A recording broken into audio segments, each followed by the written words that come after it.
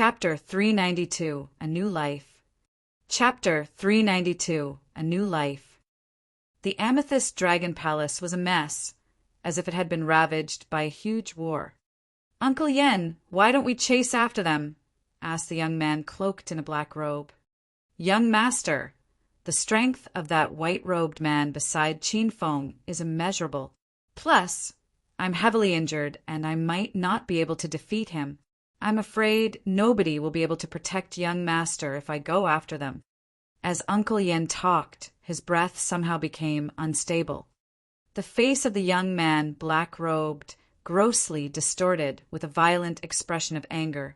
He had been planning this night for a long time, and everything was under his control. He looked to the side as he recalled how Qin Yi cooperated with many major forces to beat down Qin Feng, while he himself hid in the dark, planning to reap the benefits when both were weakened. He was like an oriole lurking in the back of a mantis that was preying on a cicada. However, he did not expect that a white-robed man would bounce in halfway and disrupt his well-thought-out and cherished plan. The young man was grieved by the outcome. He was nervous. "Uncle Yan, is there any possibility that Qin Feng could have recognized us?" "Please rest assured, young master. Qin Feng did not get in touch with us much, and we've altered our voices. I'm certain that he has no idea who we are," Uncle Yan answered resolutely. "But that little brat Qin Yi recognized us." The young man was still worried. "It's no surprise that Qin Yi recognized us, given that he has been observing us as well, and he knows young master better than Qin Feng does. Now the Qin family in Acropolis City is on the verge of destruction, and Qin Feng is gravely injured. Even though we let him slip away, he won't survive. Even if he manages to get through this, I'm certain that he will lose all of his martial arts." The young man was confident in Uncle Yan's ability. Since Uncle Yan said Qin Feng had a slim chance of surviving, the young man finally felt relieved. Then he darted a glance at Sima Tuesday. Sima too had been knocked out by Uncle Yan, and he was laying in a pool of blood. "Young master, what should we do to this fellow?" "Kill him," the young man replied emotionlessly.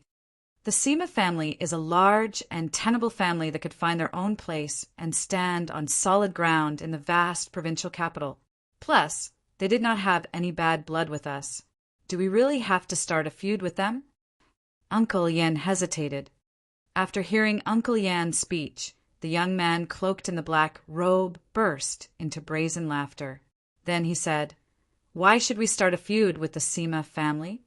I'm not so dumb yet. Sima too is also a pawn to me, and now he is the only witness to Qin Ye's murder and saw us gravely injure Qin Feng, so we can't let him live. As to who killed Sima too, it's Qin Feng and not us." Uncle Yan had a good grasp of his young master's plan. With a cold sneer, he fluttered his sleeve, sending an orange sword chi right between Sima Tu's brows. Sima Tu's whole body quivered, and then he was dead. "Young master, now I'll spread the news that Qin Feng killed Qin Yi and Sima Tuesday." As both of them were leaving, the young man suddenly halted his movement, turned his head, and looked at Su Ruo, who was lying in the corner. Uncle Yan's sleeve fluttered once again as he prepared to kill Su Ruo as well. "Wait." The young man stopped Uncle Yan. "She's a great asset, and she might be a good help for us in the future. Perhaps we can let her live. Young master, we'll be in big trouble if this young girl betrays us and tells Qin Feng about your identity." "We should kill her right now," Uncle Yan said worriedly. "Never twice without thrice. Since she deceived and betrayed Qin Feng once, she will still betray him the next time. Anyway, we still hold her secret in our hands, and I bet she won't dare sell us out." After he finished speaking, the young man waved his hand, and both of them left the Amethyst Dragon Palace. Su Ruo remained in the messy Amethyst Dragon Palace. She slowly opened her eyes. An excruciating pain pricked her heart as soon as she woke up. When she remembered that she had stabbed Qin Feng in the back, she was so grieved that she wished to ram herself to death on the wall. But she couldn't die now. Her grandmother was still in the hands of that guy. Glancing at the vast and spacious parlor, Suruo-ro hastily yelled loudly for help. However, all her shouting was to no avail. No one could hear her or respond to her. She realized both of the men cloaked in black robes had left her in this ruins and gone away. Suruo-ro went crazy and rushed out of the Amethyst Dragon Palace. There was nothing in the murky night, only her shadow pulling long under the flash of street lamps and the waning moon. Nothing. Everything was destroyed by me. She ambled aimlessly on the street and subconsciously arrived at Coiled Snake Mountain. She climbed up to Coiled Snake Mountain's top as the memories of the time Qin Feng brought her here for car racing surged and flooded her mind. Suruo-ro was a pawn. Her allegiance with her lord dated back to the time when she deliberately missed the bus and went to work on Qin Feng's 28-inch bicycle. She entered the royal group to purposely get near to Qin Feng. She had to win over Qin Feng's heart. So she pretended to be a poverty-ridden young girl who was looking for a part-time job. Finally, she succeeded in deceiving Qin Feng and entered the Qin Manor to become young Master Qin's housekeeper. She knew from the start that Xiao Bai was not the real young Master Qin. She went along with the show and played Qin Feng. She was an actress. Legend had said prostitutes never reveal their true heart, and those thespians never have true integrity. This, however, was not the case for Suruo-ro. She had grown fond of Qin Feng in this reality show. She had no other relatives aside from her grandmother, but she received a lot of love from Qin Feng. Slowly, she treated the residents of Qin Manor as her new family, bit by bit. She had Qin Huang as her serious and lovable uncle. She got to know Rao Man and became her bestie. And Liu Qin, she too treated her as one of her best friends. Suruo-ro knew about Han Ying's alliance with Qin Yi for a long time, and she tried to warn Qin Feng, but he paid no mind to her warning. Everything is coming to an end. Standing on the top of the Coiled Snake Mountain, Suruo-ro could not feel the strong gale that shoved at her. She stood against the wind, recalling all her memories with Qin Feng as one after another passed through her mind. Teardrops glided down her cheeks as she looked into the deep and dark precipice, a thought slowly forming in her mind. Farewell, Qin Feng. Grandmother, I failed to rescue you. I'm an unfilial granddaughter. Please don't miss me anymore, and please forgive me. Her feet left the ground. With a single bound, Suruo-ro jumped into the deep abyss. She wasn't afraid nor nervous.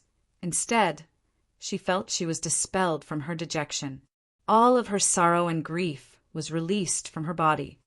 Master, somebody is jumping off the cliff. On the other side of the Coiled Snake Mountain, two white-robed maidens stood in the wind. Anyone would be shocked when he saw the features of these two maidens. They were described as maidens descended from heaven, filled with holiness and ethereal beauty. This young lady has a peculiar constitution and is very suitable to cultivate martial arts. She's still in her prime, and she's making light of her life. Well, it's fate for us to come across her. The maiden waved her hand. Then a white ribbon shot out from her sleeve. The white ribbon flew with incredible speed toward Suruo-ro and wrapped itself around her waist. The maiden waved her hand again, and Suruo-ro was lifted all the way up from the bottom of the cliff. Master, she has lost her conscience, exclaimed the young lady, who was about 20 years old and standing beside the maiden. She was breathtakingly beautiful, and the flower fragrance from her body pervaded the air on top of the mountain. Both of the maidens came out from their mountain tonight and had planned to collect herbs from Devil Beast Mountain.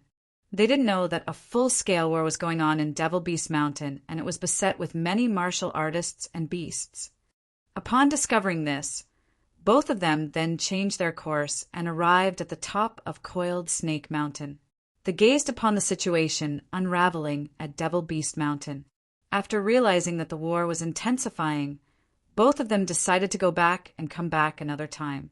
While they were heading back, they came across Suruo-ro, who was attempting suicide. Hua Yan, go ahead and wake up the benefactress. The maiden spoke warmly. Hua Yan waved her exquisite hand, and a few blossoms flew out from her sleeve. The blossoms circled around Su Ruo, and not long after, Su Ruo opened her eyes. Where am I? Why, I'm still on top of the mountain. Could this be the world beyond death? Su Ruo studied the surroundings with a puzzled expression. Then, her gaze fell on Hua Yan and the other maiden. Who are you? Dear patroness, you're such a beauty and you're in the prime of your age. Why do you have to attempt suicide? The maiden did not answer Su Ruo's question, but asked her own instead. Not only did Su Ruo realize she was not dead, it seemed that she had been rescued by the two beautiful maidens before her. However, she could not fathom how they resurrected her from death, since she should have been crushed to death by the time she jumped off the cliff. Su Ruo did not speak. Her face was awash with sorrow. Trapped by love. The maiden answered her own question on Su Ruo's behalf. The maiden went forward and helped Su Ruo rise to her feet. She examined Su Ruo's body and exclaimed, "A peculiar body that's very hard to come by in 100 years. I believe that in time, you'll be able to reach the realm of the immortal." Su Ruo was perplexed by the maiden's words. "Since you have the courage to jump from the cliff, why don't you make a good use of that courage and continue to stay on in the world of the mortal? What if you follow me back to the Serene sect, forever curtained off from the rest of the world and wholeheartedly seeking the truth and essence of life through cultivation? Are you willing to follow me?" Su Ruo was filled with astonishment. She had a basic foundation regarding the martial arts world, and it seemed that the two maidens before her were martial artists. "Master," Hua Yan called out to her master. She was extremely shocked, as she never imagined that her master would invite the lady before them into their sect, and what's more, keep her as her own apprentice. The master of Hua Yan was the leader of Serene sect, Maiden Jing Xan. Ever since she became the leader of Serene sect, she had only kept Hua Yan as her sole disciple. "Xianyu, do you have any objections?" Leader Jing Xan looked at Hua Yan. Hua Yan hastily shook her head. "Xianyu has no objection to Master's decision. It's just Xianyu is afraid that we have no knowledge about the background of this young lady, and if we bring her back to the Serene sect, just like this, it's fine. This young lady is a kind-hearted lady. No need to worry about that, Xianyu." Hua Yan was worried about the safety of her sect. This was because the Serene sect was truly a clandestine sect, and they were different from the other martial sect that was connected to the outer world. They were even more concealed and mysterious, so they picked their disciples with extreme caution. "I'll leave everything for Master to decide." Since her master had said so, Hua Yan decided not to poke her nose any further into this affair. She then surveyed Devil Beast Mountain with her glassy eyes. A faint young man's figure slowly formed in her mind, and she couldn't remove it from her mind. "Patroness, it's your call." Leader Jing Xan turned to Su Ruo and looked at her auspiciously. "Maiden, can you help me with something?" If Maiden could do it, then Ruo's willing to follow Maiden back to the Serene sect, Su Ruo said resolutely. "Just speak what is on your mind." "I want to erase my past memories." She loved Qin Feng deeply. If she did not forget him, how could Su Ruo carry on with her life? "I can help you if you're prepared." "Then please, Maiden, please obliviate my memories." The cold and piercing wind blew ferociously on the top of Coiled Snake Mountain and disheveled the trio's long hair and clothes. Su Ruo kneeled on the ground with her hands clasped together and her eyes closed. Leader Jing Xan pulled out a jade bottle. Then she waved her hasu, and a pill in the jade bottle flew into Su Ruo's mouth. After a minute, Su Ruo opened her clear eyes that were bereft of any impurities and looked curiously at the world. "From now on, you are Wu Xan. You are my closed apprentice, and this is your senior sister, Hua Yan. Wu Xan. Because her heart had shattered in her past incarnation, she became heartless in this life. Su Ruo murmured her own name. Then, she rose to her feet and curiously looked at Hua Xianyu and leader Jing Xan. After a good while, she wore an innocent smile on her face. Master Jing Xian, senior sister Xianyu. Fine, we should get going now. Leader Jing Xian smiled knowingly. She swung her hasu lightly above Su Ruo's head, obliviating her memories and severing her connection with her past. As such, Su Ruo was reborn as Wu Xan, the disciple of the Serene Sect. Chapter 393. A Swindler Who Sells Talisman. Chapter 393. A Swindler Who Sells Talisman. 3 months after the incident. Provincial capital, Yulin Street. The Yulin Street was located within the provincial capital, contained many antique shops, and had a long history. It was a heritage of the provincial capital. The street was ragged, surrounded by many red brick houses that would be demolished soon. However, despite its old and shabby appearance, the street was incredibly lively. It was bustling and filled with an endless stream of cars and people. Most of the people came to look for treasure and hoped to become rich overnight should they find some antiques worth several cities. All sorts of pain-relieving medicines and miracle pills that can cure all diseases. Many spiritual equipments, instruments, and talismans that can protect and free you from mishaps all your lives. Peddler cried out advertising wares in the street. All of the people who walked past him scorned him with a look of disdain. Nobody in this generation, bursting with all sort of high-end technologies, believed in this kind of superstition. The man draped a yellow Taoist robe over his body and had a Taoist cap on his head.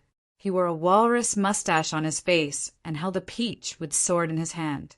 He ignored the onlookers' gazes and continued to cry out his wares with all his might. The clothing under his Taoist robe were real bargains. The whole set of clothes, plus the shoes, cost no more than $50. It was normal for people to ignore a miserable psychic like him. If one, however, paid more attention to him, they would have noticed that the man was tall and had a stocky build. Hidden underneath his clothing was a body of well-toned muscles, wisdom on his brows, eyes as sharp as an eagle, and the air of a king in his being. Those eyes were eyes owned by the Strong One, and were evidence of him having gone through a life-or-death battle. 3 months ago, he was the first hedonist young master of Acropolis City, admired and revered by thousands. After 3 months, he had to earn his living selling talismans in the Yulin Street. The change was so drastic that Qin Feng felt heaven must be playing a cruel joke on him, and he wanted to laugh at himself. Big sister Sherman, someone is selling talismans. Let's go over there and take a look. A petite and charming little beauty accompanying a tall and alluring lady strolled down the street. Rao Sherman was studying a Mithriad jade pendant from an antique shop. She then turned to the little beauty and said, "Cuckoo, please go ahead of me. I'll follow you shortly after I purchase this jade pendant." Zhang Cuckoo and Rao Sherman were first-tier celebrities in China. Both of them were about the same age, and they were classmates during their time at the university. They usually hung out together whenever they were free. Zhang Cuckoo skipped across the street to a stall that was selling talismans.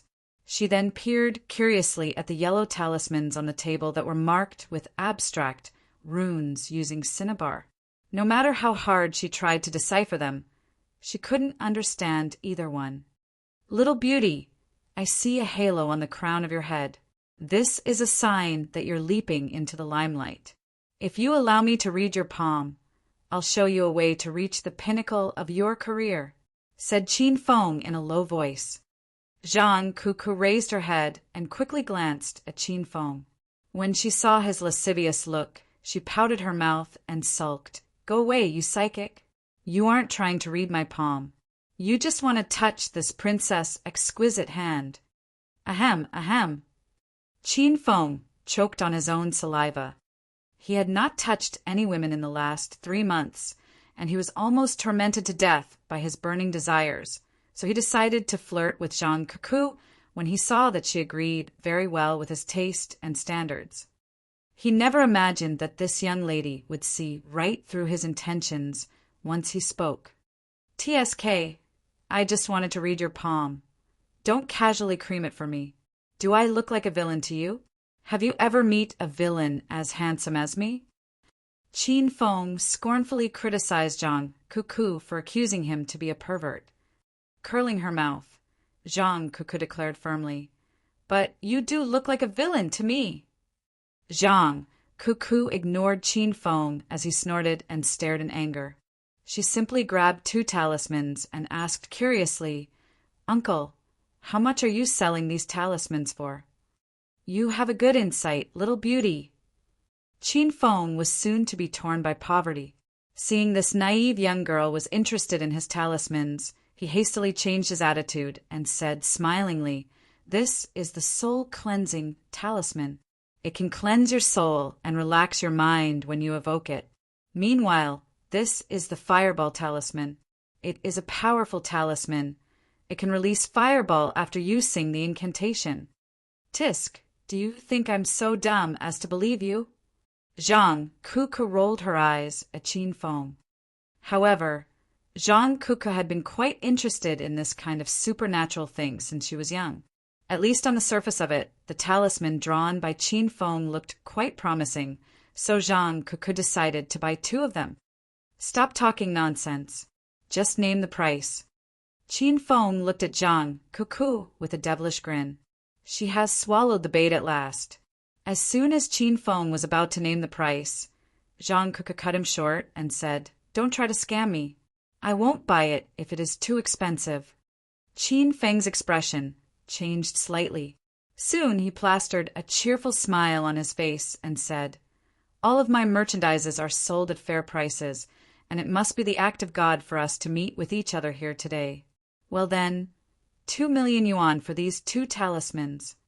Zhang Cuckoo's cherry lips dropped into a big O shape. She looked at Qin Feng as if she was looking at an idiot. She felt like such a dumb fool that she had the urge to destroy this Swindler stall. "Go to hell. I'm not buying them," replied Zhang Cuckoo in a huff. "AI, please don't go, little beauty. I'll slash the price then. 2 talismans for 1 million yuan. Please wait, little beauty. You can bargain over the price again. I'll accept 500,000 yuan for 2 pieces. How about you name your desired price?" Qin Feng was disheartened seeing Zhang Cuckoo leave without looking back. His talismans really worked. For example, the soul-cleansing talisman was injected with his pure inner qi, and it could really cleanse and relax the wielder's soul and mind. Meanwhile, the Fireball talisman was filled with Little Pig's spiritual essence, which Qin Feng had forced Little Pig to spurt into the talisman. Little Pig could breathe fire, so the talisman could conjure fireball once the wielder evoked the talisman. It's cheap to sell these 2 miraculous talismans at 2 million yuan, right? Seeing Zhang Cuckoo had vanished in the sea of people, Qin Feng shook his head and sighed. He used to be a big spender who would spend up to 100 million in an instant, so his concept of money greatly differed from that of ordinary people. "City guard is here." Suddenly, somebody yelled desperately from the end of the street, arousing the crowd and causing a disturbance in the street. The stall owners and hawkers hastily put away their belongings and frantically ran away in all directions. "Stay put, little brat." Qin Feng's stall was still a chaotic jumble as the team of city guards swiftly approached him. Seeing the city guard almost within his reach, Qin Feng clenched his teeth, abandoned his stall, and escaped with all his might. "Cuckoo, where is the person you were talking about?" Rao Sherman came out of the antique shop with Zhang Cuckoo. Zhang Cuckoo pulled her to Qin Feng's stall. When Zhang Cuckoo saw the wrecked stall and Qin Feng was nowhere to be found, she raised her brows as she pondered. Where did that swindler go?" Haha, it must be the city guard. That Swindler was scared away by the arrival of the city guard. Very soon, Zhang Cuckoo had a good grasp of the whole situation. She casually grabbed 10 or so talismans and handed them to Rao Sherman. Sherman, just now that Swindler told me these talismans could cleanse the wielder's soul, and what's more, they could even release fireballs. You know what? He even tried to scam me and sell to me these 2 ragged yellow pieces at 2 million yuan. Is he mad or something? Why doesn't he just go rob a bank instead? Zhang Cuckoo was a straightforward and hot-tempered young lady, while Rao Sherman was much more virtuous and soft-spoken. She couldn't help but giggle when she saw Zhang Cuckoo grumble about the talisman swindler and simultaneously shove a few talismans secretly into her own pocket. Suddenly, she stopped giggling and tightened her beautiful brows. The soul-cleansing pendant that Qin Feng gifted to her previously came to mind when Zhang Cuckoo told her that the soul-cleansing talisman had the same effect as the pendant. Both of them could cleanse and relax the wielder's soul and mind. On top of that, it was the defensive mechanism of the soul-cleansing pendant that rescued her in a pinch when Zhou Kai almost violated Rao Sherman during her stay in Acropolis City. A mix of feelings rushed into Rao Sherman's heart when she thought about Qin Feng. He had been missing for 3 months, and nobody knew whether was he still alive or was dead. Cuckoo, where is the talisman seller? Rao Sherman suddenly tightly grabbed Zhang Cuckoo's hand. Sherman, you're hurting me. Zhang Cuckoo's hand were bruised by Rao Sherman. She struggled for a bit and then continued. I guess that Swindler has been caught by the city guard. Phew. Qin Feng hid from the city guard in a small valley. He heaved a long sigh after he had successfully lost the city guards. The day was ebbing away, and he had not sold any of his talismans. What disheartened him the most was that he had left all of his talismans in Yulin Street. 3 months ago, Shimin Chue Shui brought him all the way down to the provincial capital after they escaped from the Amethyst Dragon Palace. The Yun province had been completely turned upside down within the last 3 months. First and foremost was the battle between the Phone Group and the Flying Wyvern Group. Longhair and his 2 brothers completely smoked the Flying Wyvern Group without needing a single soldier and successfully united the underworld power, elevating the Phone Group to the first group in Acropolis City. Then, greatly infuriated by the death of Sima II, the Sima family commenced a full-scale war against the Qin family in Acropolis City. The Wei family in the provincial capital and the William family in America focused fire on the Qin family as well, while pouring all of their resources into searching for Qin Feng. At the same time, the Golden Assassin Group joined in on the crusade against the Qin family. Qin Huang and Uncle Fu struggled hard against the oppression of so many forces, and in the end, they failed and the Qin manor had fallen. In desperation, both of them then returned to the Qin family in the provincial capital and sought refuge from them. As such, 3 of the 4 largest families in Acropolis City had gone downhill, and the Sima family spreaded its influence over the Acropolis City. They successfully took control over Acropolis City and became the first family. Concurrently, Jincheng City had undergone a huge change too. Riding the wave, Han Yingying led the Han family and crushed all forces like a hot knife slicing butter, firmly standing their ground in both the government and the commercial world. They rose to be the first family in Jincheng City. Meanwhile, the Qin family that previously resided in the hands of Qin Yi slowly faded away from society. Less and less news came from them.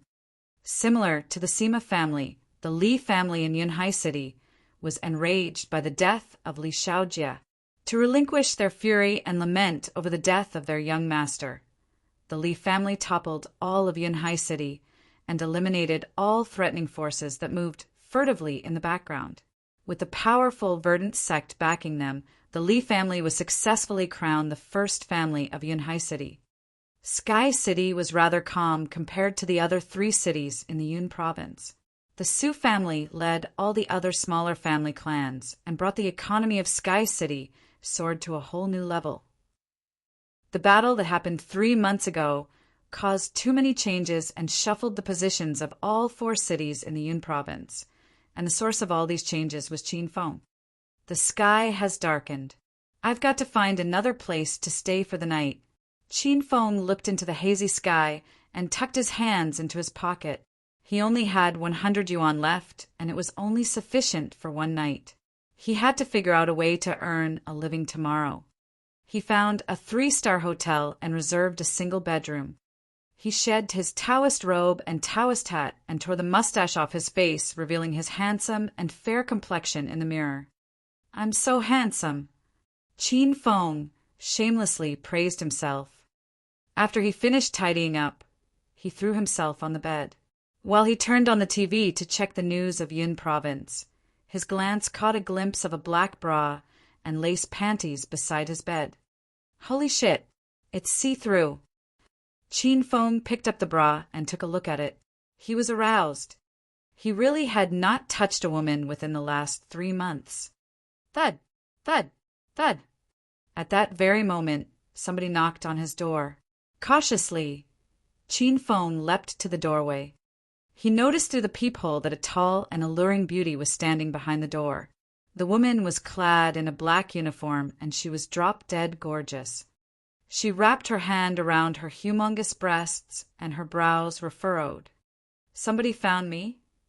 Qin did not fall into that woman's honey trap. In fact, he became even warier.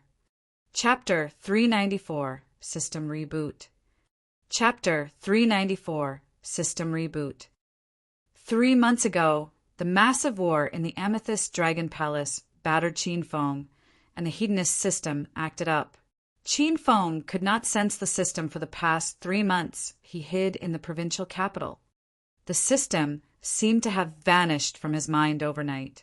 According to Little Pig, Qin had suffered serious damage, so the system went into dormant state.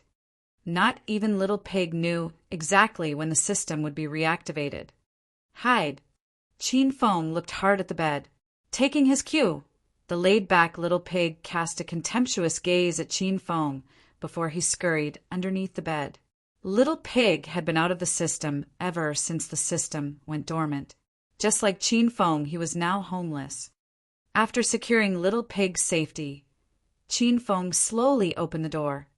With sharp eyes, Qin glared at the beauty and asked coldly without any sign of lasciviousness, "Anything I can help you with?" Chang looked apprehensively at Qin. Of course she had something, and it was a big thing. Chang was a lecturer in the College of Medicine at Provincial Capital University. She was also the chief physician of the affiliated hospital for the College of Medicine.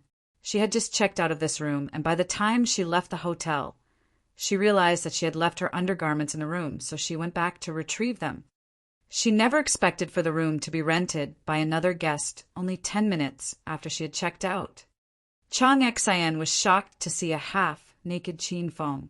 Then her face reddened slightly. This was the first time she had seen a half-naked, handsome young man in such close proximity. "See, can I go in?" asked Chang. She felt awkward. Blocking at the door, Qin ignored Chang-Xan's request and did not give way for her to enter the room. Qin had to be extra cautious now that he was considered MIA according to the outside world, and most of his enemies were looking for him. He was not sure if the young lady before him had been sent by his enemies to take his life. "I'm going to bed soon." "Go away if you do not have anything to do with me," Qin coldly replied. Chang was stunned by Qin. She was quite confident with her good looks. It was hard for her to digest the fact that the young man before her was not spellbound by her body. Instead, he had an ill manner and treated her like a plague. Chang could only crane her neck and look over at the bed. She remembered clearly that she had placed her intimates beside the bed. Why is it gone now? "Let me in now." Suddenly, Chang became edgy as a thought began crossed her mind. This man had taken away her undergarments. Don't move or else I'll remove all your clothes, said Qin Feng as he dragged Chang Xian into the room. He had seen that this woman was not a martial artist, so he planned to capture her and extract a confession through torture. Qin Feng threw Chang Xian on the bed once they entered the room. He examined her body with his hands, terrifying Chang Xian so much that she screamed nonstop. Speak.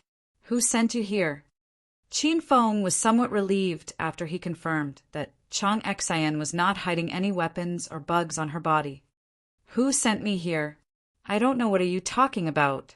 You dishonest rascal. How dare you tarnish my body? Chang Xian's face flushed in rage. She instantly threw herself on Qin Feng. Qin Feng wrapped his arm around Chang Xian's waist, pulling her into his arms and impeding her struggle. Beast, release me this instant. I will report you to the police and have them arrest you. Chang Xian wiggled and cursed with all her might in Qin Feng's arms. Qin Feng realized something was not right. She's not one of them. Immediately, a familiar sound that had been in deep slumber for 3 months suddenly resounded in his mind. Ding, rebooting Hedonist sovereign system. Ding. Hedonist sovereign system reboots successfully. Loading saved data. Ding. Saved data loaded. New mission from Hedonist sovereign system. Dissolve the conflict with Chang Xian and make Chang Xian fall in love with host Qin Feng. Time period, 3 months. System will reward host Qin Feng 5,000 hedonist points if the mission is completed. 10,000 hedonist points will be deducted if the mission is failed. Ding. Congratulations, host Qin Feng, in expanding Lu Wenjing's phone group, into the first influential group of Acropolis City. The system rewards host Qin Feng 3,000 hedonist points. Fast, consecutive of system notifications beeped in Qin Feng's mind, giving him an acute headache. He slowly released Chang Xian, wore a puzzled look on his face, and asked her, Who are you? Why did you come to my room? Qin Feng had a powerful, strong grip, and he had bruised Chang Xian's towering breasts. After she struggled free from his arms, she then rubbed her breasts and stared at Qin Feng in a huff. I stayed in this room previously, and I left some of my belongings here, so I returned to retrieve them. Are you nuts? Why did you have to get fresh with me? You won't be able to escape. I'm going to report you to the police and charge you for molesting me. Chang Xian had never had a boyfriend before, let alone hugged and fondled by a stranger. Qin Feng closed the distance between him and Chang Xian in 3 leaps and snayed her phone away. Then he pulled her into his arms again and said, Take it easy, beauty. It's just a misunderstanding. What misunderstanding? You see, you're now hugging me. You better release me fast, otherwise I'll bite you to death, you pervert. Chang Xian bit Qin Feng's arm hard. Pained, Qin Feng hastily released Chang Xian from his embrace. Something dropped from Qin Feng's pocket after their scrimmage. Chang Xian's face turned sour, and she almost blew her top when she saw her bra and underwear drop from Qin Feng's pocket to the floor. Pervert. You're a pervert. How? How dare you keep my bra and my underwear? Why hasn't the heavens struck you with lightning and reduced you to nothing? Stomping her feet in rage, Chang Xian quickly picked up her bra and underwear and shoved them into her bag. Qin Feng was left speechless. Previously, he had been admiring her bra and underwear on the bed. Coincidentally, Chang Xian knocked on the door. Qin Feng then tucked her bra and underwear into his pocket. He never thought that she would bark up the wrong tree. He remembered the latest mission released by the system. The system wanted him to dissolve the conflict between Chang Xian and himself and make her fall in love with him in the process. Looking at this tear-inducing, miserable mission, Qin Feng couldn't help but heaved a long sigh. This system is still such a trolling master, even though it has slept for 3 months. Hello. Chang Xian's phone rang. She gazed scornfully at Qin Feng before picking up the phone. Suddenly, her face became rather flustered after she had a few words with the person on the other end of the line. She anxiously replied into the phone, "Hurry up and get in touch with the cardiology experts overseas. Have them to start a two-way video surgery. I'm heading back to the affiliated hospital right now. Please prepare for an operation. Consider today your lucky day, brat. Remember this. Don't ever let me see you again in the provincial capital.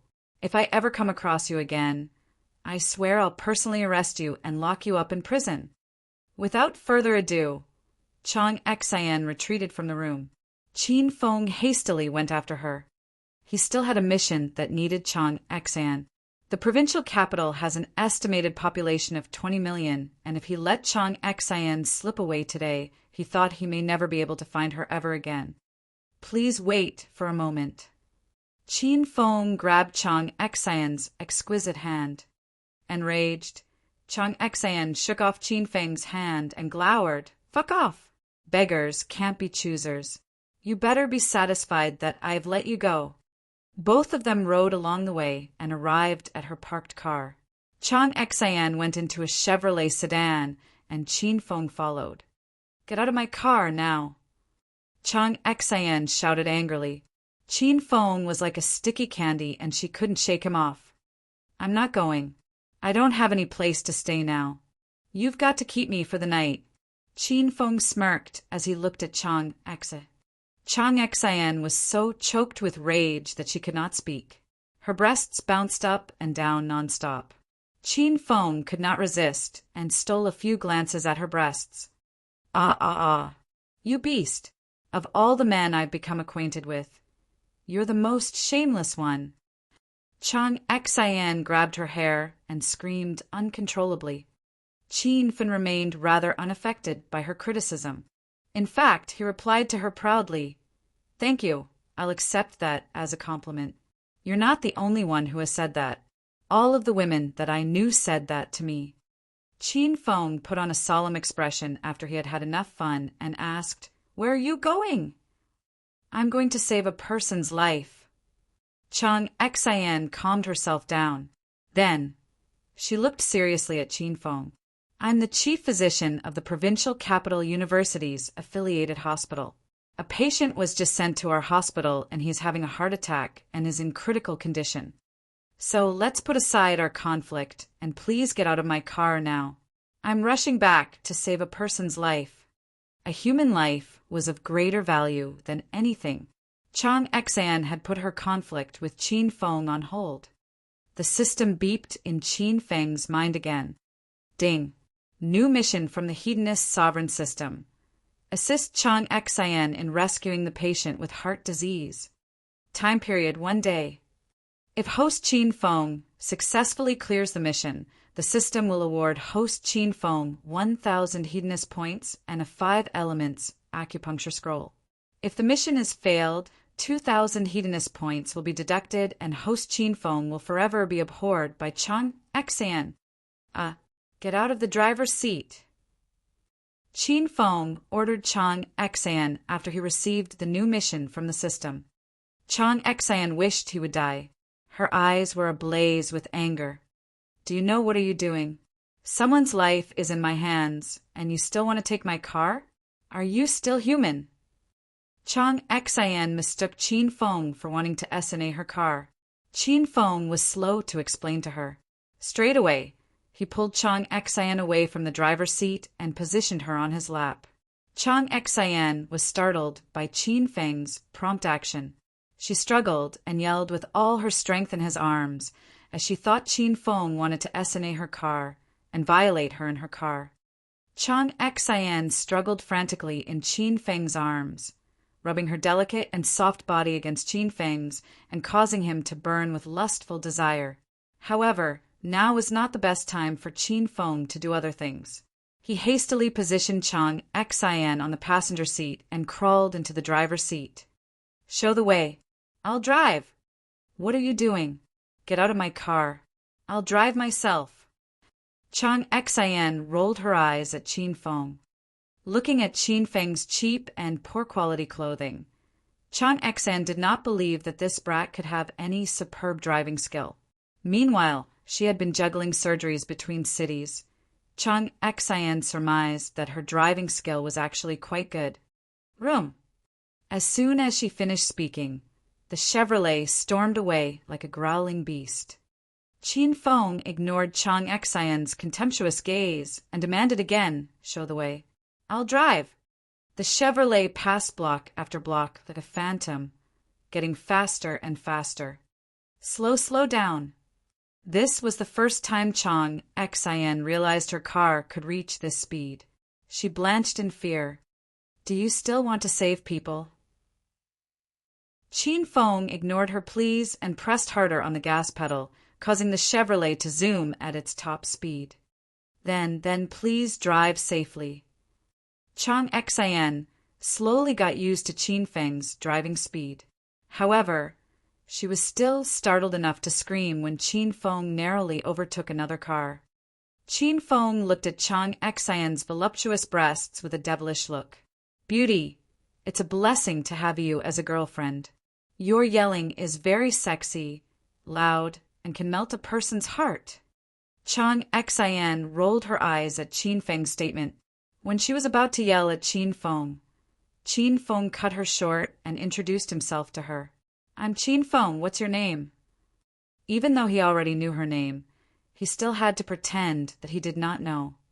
"Chang Xan." She sent a gaze filled with mockery at Qin Feng before telling him her name. However, she did not take his hand. With an ear-splitting drift, the red Chevrolet stopped in front of the entrance of the medical college's affiliated hospital. Chang Xan then took a look at her Hua, and she was stunned. It should have taken a half an hour to arrive at their destination. She was amazed that Qin Feng made it in 15 minutes, and what stunned that he did so during the peak hours. "I already know your name. It's for the best if you could surrender yourself to the police now. I'll report to the police and have them to arrest you once I have finished the operation." Chang Xan alighted from the car and stormed into the hospital without looking back. As soon as she arrived outside of the operation room, she staggered on her feet and nearly fell to the floor. How come you're here?" Seeing Qin Feng settled comfortably in the seat, Chang Xan thought she had seen a ghost. Chapter 395. Performing an operation with Talisman of Clairvoyance. Chapter 395.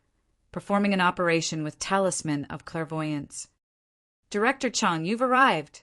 Everybody is waiting for you." A few white-coated doctors walked out from the operating room. Chang Xan was running out of time. She brushed aside her astonishment, ignored Qin Feng's presence, and asked the doctors, "What is the situation? How is the patient?" Chang Xan walked into the operating room with a few doctors clustered beside her. As she was discussing the patient's condition with the panel of doctors, a man suddenly appeared behind her. "Don't go in, Chang Xan." The man was disgustingly obese and ugly. Chang Xan reluctantly shook the man's hand. Then she glowered, "Xiao Lei, please don't bother me right now. I have a patient waiting to be saved." Xiao Lei was the chief physician of Department of Neurology in the affiliated hospital. He had his eye on Chang Xan and was always stalking her. His second uncle was the vice president of the affiliated hospital, and due to this relationship, Chang Xan could not do anything to him and kept enduring Xiao Lei's harassment. Xan, don't perform an operation that guy yet. His family is not here yet, and no one is paying for his operation fees, nor has signed his consent form for him. How can we simply carry out a surgery on him?" Xiao Lei talked with an irritating smile on his face. Chang Xan was slightly stunned. It was true that she could not perform an operation on the patient under such a circumstance. Moreover, the patient had a sudden heart attack this time, and what worried her the most was that heart surgery was extremely risky. They might end up in huge trouble if they failed to save the patient's life. Xan, let's just forget about the patient. He's asking for a free ride. Besides, The rules are there, and you won't be accused of not saving him. I don't have anything to tend to tonight. Why don't you join me for a movie? Xiao Lei kept on pressuring Chang Xan. Meanwhile, Chang Xan's expression was turning harder. As doctors, they were called to heal the wounded and rescue the dying. Now that a patient's life was in danger and in need of an emergency operation, not only did Xiao Lei sway away from his own duty, he still had the nerve to talk about a movie. If it wasn't for his identity, Chang Xan would have given him a few fine slaps. Slap. A slap sounded out as Chang Xan was thinking of slapping Xiao Lei. Qin Feng suddenly appeared in front of Chang Xan and slapped Xiao Lei's face, causing his jowls to jiggle chaotically. Qin Feng, what are you doing? Screamed Chang Xan. What the fuck? Do you know who am I? How dare you slap me? Xiao Lei covered his face and stared at Qin Feng in disbelief. Another slap landed on Xiao Lei's face, truncating his speech. I don't fucking care. Get lost now if you don't want to die. A domineering, dense aura erupted from Qin Feng's body, pressuring Xiao Lei. A sense of death pervaded the air, and he felt that he was at the Grim Reaper.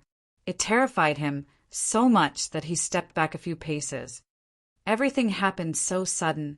Chang Xan remained dumbstruck and could not get a hold of herself.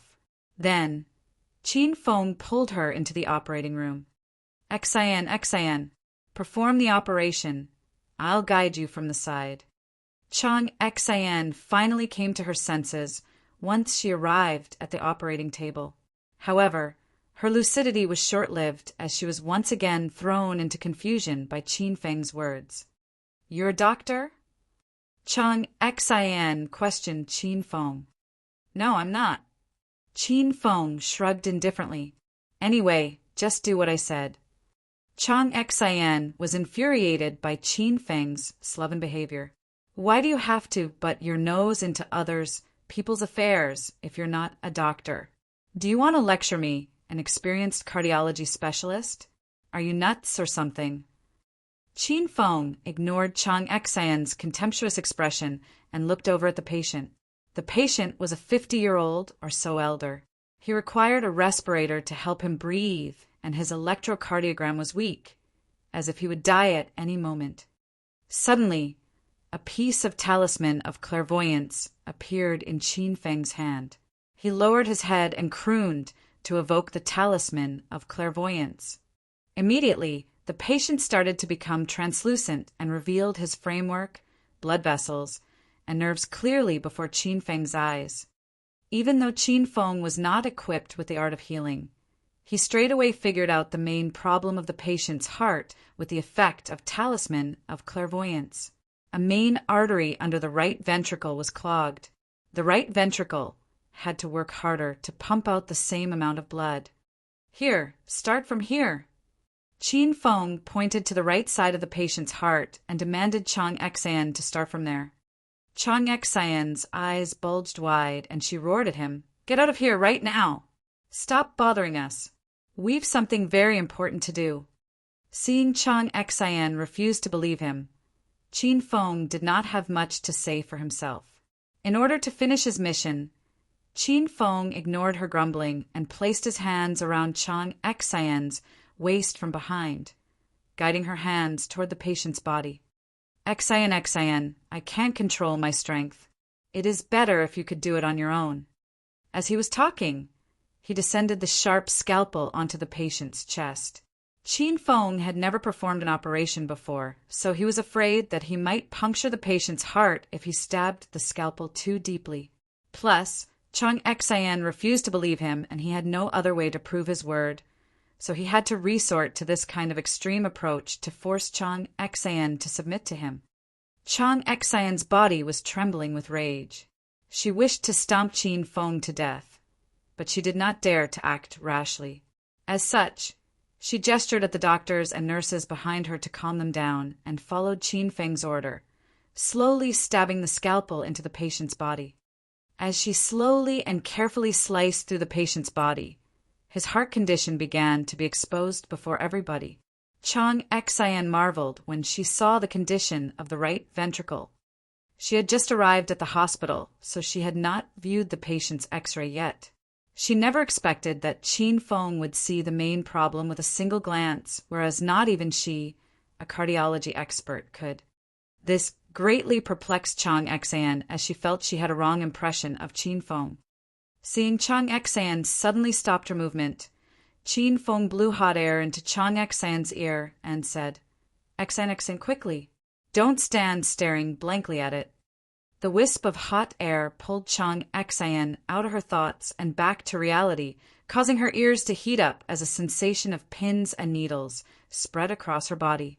The feeling was so ecstatically great that Chang Xian almost moaned. Qin Feng, please go out first. I can finish this on my own. Chang Xian hastily calmed herself down and lightly wiggled free from Qin Feng's arms. Qin Feng could only help until this point, and he knew that the rest was up to Chang Xian, so he retreated and waited outside the operating room. Here he is. Security guards, lock him up. Qin Feng saw Xiao Lei with a reed look storming towards him once he exited the operating room. For security guards armed with batons trailed behind Xiao Lei. How dare you cause a ruckus in the hospital? You're under arrest. Put your hands up now. How can you bully Big Brother Lei?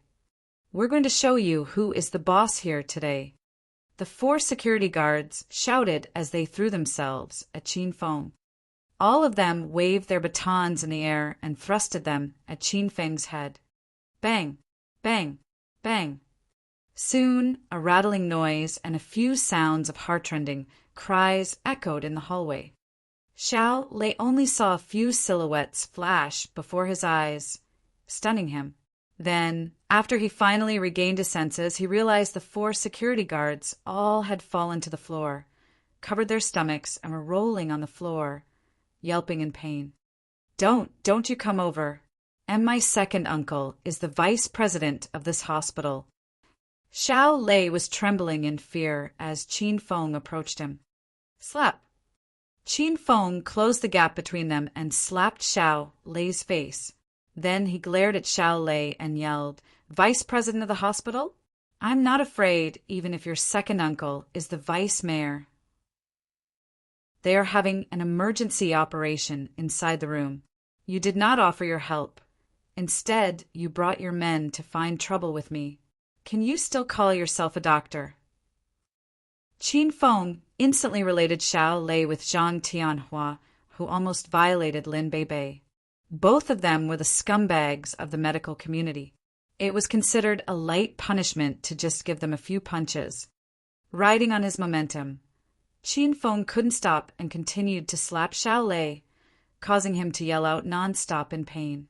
Within a few seconds, Xiao Lei's face was swollen like a pig head, greatly startling the 4 security guards and sending chills down their spines. Who is this young man? He even had the nerve to beat up Xiao Lei. Stop! This is a hospital. How can you beat up others in a hospital? Another group of people rushed toward them. The leader of the group was an elder about 60 years old. He had a head of silver hair, and he possessed an imposing demeanor. Who are you? Qin Feng quickly glanced at the elder before asking. I'm Zhang De, the president of this affiliated hospital. Young man, can you give me a reason why are you beating them? Zhang De questioned Qin Feng with a grave expression. Seeing Zhang De was a nobleman, Zhang De did not yell to arrest him as soon as he arrived. Instead, he questioned him about the reason behind his actions. As such, Qin Feng had a better impression of him. President Zhang, this man is a savage. He simply beat other people without a reason. I say we should call the police and arrest him. Otherwise, who knows when will he go crazy again and cause even more damage to our hospital. A man emerged from the back of Zhang Di. He was Xiao Shan, the second uncle of Xiao Lei. When he saw the brutally battered person who was lying on the floor was his nephew Xiao Lei, Xiao Shan was instantly consumed by rage, and he wanted to shred Qin Feng to pieces. Xiao Lei became bold when he saw his second uncle and the president had arrived. Enduring the pain, Xiao Lei wobbled as he got up from the floor and slandered Qin Feng. President Zhang, this man is a brute, an uneducated hoodlum. He has beaten me up without any reason. You must set things straight for me. Only now did Zhang Dai figure out the person was Xiao Lei. Xiao Lei was one of the chief physicians of the hospital and his second uncle. Xiao Shan was also present. Plus, Xiao Shan held the position as the vice president of the affiliated hospital. Zhang Dai felt that he must view this affair seriously and attentively. "What is your name?" asked Zhang Dai as he turned to Qin Feng. "Qin Feng, you're aware that you're in a hospital, right? And a skirmish is strictly prohibited in a hospital. Do you know that? So now, do you concede that you've beaten up these people?" "You have my consent." Qin Feng admitted it squarely. A flit of doubt flashed across Zhang Dai's eyes. Although Qin Feng looked ordinary to him, Zhang Dai felt Qin Feng had blue blood in his veins. He could not get it through his head how a dignified person like Qin Feng could casually beat someone up. "Since we've your consent, then we should settle this incident by law and have the police to arrest you." Just when Zhang Dai pulled out his phone and began making a call to the police station, the door to the operating room was shoved open. Then, Chang Xian dragged herself out of the operating room. When she saw so many people had gathered outside of the room, even that President Zhang was here, she asked puzzledly, "President Zhang, Vice President Xiao, what is going on?" President Zhang hastily went up to Chang Xian and ignored Qin Feng. With a worried face, he asked, "How is it? Did you manage to save him?" "Yes, I did. The operation was a success." Chang Xian nodded. At the same time, she snuck a few glances at Qin Feng. If it wasn't for Qin Feng, Chang Xian felt that she could not have finished the operation so quickly. "Good. Very good." Zhang Dai yelled excitedly. "President Zhang, we still have not settled this brat yet." Xiao Shan hastily reminded Zhang Dai. Zhang Dai then looked at Qin Feng once again. The reason he came to the operating room post-haste was that his old friend had been sent to his hospital due to a sudden heart attack. Now that he knew his friend was safe, Zhang Dai was finally relieved. "President Zhang, what did he do?" Chang Xian became nervous when she realized everyone was targeting Qin Feng.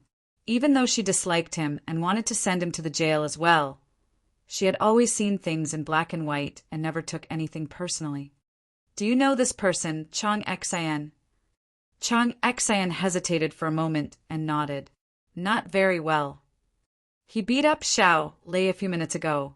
I was going to report this to the police."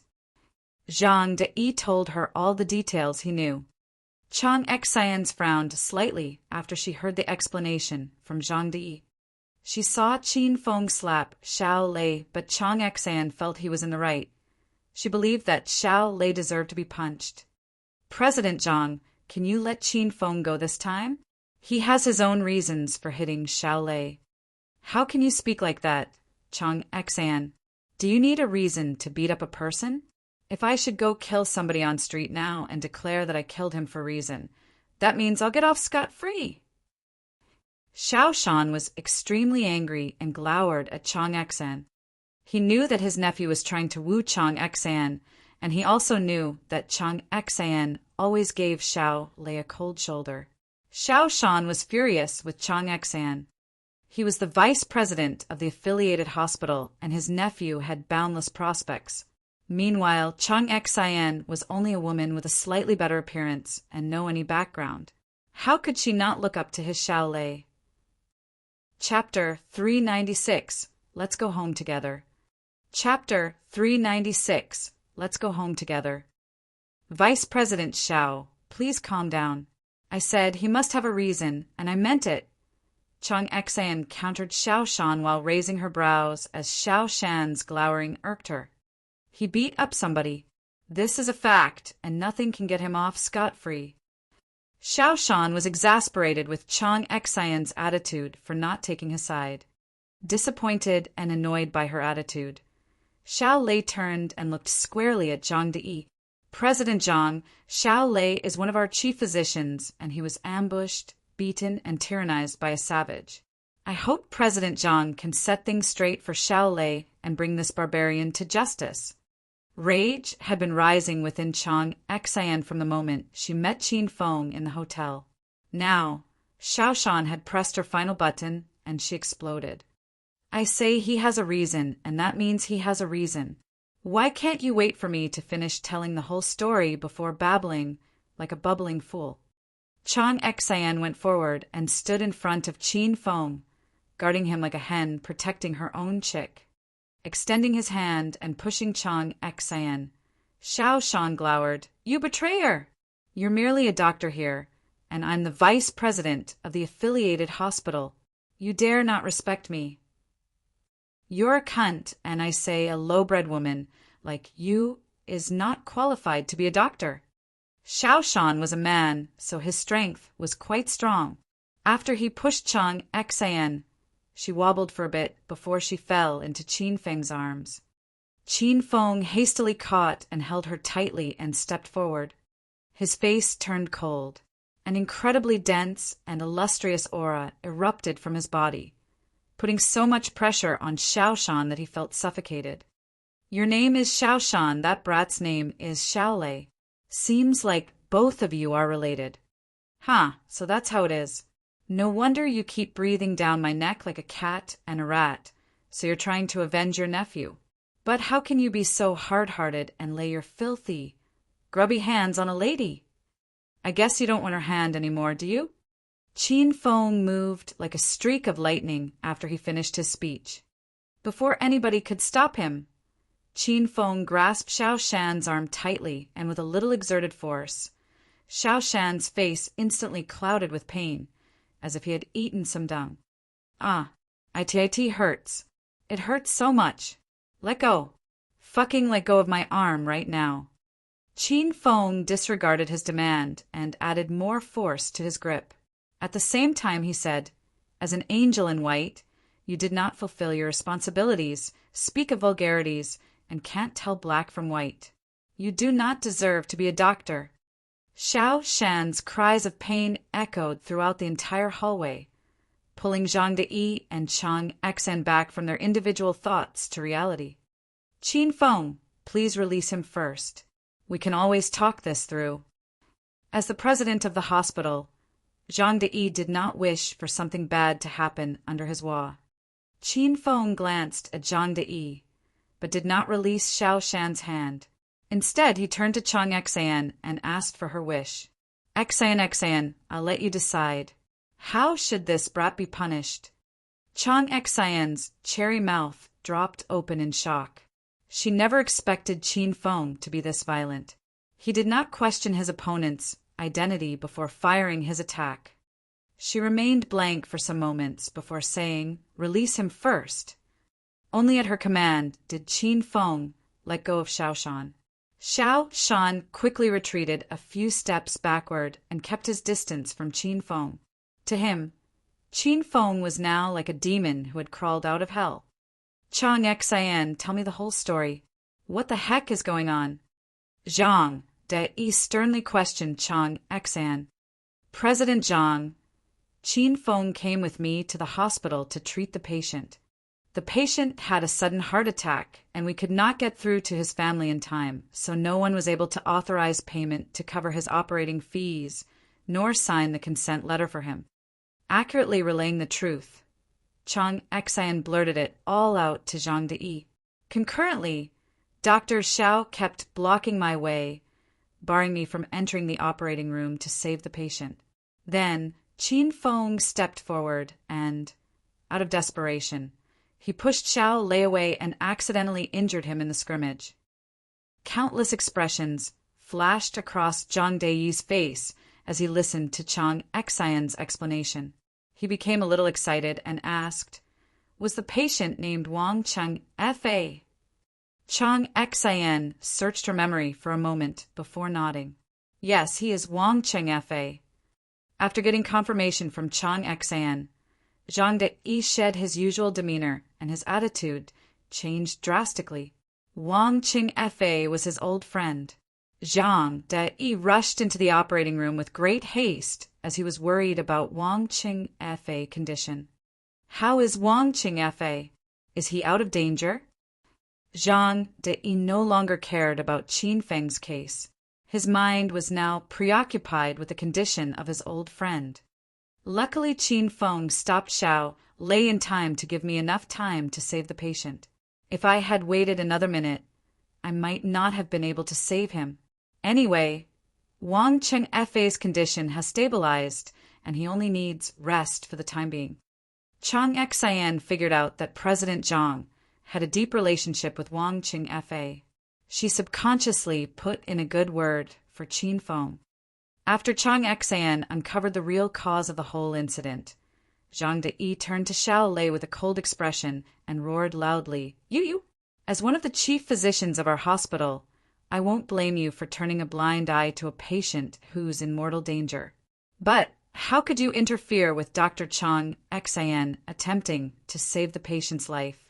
Go back to your office now and write a self-evaluation for me. If you fail to present your review to me, you'll be dismissed from your position. President Zhang, what about Xiao Lei being beaten by? Xiao Shan was incensed by Zhang De not for failing to arrest Qin Feng, but for punishing his nephew instead. He refused to drop the matter and pressured President Zhang.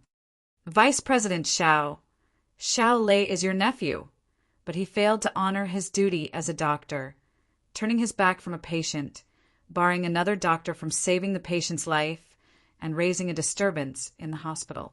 Do you think you can run from the responsibility? I suggest you go back and teach him how to be a good doctor.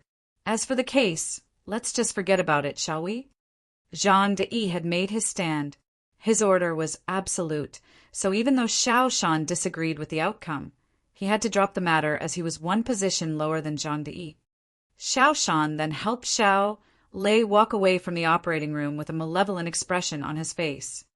Second uncle, we're just going to let that brat slip away so easily. Humph, I won't let the matter drop. That brat called himself Qin Feng, right? Fine. I'll ask somebody to find out who he was, and I'll make sure he pays double for what he has done to us today. Now that by Chang Xian, how dare she look down on us when she does not possess any power and wealth? Don't you like her? Conquer her fast, said Xiao Shan as his eyes flickered with anger. But second uncle, that woman has always given me the cold shoulder. Xiao Lei's face turned sour as if he had been wronged. Xiao Shan smacked Xiao Lei's head hard and roared angrily, If she won't submit to you using the kid glove method, can't you claim her the hard way? Women are all the same. As long as you cast the die, there will be no turning back for her, and she has no choice but to obey you. Can you stop following me? I'll call the police if you keep following me. Even though Chang Xian increased her speed, she still was unable to shake the young man behind her. She was the belle of the affiliated hospital, and everyone knew it. All the doctors and nurses burst into discussion when they saw a tall, handsome young man followed closely behind her all the way to the main entrance of the hospital. Is somebody threatening you? Do you want to call the police? Don't worry. With me by your side, no one in the world would dare to lay a single finger on you. Qin Feng apparently did not take Chang Xian's words to heart and cheerfully grinned from ear to ear as he looked at her. Of course no one would dare to come near me with the most villainous person by my side. And that villain is you. Chang Xian stopped at her Chevrolet sedan and turned to Qin Feng. I'm going home now. Go wherever you want. Just as she finished her sentence, Chang Xian saw Qin Feng sneak into her car. Then he rolled down the car window and grinned at her. Let's go home. Chang Xian would have stomped on the car out of fury and frustration if it wasn't hers. After she got into the car, she opened the passenger side door and yelled at Qin Feng, "Get out!"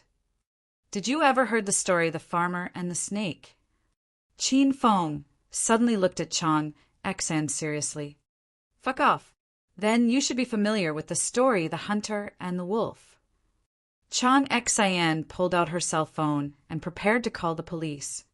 I never thought your standard of literacy would be so low. Then, I assume that you should know the phrase, dog bites, Lu Dongbin. Qin Feng placed his hands behind his head and murmured to himself. Chang Xian forfeited her intention of calling the police, forcibly suppressed her anger, and glowered at Qin Feng. What are you trying to say? Are you telling me that I burned a bridge? Please get this straight. You just helped me buy some more time to carry out the operation and pointed out the main problem of the patient. I did put in a good word for you and save you from being jailed. Plus, I did not to argue with the fact that you've stolen my undergarments. How can you still feel that you've been wronged? Seeing he had gotten on Chang Xian's nerves, Qin Feng pouted his mouth, positioned himself comfortably in the passenger seat, and said to Chang Xian, "Okay, fine. We're even. Why don't you get out now?" Qin Feng had a mission regarding Chang Xian. Of course, he would not leave now. And after the incident just now, Qin Feng felt that Chang Xian was an elegant lady with an outstanding mannerism, and she agreed with his taste very well. Besides, Chang Xian could stand her ground, and her act of healing the injured and saving the dying was commendable. Qin Feng had always been sweet on a kind-hearted woman like her, so he decided to stay in Chang Xian's house while he waited for the Qin family's competition. Aren't you interested in how I knew the right ventricle of Wang Qingfei had a problem? Qin Feng smugly looked at Chang Xian. Chang Xian was baffled. This question had been on her mind throughout the day. She could not resist her intense curiosity and asked, "How?" "Because I can see through things." Qin Feng answered proudly. "Get lost." Chang Xian really exploded this time. She kicked Qin Feng out of her car and drove off. Qin Feng was left alone by Chang Xian in the wind. He gave off the vibe of a handsome man who had gone through a significant change in circumstances as his long hair was blown about by the gentle breeze. His mouth curled into a grin as he watched the car slowly disappear from his view. After a minute, the red Chevrolet once again stopped beside Qin Feng. Rolling the car window down, Chang Xian's cold and exquisite face appeared in front of him. Then she said, "I'll give you one last chance. How did you know Wang Qingfei's condition?" "Because I can see through things. And I can even train you to be just like me." Chang Xian's face blackened. She forcibly suppressed the urge to plunge down on the gas pedal and asked, "How can you prove your words?" The talisman of clairvoyance could last for half an hour, and the effects had not worn off yet. Letting his gaze fall on Chang Xian's body, Qin Feng could see through clearly the snow-white skin underneath her black uniform. The latest series of CK Autumn Red Lace Bra, D-Cup. "I love your see-through flower underpants. Very much. It suits you very well, and it is very sexy on you." Qin Feng withdrew his gaze as he answered her, smiling. He was afraid that his nose would bleed if he continued. Chang Xian was extremely shocked. She suddenly shrunk back into the car and wrapped her hands around her body. After 10 seconds of silence, an earth-shattering and God-moving shriek sounded. The shriek lasted for 15 seconds before it finally ended. Chang Xian tidied her fluttered hair and looked at Qin Feng indifferently. "Get on the car now." A Chevrolet sedan was zooming down the street. Within the car was a gorgeous young lady and a handsome young man. The young lady was Chang Xian, and she could not calm her overactive mind. Tonight was an Arabian night for her. She had never come across something as peculiar as this before.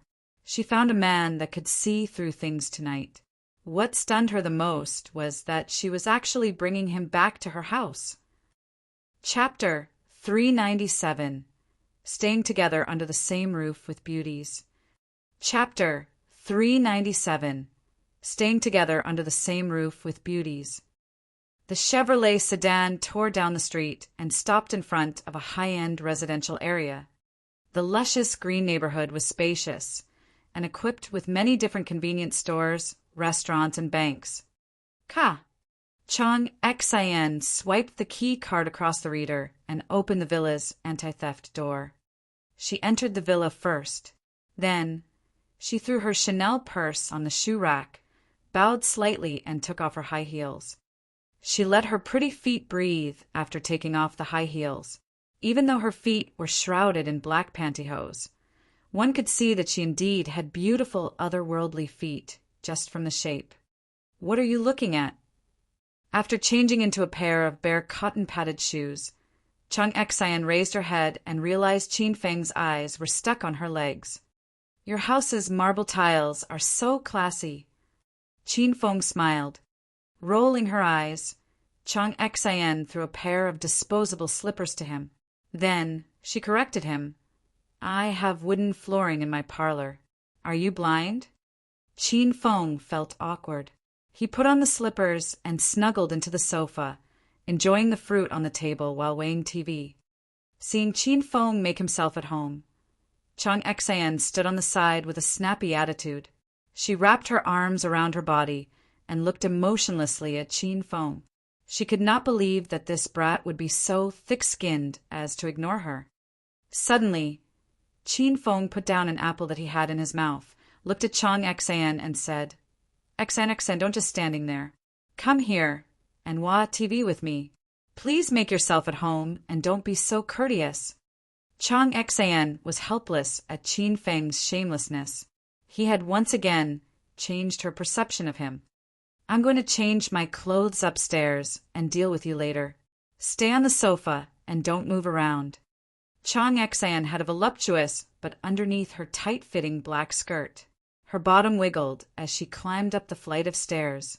The sight was so aesthetically pleasing that Qin Feng's eyes almost popped out. He had not touched a single woman in the past 3 months, and now he had to stay with a drop-dead, gorgeous beauty under the same roof. Qin Feng felt as if he was on the verge of no longer being able to restrain his burning desire. Chang Xian came downstairs after 10 minutes. She removed her tight-fitted uniform and donned a loose white sleeping gown. As she sat beside Qin Feng, the 2 red shoulder straps on her mellow jade shoulders made a bid for freedom. She removed her black pantyhose as well, revealing her crystal white, well-defined shins. She even applied red nail polish to her 10 toenails. "Qin Feng, I can let you stay in my place, but let's get this straight first. We must first establish a consensus on some points." "Sure, I'm fine with that." Qin Feng agreed without listening to Chang Xian's conditions. Chang Xian rolled her eyes before she continued. "First, your room is on the first floor. That room was originally prepared for our housekeeper, but since she is not working here anymore, I'll let you stay in that room. You can't go anywhere else in this house aside from the first floor. The second floor and third floor is absolutely forbidden. If you step onto either of the floors even once, I'll cast you out of this house. Second, don't ever bring any stranger into my villa. Third, keep away your crooked mind. Don't ever try to hook up with any one of us otherwise. You'll face my wrath." Qin Feng's countenance changed slightly, and he quickly asked, "Us?" "Yes, us. I have another little girl staying with me, who is a student at the provincial capital university. Even though we're not blood-related, I treat her just like my own little sister. Don't you dare harass her, or else I'll kill you." Qin Feng seemed unaffected by Chang Xian's threatening. He put on a smug smile and asked, "Is your little sister beautiful? How does she fare compared to you?" "Qin Feng, you're looking for death." Qin Feng had pushed a button for Chang Xian. She was furious, and she began to regret bringing him back to her house. "I'm just joking. If you don't have anything else to say, then I'll go back to my room first." Qin Feng hastily retreated into his room from the war zone, leaving only a fuming Chang Xian alone in the parlor. The room was small. It was sufficient for a bed, a desk, and a cupboard. It was a far cry from Qin Feng's room in the Qin manor. However, for the moment, it was considered good enough for Qin Feng. He removed his upper shirt, threw himself on the bed, and initiated the Hedonist sovereign system. The system that had been in deep slumber for 3 months finally reactivated itself 3 hours ago. In addition, the system had released a couple of new missions, and Qin Feng had to study every one of them now. The system notified him for finishing a mission once he opened the system. Ding. Congratulations, host Qin Feng, for helping Chang Xan save the patient in the midst of a heart attack. The system rewards host Qin Feng 1,000 Hedonist points and a 5-element acupuncture scroll. Ancient and obscure memories surged through Qin Feng's mind. After pieces of memories finally imprinted themselves on his mind, a lot of pieces of knowledge about Chinese medicine, herbs, and acupuncture suddenly appeared in his brain. They were the memories of 5-element acupuncture scroll. Ding. New mission from Hedonist Sovereign System. Yun Province Disturbance. Yun Province Disturbance main mission. Unify the 4 cities in Yun Province. Time period 1 year. If host Qin Feng successfully clears the mission, the system will reward 30,000 Hedonist points, and host Qin Feng will gain a chance to activate one of the mystery interfaces in the Hedonist system. If the mission is failed, 60,000 Hedonist points will be deducted, and host Qin Feng will not be allowed to set foot in the Yun Province for the rest of his life. First side mission of Yun Province Disturbance. Destroy the Sima family in Acropolis City. A total of 20,000 Hedonist points will be rewarded if the mission is cleared, and host Qin Feng will get a random blue-grade spiritual equipment. If the mission is failed, 40,000 Hedonist points will be deducted. Second side mission of Yun Province Disturbance. Revive the Qin family in Acropolis City and raise it to the first family of Yun Province. A total of 20,000 Hedonist points will be rewarded if the mission is cleared, and host Qin Feng will get a random Earth-grade skill book. If the mission is failed, 40,000 Hedonist points will be deducted. Third side mission of Yun Province. Investigate the alliance of the Li family in Yunhai City and the Verdant sect. A total of 20,000 Hedonist points will be rewarded if the mission is cleared, and host Qin Feng will get a random high-grade magical pill. If the mission is failed, 40,000 Hedonist points will be deducted. Ding. New chain mission from the Hedonist Sovereign System. Martial Competition Disturbance. Main mission of Martial Competition Disturbance. Claim victory in the Qin family's competition and became the patriarch of the Qin family. Time period, half year. The system will reward 20,000 Hedonist points and a high-end battle armor if the mission is cleared. If the mission is failed, 40,000 Hedonist points will be deducted, and the Qin family in the provincial capital will perish. First side mission of Martial Competition Disturbance. Investigate the prime mover behind Su Ruoro and defeat him. The system will reward 10,000 Hedonist points and a bottle of mutant gene potion if the mission is cleared.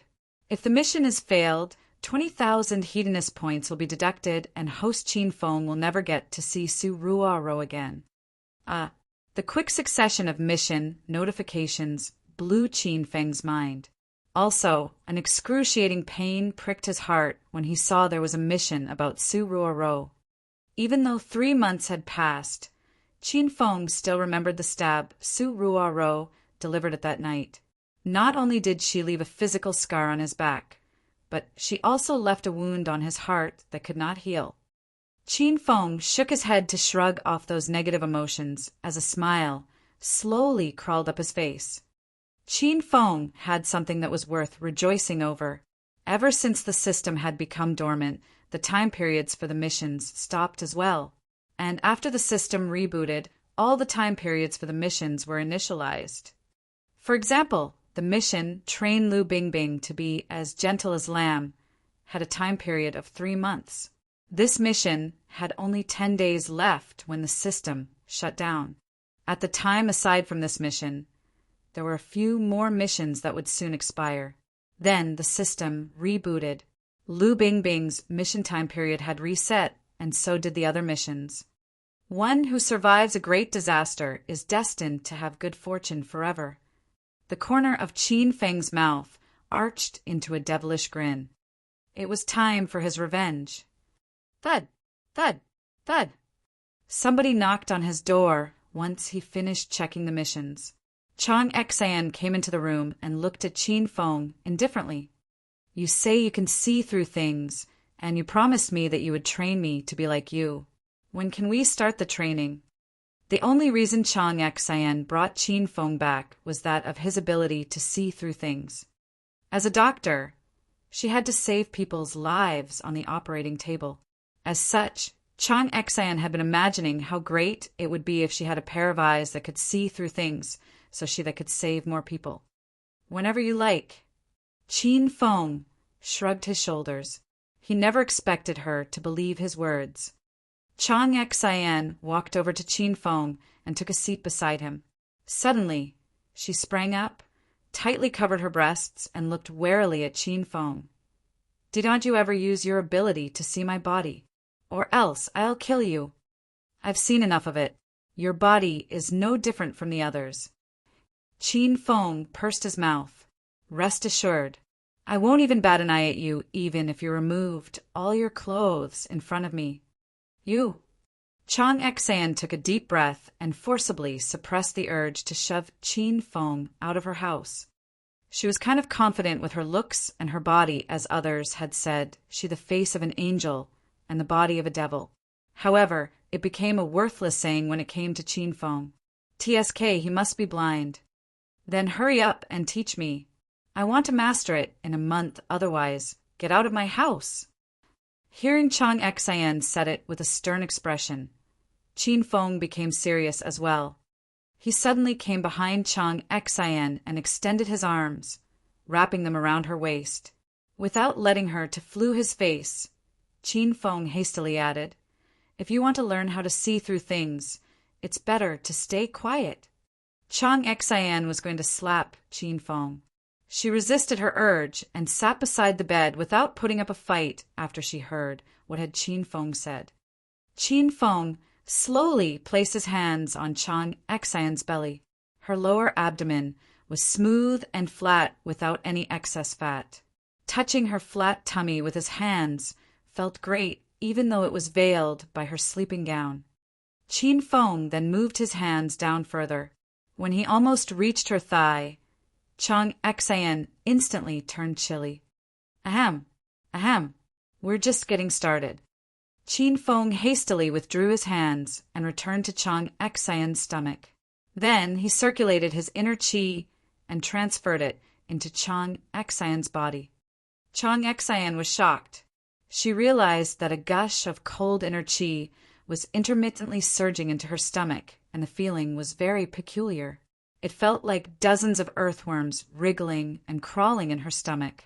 After a short time, the cold inner qi slowly turned hot and Chang Xian's body heated up. The inner qi went up her body from her stomach and finally arrived at her eyes. The process so very comfortable that Chang Xian enjoyed it very much. Open your eyes now and look at the night outside. Qin Feng's voice sounded beside her ear, reddening it.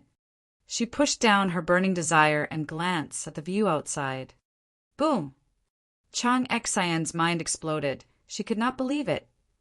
She suddenly realized her eyesight was better and she could see the view 10 meters away. She could even count the number of flower petals that had fallen on the grass field.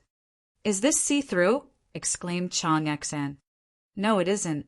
This is the first step of the training, clearing your eyesight. To put it bluntly, I restored your eyesight and made it as clear as a newborn baby's. You can see the view for thousands of miles and get a glimpse of it during the night, said Qin Feng as he put on a masterful look. However, he could not resist and laughed inwardly.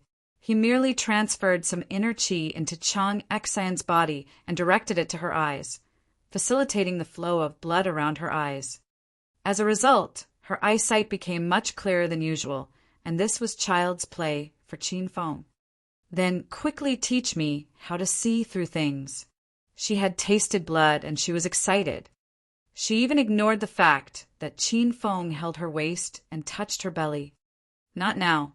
We need to do it slowly, bit by bit. It's impossible to learn it overnight. Let's call it a night. I'm tired and I want to sleep now. Qin Feng had had enough fun with her, so he decided to stop now. He wanted to slowly pull her into his trap, tasting her bit by bit and finally devouring her whole. Chang Xan felt Qin Feng was right. It was impossible to learn such a wonderful skill overnight. After she retreated from Qin Feng's room, she pulled out her cell phone and made a call. Big sister Xian, what made you call me this late at night? A voice that was as melodious as an aureole wafted from the other end of the line. Yan, I found a male tenant to join us in renting our house. I'm telling you this so that you're prepared. Hua Yan could not calm herself down after she hung up the phone. She then thought inwardly, how could big sister Chang Xan find a man to be our housemate? Chapter 398. Just require a few acupuncture treatment. Chapter 398. Just require a few acupuncture treatment. It was such a long time since Qin Feng had slept so soundly. He slept through the night and woke up at noon the next day. The red Prada high heels at the door front were gone. Qin Feng knew that Chang Xan had gone to work. He went to the dining hall. Since Chang Xan had prepared breakfast for him, Qin Feng felt that Chang Xan was really a kind-hearted lady. Although the breakfast was cold, Qin Feng still enjoyed it very much after he heated it up in the microwave. After filling his stomach, Qin Feng went for a stroll in the small garden in front of the villa. As soon as he arrived near the garden, the air was permeated by a dense spiritual essence which surged in front of him. Amazed by the sheer amount of spiritual essence in the air, Qin Feng quickly lengthened his stride and arrived at the garden within a few large leaps. China was a vast, ancient country with 5,000 years of history.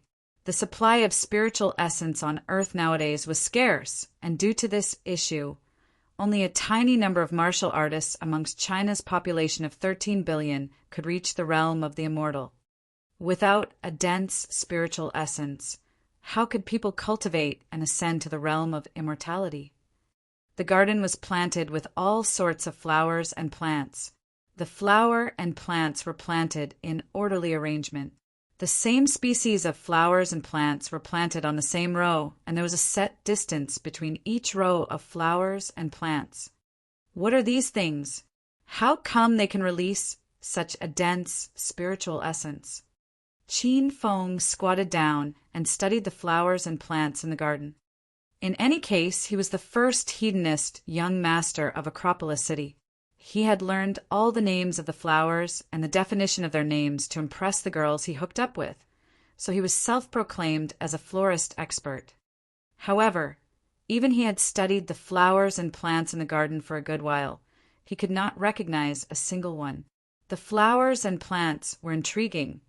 They were nothing similar to what he had seen before, and their colors were peculiar as well. Each and every one of the flowers and plants released a wisp of spiritual essence into the air. The intensity of the spiritual essence was not as dense as the one in Devil Beast Mountain, but it was sufficient enough in a metropolis that was almost bereft of any spiritual essence. Let me try one of them. A devilish grin whipped across Qin Feng's face. He extended his hand and plucked a heart-shaped black flower once the thought formed in his mind. Then he threw the flower into his mouth and chewed it. As he was munching on the heart-shaped flower, Qin Feng's cell phone rang. Xan, your lovely breakfast was very delicious. Did you call because you missed me? I miss you very much too. Qin Feng would not let go of any chance to flirt with Chang Xan and confidently talk to her. Qin Feng, I have something very important for you. Please come over to the hospital now, said Chang Xan. Qin Feng noticed that she was suppressing her anger. What happened? There is a patient who requires an emergency operation, and I need your ability. Just come to the hospital now. Let's chat later. Chang Xan hung up. From the way she had spoken, it was obvious that the patient was running against the clock, so Qin Feng did not take it lightly. Provincial Capital University's Medical College affiliated hospital. Qin Feng ran out from the villa and flagged down a cab. Quick, I'm in a rush. Sure, don't worry. I've worked as a cab driver for over a decade. I'm pretty skilled in it. The driver was a middle-aged man. He stomped on the gas pedal, and the car zoomed out like an arrow. "Big brother, I'm running out of time. I won't pay for the ride if you don't drive faster." Chin Feng searched his pocket and realized did not have any money. "I'm driving top speed, kid. Can't you see that I've overtaken 20 cars or so? I dare you not to pay for the ride." The driver rolled his eyes at Chin Feng in the rearview mirror. He quickly glanced at Chin Feng and realized his clothes were off the rack. He was afraid that this young man was a rogue taking a free ride. "You call this fast? I can run even faster than your speed now." The driver looked over at the speedometer. They were now traveling at 129 kilometers per hour. After listening to Chin Feng's boastful words, he had the urge to pull the car off to the side and treat him to a feast of punches. "TSK, pull aside and let me drive. At the rate which we are driving, the patient will already be dead by the time I arrive at the hospital." Chin Feng grabbed the driver and swayed seats with him. The driver wanted to glower at Chin Feng, but Chin Feng stepped hard on the gas pedal, and with a low growl, the car shot out like a beast awakened from slumber. "Vroom, vroom." The engine roared as loud and powerful as a Ferrari. The car accelerated from 129 kilometers per hour to 193 kilometers per hour after Chin Feng shifted the gears and pumped the gas pedal a couple times. Big brother, please slow down." The aged driver was frightened by Chin Feng. He held onto the car door tightly as if this was the first time he had ever ridden in a car. They reached the most crowded zone of the provincial capital, and most of the roads were jammed. However, this did not hinder Chin Feng. At times, he drove the car on 2 back wheels while performing a beautiful drift on the road. Onlookers pulled out their cell phones and cameras to take photos of it. "Vroom, vroom." The elder driver's words flitted by Chin Feng's ear like a breeze. He did not slow down, but further increased the speed of the car. Before the elder driver realized it, Chin Feng performed another stylish drift and perfectly parked in between 2 cars. "Phew, we finally arrived." The elder driver heaved a long sigh of relief. 200 yuan. Chin Feng extended his arm toward the elder driver. The driver was still in the midst of shock. He did not think much and handed 200 yuan to Chin Feng. "Master, you indeed have a godly driving skill, but you drive too fast. It's too terrifying. I won't ride in your car again. There will be no next time." With a smile on his face, Chin Feng alighted from the car after getting the money. The driver came to his senses only after Chin Feng alighted from the car and vanished before his eyes. He was seething with anger and he yelled, "Fuck! This is my car. Why do I have to pay to him?" After he entered the hospital, Chin Feng made a beeline for the operating room. He saw the operating room was crowded with many doctors in white coats and a few of the patients, family members, seated beside a chair. All of them wore long faces and had knitted eyebrows. "Here is the operating room. Unauthorized personnel is not allowed to enter." Chin Feng was blocked by 2 doctors. "Dr. Chang Xian asked me to come. She needs my help." "Huh, you're so full of air, brat. Your way of hooking up with a girl is too basic and low. Get lost now." The 2 doctors judged Chin Feng with a contemptuous expression. Chang Xian was the belle of the hospital, and too many flies wandered around her every day, including the 2 doctors who halted Chin Feng bore the same thought as well. Hence, it was natural for them to give Chin Feng sour looks when they saw another contender join in the fight to vie for the heart of the belle. Who will pick up a girl inside an operating room? I stay with Xian, and I've plenty of time to flirt with her outside of the hospital. I'm in a rush. Step out of my way now, said Chin Feng impatiently. The 2 doctors were tickled pink by Chin Feng and broke into a fit of laughter, ignoring the fact that they were at a hospital which prohibited any loud noises. "Liar, brat, do you think you're worthy enough to be Chang Xian's housemate with that virtue of yours? She wouldn't even hire you as her housekeeper. You don't believe me? Qin Feng was serious. He inwardly thought, why does everyone prefer to believe a lie than the truth? Haha, do you think we're as foolish as you? Your lie is low, you pathetic loser. If you really are staying with Chang Xian, I'll strip down to nothing and run naked around the hospital. The two doctors laughed even louder without any respect for the tranquility of the hospital. Qin Feng was slow to speak to them. Just as he was about to raise his fists and give them a few punches, Chang Xian's melodious voice wafted from the operating room. Qin Feng, why are you still standing out there? Get in here now. Chang Xian anxiously waved to Qin Feng from the door of the operating room. Xian, I know you miss me very much, but we have to maintain a low profile. There are so many people here. Qin Feng slowly walked over to her, grinning from ear to ear. The two doctors' jaws dropped to the floor in astonishment. They never thought that this kid really knew Chang Xian, and, what's more, it was Chang Xian who took the initiative and asked him to come over. He just said that he is staying with Chang Xian under the same roof. Is that true? What are you saying? Don't make up things for me. Chang Xian pinched him hard after Qin Feng arrived beside her. It's nothing. Come, the patient doesn't have much time left. Let's hurry. Qin Feng cheerfully carried Chang Xian into the operating room. Once in the room, he noticed there were quite a few doctors inside the operating room. Amongst the doctors, Qin Feng saw two old friends, President Zhang De and Vice President Xiao Shan. Who allowed this brat to come in? He is pestering us. Xiao Shan was instantly engulfed by a flame of fury as soon as he saw Qin Feng. He disregarded other doctors and the patient and yelled at Qin Feng loudly, "Get the fuck out of this room!" A frosty expression slowly crawled up Qin Feng's face. He held his fist tightly. As Qin Feng raising his fist, ready to punch Xiao Shan's face, Chang Xian's exquisite hand crawled onto Qin Feng's arm, halting and canceling his attack. Then she raised her well-defined brows and talked to him in a low tone. Take it easy. I'll settle him for you.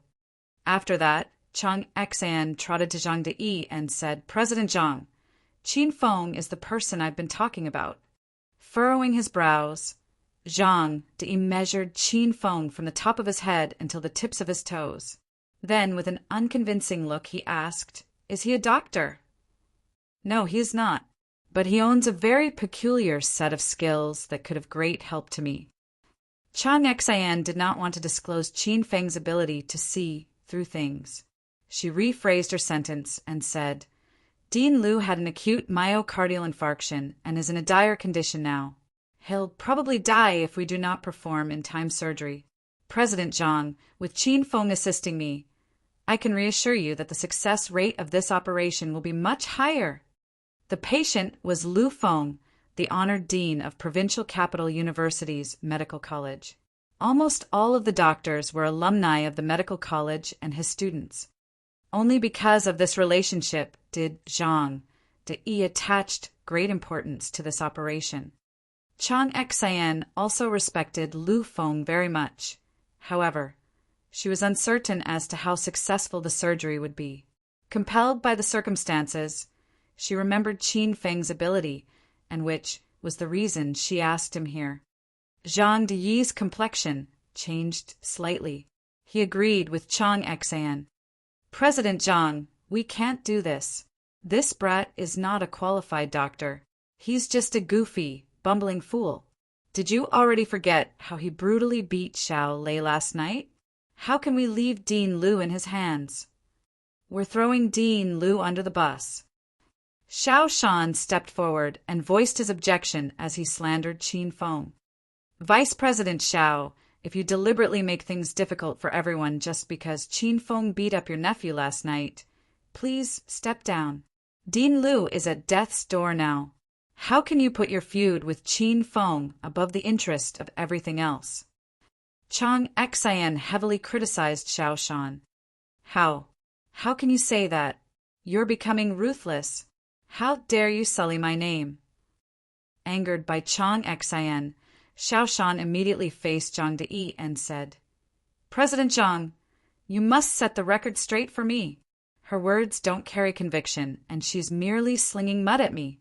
Can we really let this kind of doctor who lacks morality continue to stay in our hospital? Zhang Deyi's brain almost exploded from the quarrel between Xiao Shan and Chang Xian. Looking at Lu Feng, who was at his last breath, numerous thoughts ran through Zhang Deyi's brain before he finally settled down on a plan.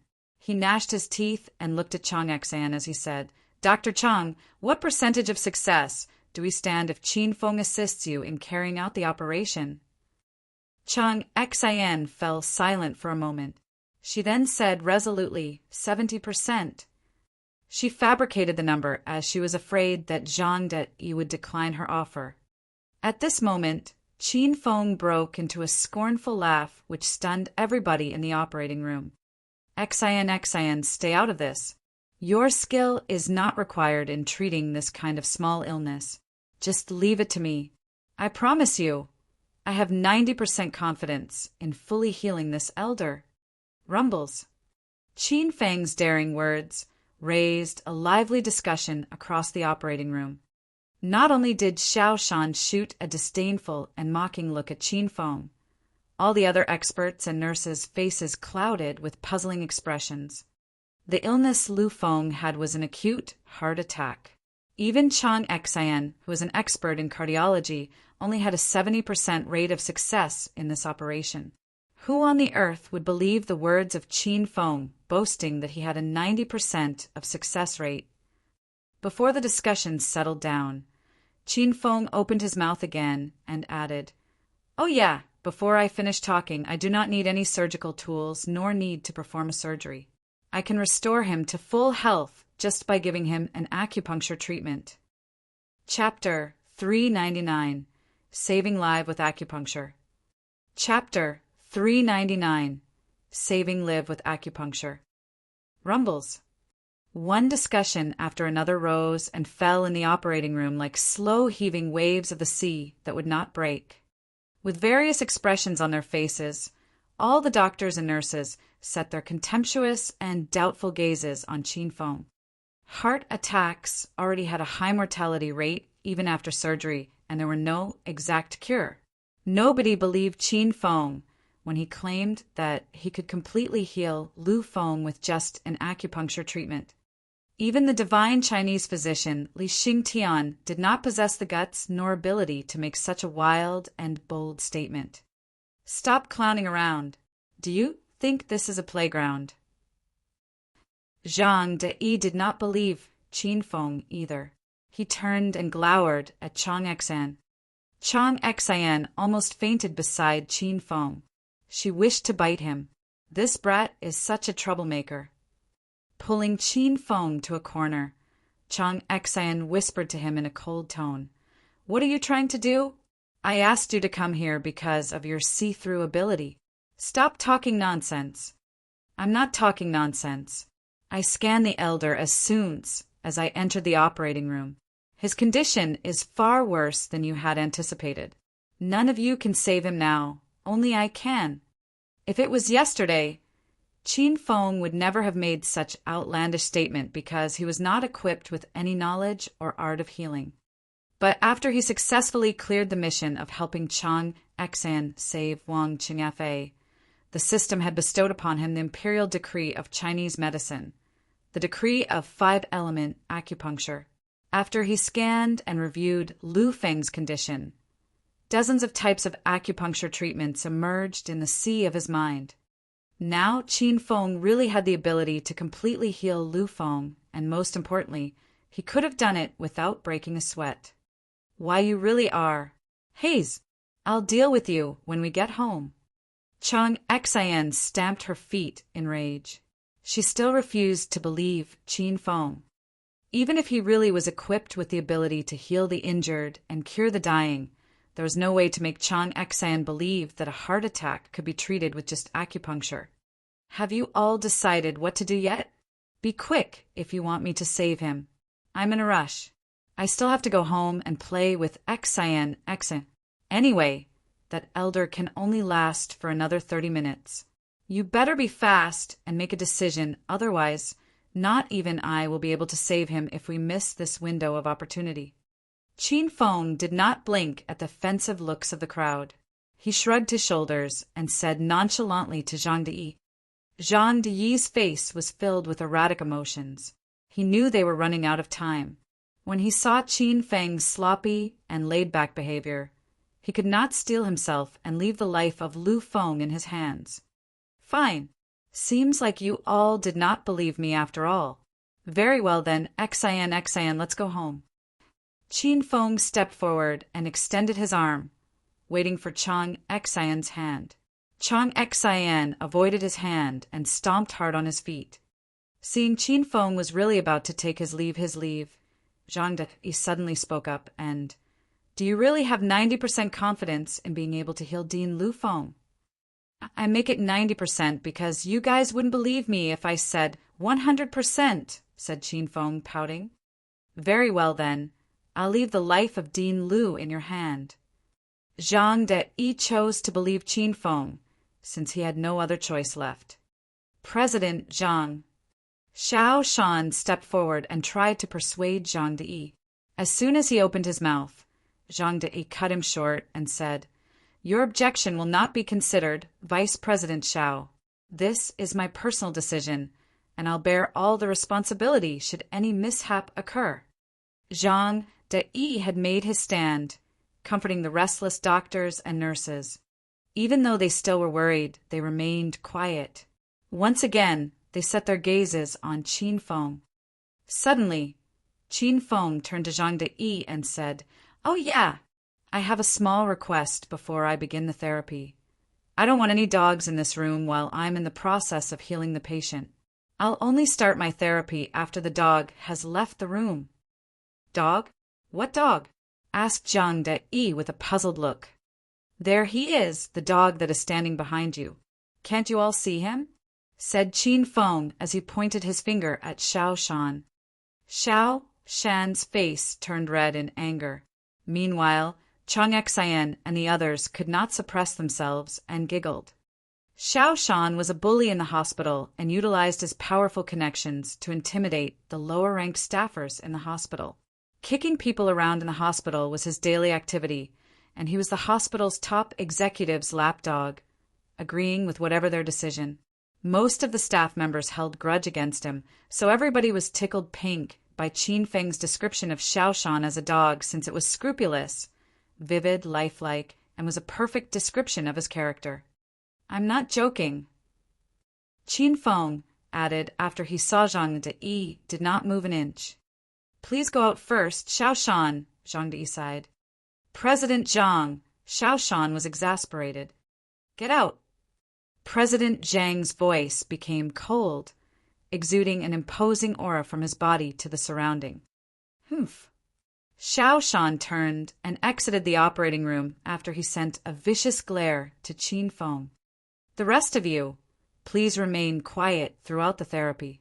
If you can't promise that, you may as well leave now." Qin Feng turned into another person after Xiao Shan left, and an intimidating aura erupted, frightening everybody. He held Lu Feng's wrist and placed his right hand on his. Qin Feng's index finger and middle finger felt Lu Feng's pulse diagnostically, like an experienced Chinese physician. On the surface, he looked quite promising. After he finished feeling Lu Feng's pulse, Qin Feng moved to check Lu Feng's eyes and examined his complexion. Then he used 10 hedonist points and purchased a box of silver needles from the system. The silver needles appeared in his hands out of thin air, causing everyone to gasp in astonishment. There are no pockets on either his clothes or his pants, so where did this box of silver needles come from? Qin Feng calmed himself down without paying attention to the things happening around him. He wore a serious expression and focused his mind. Then he laid out the silver needles with a variety of lengths in front of him. He inhaled deeply and finally made his first move. Shroom! Qin Feng was fast. He followed with a second move like a bolt of lightning after he finished the first one. In the blink of an eye, 5 silver needles were firmly stuck on Lu Feng's body. Some of the doctors present new acupuncture and were quite familiar with the acupoints of a human. As such, they were greatly taken aback after they realized the major acupoints Qin Feng stuck into were lethal points. Is he saving or killing people? Shroom, shroom, shroom. Closing his eyes, he simultaneously flourished both his hands wildly in the air, sticking one needle after another needle in Lu Feng's body. Indescribably strong aura erupted like waves from his body, granting him a dignified, noble-like aspect and making the people around him perspire in fear. Qin Feng had stuck 28 silver needles of varying sizes and lengths in Lu Feng's body within 10 minutes. All these silver needles stood firmly on Lu Feng's body, forming a rune with an ancient and obscure aura. Move! The last silver needle fell after he gave a loud roar. This was the finishing touch. It completed and perfected Qin Feng's therapy. As the last silver needle fell, something very peculiar happened. The last needle vibrated and the other 28 did likewise. Everybody's breath was taken away by the intriguing sight and their jaws dropped to the floor. The 29 silver needles were still vibrating, releasing a fine buzzing. Chang Yan was awestruck by the sight before her. She had heard from Hua Yan about this kind of acupuncture technique. It was the needle manipulation technique that had been lost to the ages. According to Hua Yan, only a person who knew how to manipulate inner qi could perform this technique. The practitioner would stick silver needles on a person's body, sending inner qi into the silver needles in the process, and causing the silver needles to vibrate on their own. It could bring an unexpected, miraculous effect on the ill. How was it? Zhang De went forward and asked after Qin Feng stopped. Qin Feng had successfully transformed the doctors and the nurses' perception of him. Their gazes no longer held contempt and mockery. Instead, the depths of their eyes were imbued with a surge of astonishment and admiration. Please wait patiently for another 10 minutes. This was the first time Qin Feng had executed an acupuncture treatment. It was merely a 10-minute therapy, but it was an extremely hard, taxing process, and it exhausted Qin Feng a lot. He felt tired, and beads of sweat began to ooze from his forehead. Are you okay, Qin Feng? Chang Yan was worried about Lu Feng. However, she could not resist and asked about Qin Feng's condition instead when she saw him pale. Qin Feng forced a smile on his face and replied, I'm not dead yet. Let's go have a seat over there. Chang Yan helped Qin Feng take a break at an unoccupied bed next to them. 10 minutes flew past like a breeze. Lu Feng's eyelids moved slightly before he opened his eyes. His complexion was great, roxy, and full of energy. He sat straight up after he awakened and glanced around bewildered. What's wrong with me? How come I'm in the hospital? You've woken up Dean Lu. Zhang De and the other doctors crowded Lu Feng. The joy and excitement flashed across everyone's face. You're here too, little Zhang? Am I doing it again? Lu Feng gave a hard laugh and mocked himself. I'm too old. Those illnesses always relapse, even though I cured them. Don't worry, Dean Lu, you're fine. See, aren't you awake already? Don't worry about it, Zhang De comforted Lu Feng. However, Lu Feng did not believe Zhang De as he knew his body well. Every time his illness relapsed, he would wriggle and writhe in agony. He felt extremely tired every time he woke up from his unconscious state. However, that was not the case this time. He did not feel the excruciating pain inflicted upon him by his illness. Instead, he felt his body was even healthier than before. This is not supposed to be. Something is really weird. Little Zhang, why do I feel so wrong? What's wrong, Dean Lu? Are you not feeling well? Zhang De and the other doctors were taken aback by his words. They were afraid that Qin Feng had accidentally caused more harm. No, I'm fine. Lu Feng chirped with a cheerful grin on his face. It is just that I feel strange.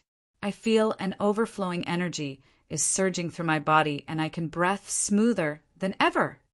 Everyone's expression changed drastically as they looked at Qin Feng in awe. Qin Feng proved himself and showed his worthiness in the past 20 minutes.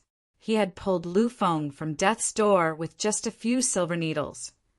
What shocked them the most was that he fully healed Lu Feng without any assistance from the medical devices. There was no need for injections, nor a prescription. Lu Feng was even healthier than before and had a better, rosy complexion after he woke up. Qin Feng's remarkable feat could be considered an act of God. Please don't move. Let me remove the silver needles first. Qin Feng suddenly appeared at Lu Feng's side. Lu Feng suddenly realized his body was full of silver needles. Looking at those vibrating needles, Lu Feng's eyes widened so much that they almost popped out. He then yelled excitedly, "Is this your doing, young man?" With both hands working at the same time, Qin Feng seamlessly removed all the silver needles. Then the silver needles vanished after Qin Feng waved his hand, shocking the doctors and nurses. They were wondered, is this young man a magician? It's you. You know the needle manipulation technique. Lu Feng tightly grasped Qin Feng's wrist. Qin Feng only retained the memories of the decree of 5-element acupuncture. He had no idea what the needle manipulation technique was. I don't know what are you talking about. Since you've woken up, I think I should excuse myself. Qin Feng shook off Lu Feng's grip and exited the operating room with Chang Xan. Xiao Shan had been waiting outside the operating room. He was filled with rage and wanted to fight Qin Feng when he saw him. However, he had to forgo his desire and only hideously glared at him after seeing how large Qin Feng's muscles were. He was certain that he wouldn't stand a chance against him in a fight. He learned how to use the needle manipulation technique at such a young age. Lu Feng still remained astonished and murmured to himself in high spirits. Needle manipulation was a collective term for manipulating needles with inner qi. To put it more bluntly, in order to use the needle manipulation technique, one must be a martial artist, otherwise, without inner qi, how could the silver needles vibrate on their own? People who practiced the art of healing did not practice the martial arts. As a result, there were only a few people in the world of Chinese medicine who knew how to use the needle manipulation technique. That was the reason why Lu Feng was so excited when he saw Qin Feng today. Chapter 400 Reunited with Hua Yan. Chapter 400 Reunited with Hua Yan. Zhang De was on pins and needles until he saw a lively and vigorous Dean Lu Feng. He retreated from the operating room and headed to admissions to arrange for Lu Feng to be admitted for observation for at least 3 days. President Zhang, how is Dean Lu Feng? Is he dead? I saw that brat Qin Feng run away with Chang Xan. Is it possible that he and Chang Xan ran away because he failed to save Dean Lu Feng and accidentally killed him? Do you need me to call the police and arrest them? Xiao Shan cornered Zhang De and bombarded him with questions the instant he came out of the operating room. He was even more excited than Lu Feng's family, judging from his keyed-up look. Hey, do you know what are you saying, you geezer? How can you curse my dad? Do you believe me when I say that I'll now send you off to heaven? What kind of person are you?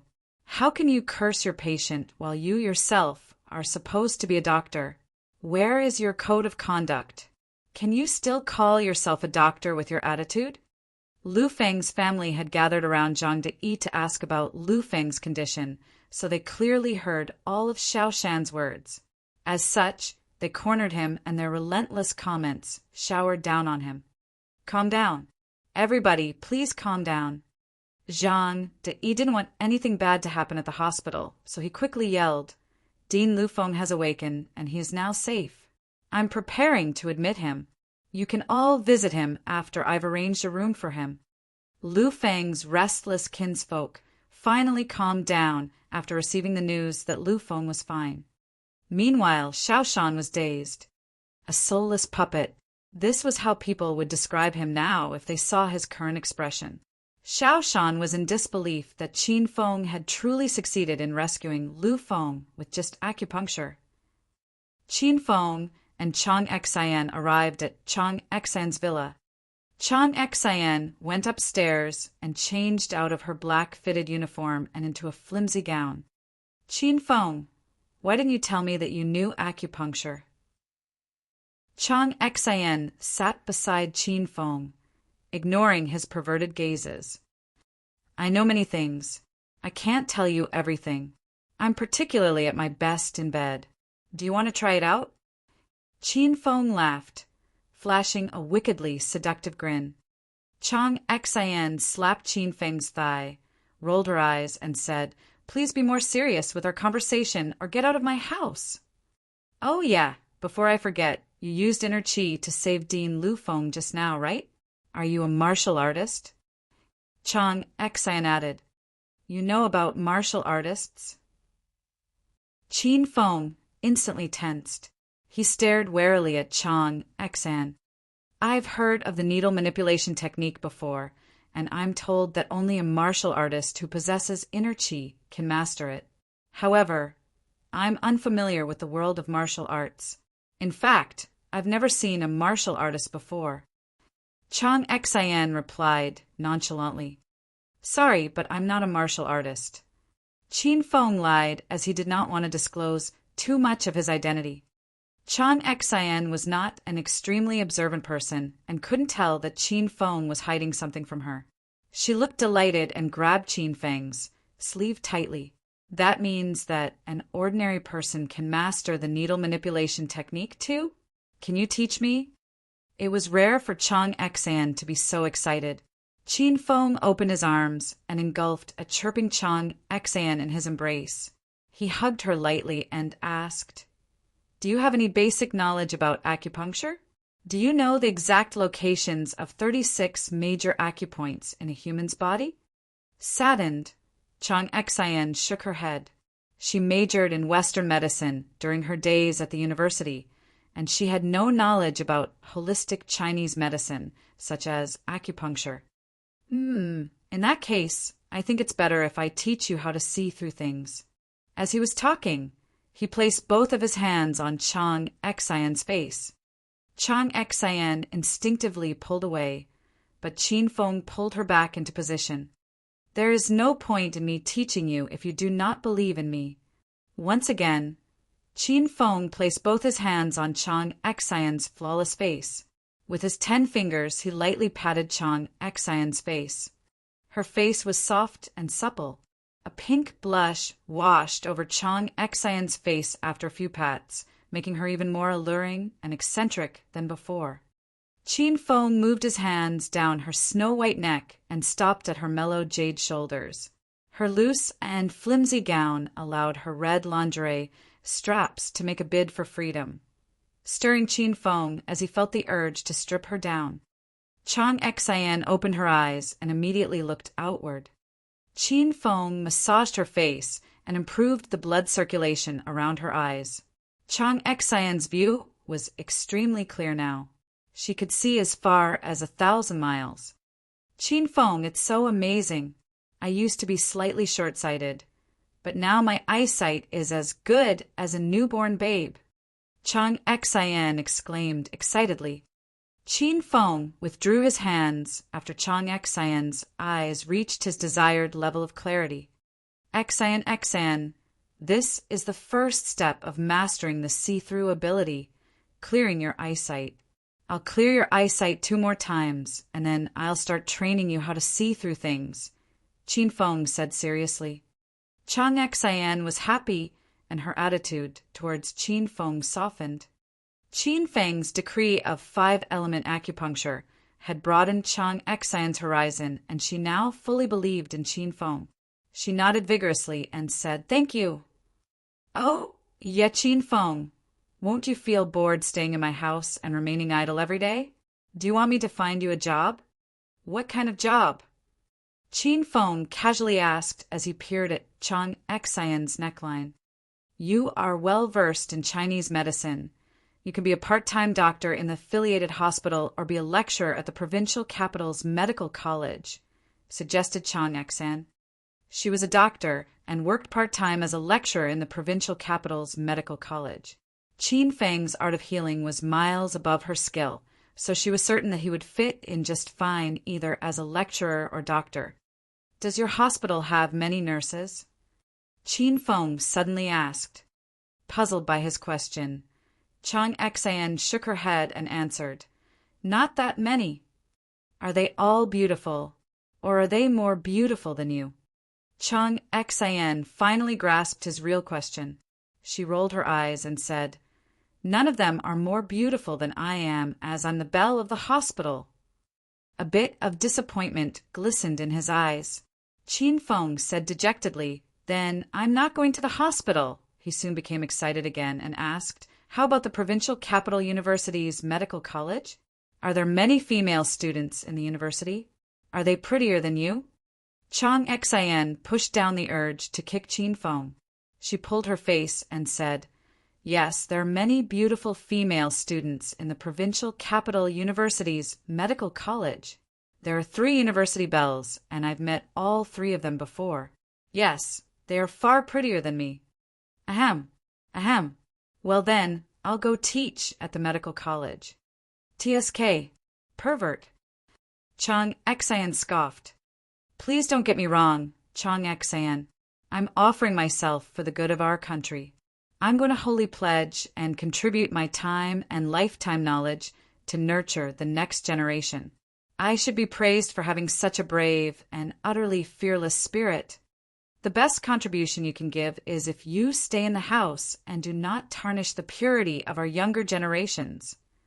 Chang Xan was not swayed by Qin Feng's nonsense and heavily criticized him. As the duo was chattering, Chang Xan's cell phone rang. It was Dean Lu Feng. Lu Feng was held in high esteem by all the students, including the alumni in the provincial capital university's medical college. Chang Xan was delighted to accept his phone call. Chang Xan went upstairs to answer the call. She came downstairs again 10 minutes later. She returned to Qin Feng's side and rolled her eyes at Qin Feng. Brat, I've settled everything for you. You're now the lecturer in the provincial capital university's medical college, who will be responsible for teaching Chinese medicine. Taking his stroll in the provincial capital university's compound, Qin Feng felt that his life as a student was a thing of the past. This kind of tranquil, auspicious, and peaceful university life was heaven to Qin Feng. He could no longer go back to the lifestyle he previously had. With his age, he should have been leading his life as a university student, flirting or rolling around in bed with girls. However, in reality, he had gotten caught up in the whirlpool of massive carnage, one blood-filled battle after another. This was his first day teaching at the university. He even borrowed some money from Chang Xan to buy himself a new suit. He was now striding over to the medical college. Qin Feng arrived at the lecture hall after 5 minutes. There were very few students present, and all of them clustered in groups of 3 to 5. Some of the students were playing with their cell phones, while others cuddled with their counterparts, indulging themselves in some intimate activities. Seeing the idling university students, the corner of Qin Feng's mouth slowly curled into a grin. It's good to be young. Ayo. Qin Feng was deeply moved by the ambience of the classroom when a clumsy female student rammed into his arms. Her soft and delicate body was one of the most perfect forms Qin Feng had encountered. A sudden urge to reach out and run his hands over the student's towering breasts overwhelmed Qin Feng. He gave in to his desire and pinched the twin peaks. What are you doing? The female student yelled angrily. Raising her pure and delicate face, the female student peered straight into Qin Feng's eyes. Her eyes were filled with astonishment once she saw who he was. Likewise, Qin Feng was dumbstruck. He knew this beautiful female student. Is it you, bastard? Yan Yan. Qin Feng and Hua Yan called one another simultaneously. The corner of Qin Feng's mouth quirked vigorously when he heard the word bastard. The beautiful female student in a white shirt and dark vest with tight-fitting black leather pants was the hostess Qin Feng met at Fun City in Jincheng City. At the time, Qin Feng flirted with her and gave her tons of tips. After that, Little Pig figured out that it was Hua Yan who planted the goo love poison in Qin Feng. He never dreamed that he would reunite with her in the provincial capital university. Yan, this brother still remembers your name, and I gave you tons of tips. How can you call me bastard during our destined reunion? You hurt this brother so much. Covering his chest with his hands, Qin Feng adopted an inconsolable look, sickening Hua Yan. Fuck off. You disgust me, freak. Hua Yan pushed Qin Feng away. She had a very bad impression of him. Hua Yan still remembered that Qin Feng had touched and groped her breasts and behind during their first meeting at Feng Yin Fun City. She was certain that this young man must be a pervert with an unsavory reputation. Yan, you see, even God feels sorry for us for missing each other last time and has given us another chance to confess our love to one another today. How can you leave just like that? Qin Feng spoke with a glimmer of smile in his eyes. However, his body constantly released an icy cold aura, sending chills up Hua Yan's spine. He was not going to flirt with Hua Yan. This woman had a heart as malicious as a snake and scorpion. If Little Pig's notification to Qin Feng that he had been poisoned by the goo love poison hadn't come in the nick of time, then he might have been long dead. Why would Qin Feng possibly let this kind of woman slip away so easily? Qin Feng pulled Hua Yan's wrist and led her to a corner outside the door. Release me now. What are you going to do? Don't you dare to do anything to me. We're at the university compound now. I swear I won't be easy on you if you lay even a single one of your filthy paws on my body. Touch you? Oh, silly little girl, you're wrong, so wrong. This young master has no interest in your body after all. I had a good taste of it last time. Now, should we start to talk about the fact that you planted a goo love poison in my body? Qin Feng's face completely darkened, sending a chill through the air, caressing Hua Yan's body, and chilled her to the bone. She had almost forgotten about the goo love poison. Hua Yan was quite surprised to see that Qin Feng actually survived the curse of the goo love poison, as no other man had survived, especially not those with gross sexual appetites like Qin Feng. This pervert hasn't touched a woman in the past 4 months. How is that even possible? Chapter 401, The Strongest Lecturer. Chapter 401, The Strongest Lecturer. You're not dead yet. How is that even possible? Hua Yan let the same question rain down on Qin Feng as she repeated it numerous times. She could not calm her stormy mind. She met Qin Feng at Feng Yin Fun City and figured out he was an ignorant, incompetent, hedonistic young master. She hated the kind of people who abused their power to terrorize people. Hua Yan planted the goo love poison on Qin Feng in an attempt to punish him. Hua Yan almost forgot about him after she had not seen him for more than 4 months. She thought the goo poison had worked and Qin Feng had died as he rolled in bed with another woman. Lo and behold, he was still alive, jumping around, and suddenly appeared in the university compound. Are you surprised, Yan? Qin Feng groped Hua Yan's well-endowed breasts with one hand. Then he offered her a sly grin. Why am I not dead yet? Because among all the women living on this earth, I love no one except for you. How could I willingly die? Release me now, or I'll yell for help. Hua Yan's breasts rose and fell as she panted in anger. As she became angrier, her breasts bounced even more vigorously and brushed Qin Feng's hand, greatly embarrassing Hua Yan to the point that she wanted to ram her head into the wall. Please release me. I'll help you to extract the goo love poison. Hua Yan had no other choice left. She attempted a gentle approach, seeing the hard way would not work for her anymore. Qin Feng's smile broadened. Do you still not understand the situation, Yan Yan? I extracted the goo love poison long ago. Do you think I can't lead an indulgent lifestyle anymore? You're wrong. Let me tell you something. This young master is now staying under the same roof as two drop-dead gorgeous beauties. Those two beauties are far prettier than you and have bodies that are sexier and hotter than yours. Every night they clean themselves up. One lays on my left-hand side and the other to my right side, and they serve me. Qin Feng made up a story to anger Hua Yan. TSK, words alone are no proof. No one will believe your lies. Hua Yan squinted her eyes at Qin Feng and shot a scornful look at him. Tisk, why don't you believe me? Qin Feng, am a man of my word, and I never tell lies. Qin Feng's guilty conscience pricked him after he finished speaking. Yes, he was indeed staying in Chang Xian's house, and it was true that there were two beauties in the house. However, Chang Xian always gave Qin Feng the cold shoulder. If she heard him mention his claim that she washed herself to serve him, she would have scorned him, especially if Qin Feng peeked in on her. As for the other beautiful housemate, Qin Feng still had yet to see her in person. Hey, brat, what are you doing? A voice filled with rage echoed behind Qin Feng as four young men appeared. Fuck, this fellow is cornering our goddess Hua Yan. Is he fucking looking for death? He looks unfamiliar. Could he be the new transfer student? I don't fucking care if he is an old student or a new transfer student.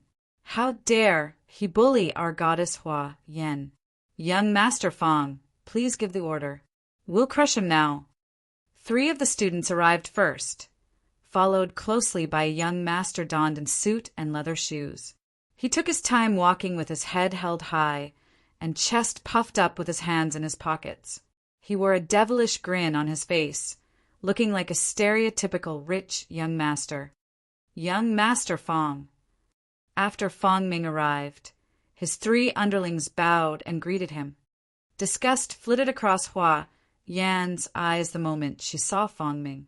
He had been pestering her a lot, and his evil being nauseated her. However, Hua Yan hated Qin Feng more than Feng Ming. Get off me now. Someone is coming. Hua Yan glared at Qin Feng. Qin Feng left his hand glued to Hua Yan's breasts. She wished she had a knife now so that she could chop off his hand. Fuck. Mind your hand, kid. Do you believe that I'll chop your hand off? Fuck. How dare you lay a finger on our young master's woman? Are you looking for death, brat? Fierce and malicious, the 3 underlings glared and hooted at Qin Feng. Raising his brows, Feng Ming scrutinized Qin Feng from head to toe. What is your name, kid? You seem pretty calm. Feng Ming retained his composure. He did not give an order to his underlings yet. Qin Feng turned to Feng Ming, exhibiting an easy and calm demeanor. When he was the young tyrant in school, this Feng Ming was still a babe pitifully crying in his mother's arms for food. You can call me the man of Yan Yan. Qin Feng suddenly cracked up in laughter.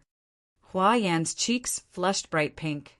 Meanwhile, Feng Ming's face held a hideous expression. Well, very well, brat. I offered you a toast, but you wished to decline. Get him now. Break his arm and his leg. Feng Ming finally gave his order. After receiving Feng Ming's order, the 3 restless underlings pounced on Qin Feng like 3 hungry wolves. Humph. I wish you good luck. Hua Yan nitwitly clapped her hands at seeing 3 people charge at Qin Feng. Yan Yan, how can you say that? I'm your man. If anything bad happens to me, you'll have to live as a widow.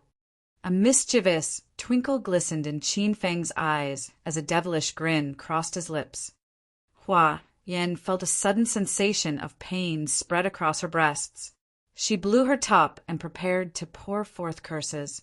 Just before she opened her mouth, Qin Feng, who was in front of her a second ago, suddenly turned into a soft breeze, disappearing before her. Bang! A muffled thud sounded out from the people. One of the three underlings covered his stomach with both of his hands and curled into a small ball. The pain was unbearable. Cold sweat beaded on his forehead, and his eyes nearly popped out. This young master hates being disturbed by others when I'm enhancing relationship with my woman. Qin Feng's voice echoed. They could only hear Qin Feng's voice, but could not capture his figure. He zigzagged amongst them like a nimble little fish, making it hard for them to pinpoint his exact location. Wow, you have a big head, kid.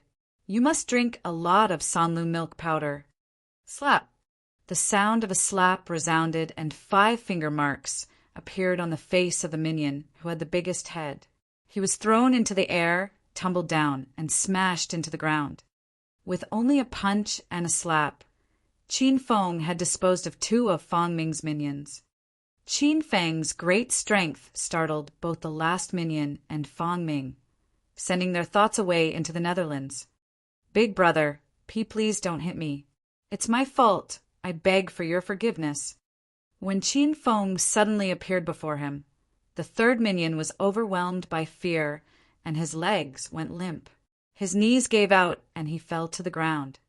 You beg for my forgiveness? TSK, you're too late. Qin Feng raised his leg and let it drop on the final minion's shoulder. The final minion was extremely skinny. He was sent rolling on the ground after Qin Feng lightly pushed him. Young Master Feng? I admit it's a cool name. Qin Feng had smoked the 3 underlings within the span of a breath. He vanished again and reappeared before Fang Ming. Qin Feng's smug face appeared before Fang Ming. Who the hell do you think you are? Don't you dare touch me. I've someone big backing me. If you hurt me, your life will be... One of the things Qin Feng hated the most was being threatened by others. He sent a kick into Fang Ming's stomach without waiting for him to finish his sentence. Like a kite that has broken free of its line, Fang Ming flew into the sky with a shroom and faded from their eyesight. Ding! Ding! The bell rang right after Qin Feng finished off the 4 men. Finally, Hua Yan regained her senses. She never imagined that a hedonistic young master like Qin Feng would be equipped with this kind of powerful, close combat skill. Just you wait for it, Qin Feng. I'll get my revenge someday. She was groped and touched by Qin Feng again before he released her. She briefly glared at Qin Feng and slipped into the classroom. After she settled into her seat and raised her head, Hua Yan was once again so shocked that she almost shouted. Qin Feng smiled as he stood on the podium, glancing at the students below him with his dark, deep brown eyes. Then, unhindered, he slowly opened his mouth and said, "A very good morning to everyone. From now on, I will be your Chinese medicine class's lecturer. I know all of you are very happy, in fact, exhilarated because you have a young, handsome, and promising young man as your lecturer. Don't hold yourself back. Feel free to shout to your heart's content and vent your excitement." The students remained quiet. This bewildered Qin Feng. The Chinese medicine class was dreary, and no more than 20 students were present in the spacious hall. The 20 or so students did not celebrate his arrival. Instead, all of them exploded into gales of laughter. Haha, is he really a lecturer? He is such a narcissist. I see he is almost the same age as us. I think somebody is pranking us. We don't have to pay attention to him. Did you hit your head on a rock? Quickly, get off the podium and stop acting. It's such an old trick, and I did it a long time ago. Their reaction threw Qin Feng off. His face turned cold, a storm brewing in his soul. Hua Yan laughed until she was helpless, causing her breasts to bounce non-stop with their own rhythm. You stand up. Qin Feng suddenly spoke. His voice was low, but it fell loud and clear in every student's ear. His voice was filled with a domineering aura, pressuring the students and successfully muting them. The male student Qin Feng pointed to was the arrogant young man that told Qin Feng to get off the podium. Feeling weak in the knee, he rose to his feet. Not even he could fathom why he was so afraid of Qin Feng all of a sudden. Professor, do you have anything to say? What is your name? Ma Chao. Slap. Ma Chao was slapped in the head. A second ago, Qin Feng had been standing at the podium. The next second, he was in the aisle beside the last row and slapped Ma Chao's head. His speed made that of a rocket. Everybody's jaw dropped to the floor. You show no respect to your superior, and your speech is filthy. Aren't you proud that I utilized everyone's time just to lecture you? Tears streamed down Ma Chao's face. They were not tears of sadness, but tears of pain. Why don't you answer me? Qin Feng slapped Ma Chao again. Ma Chao was a fast learner. He hastily covered his head tightly with his hands and looked at Qin Feng as if he had been wronged. What do you want me to say, Professor? I gave you a life lesson and am teaching you how to be a good man. Shouldn't you express your gratitude by saying thank you to me? TSK, you're so slow. How are you ever going to become a corrupted governor and kiss up to get ahead after you graduate from the university? Even if you did not pursue your career as governor and became a businessman, with that sluggish mind of yours, I bet you will have a hard time developing your social network. You won't be able to surpass your peers. Ma Chao really cried this time. He gnashed his teeth and said resolutely, Thank you, Professor. Thank you for taking part of everybody's time to teach me a life lesson. Also, thank you, my friends. Thank you for not complaining about me using your precious time, which will be put to good use nurturing and lecturing me. I'm so touched. All the students stared at the sight with their mouths hanging open. Qin Feng paid no mind to the students' reaction. Satisfied with the outcome, Qin Feng calmly returned to the podium while nodding. See, Mr. Ma Chao is able to raise 1 and infer 3 under my meticulous tutelage. He has a very sharp mind and good eyesight now. He will succeed as a suck-up in the government or be a high executive in a state-owned company. Everyone must have great ambition like Mr. Ma Yuan and try to emulate him. Okay, we're done. Mr. Ma Chao, you can take your seat. Ma Chao silently took his seat while tears streamed down his cheeks. None of the other students uttered a word, causing the lecture hall to fall into a pool of dead silence. Suddenly, Qin Feng's expression turned cold. His voice was filled with a dominating, kingly aura. Dear students, I'll now reintroduce myself. Starting now, I'll be your lecturer for your Chinese medicine class. Please listen carefully and engrave my name firmly onto your heart. My name is Qin Feng. I'm the strongest lecturer in the provincial capital university. Chapter 402, Bestie's back in the house. Chapter 402, Bestie's back in the house. Qin Feng had a tall stature. He stood firmly on the podium, a kingly aura radiating from him. This time, nobody dared to mock, curse, or ignore Qin Feng. Submissively, all the usually disruptive and lax students remained quiet under his hua and sat with their backs straight, just like a bunch of attentive kindergartners, and concentrated on Qin Feng, who stood at the podium. Ding! New mission released from the Hedonist sovereign system. Become the strongest lecturer publicly acknowledged by all of Provincial Capital University within the given time period. Time period, 3 months. The system will reward host Qin Feng 3,000 hedonist points and an emblem of righteousness if he succeeds. If the mission is failed, 6,000 hedonist points will be deducted. The system released a new mission immediately following Qin Feng's introduction. He was curious about the reward, emblem of righteousness. Ahem. Anyway, don't be so tense, I'm not a demon. Speaking of which, I'm an easygoing person, humorous by nature and charming. You guys should be able to feel it, right?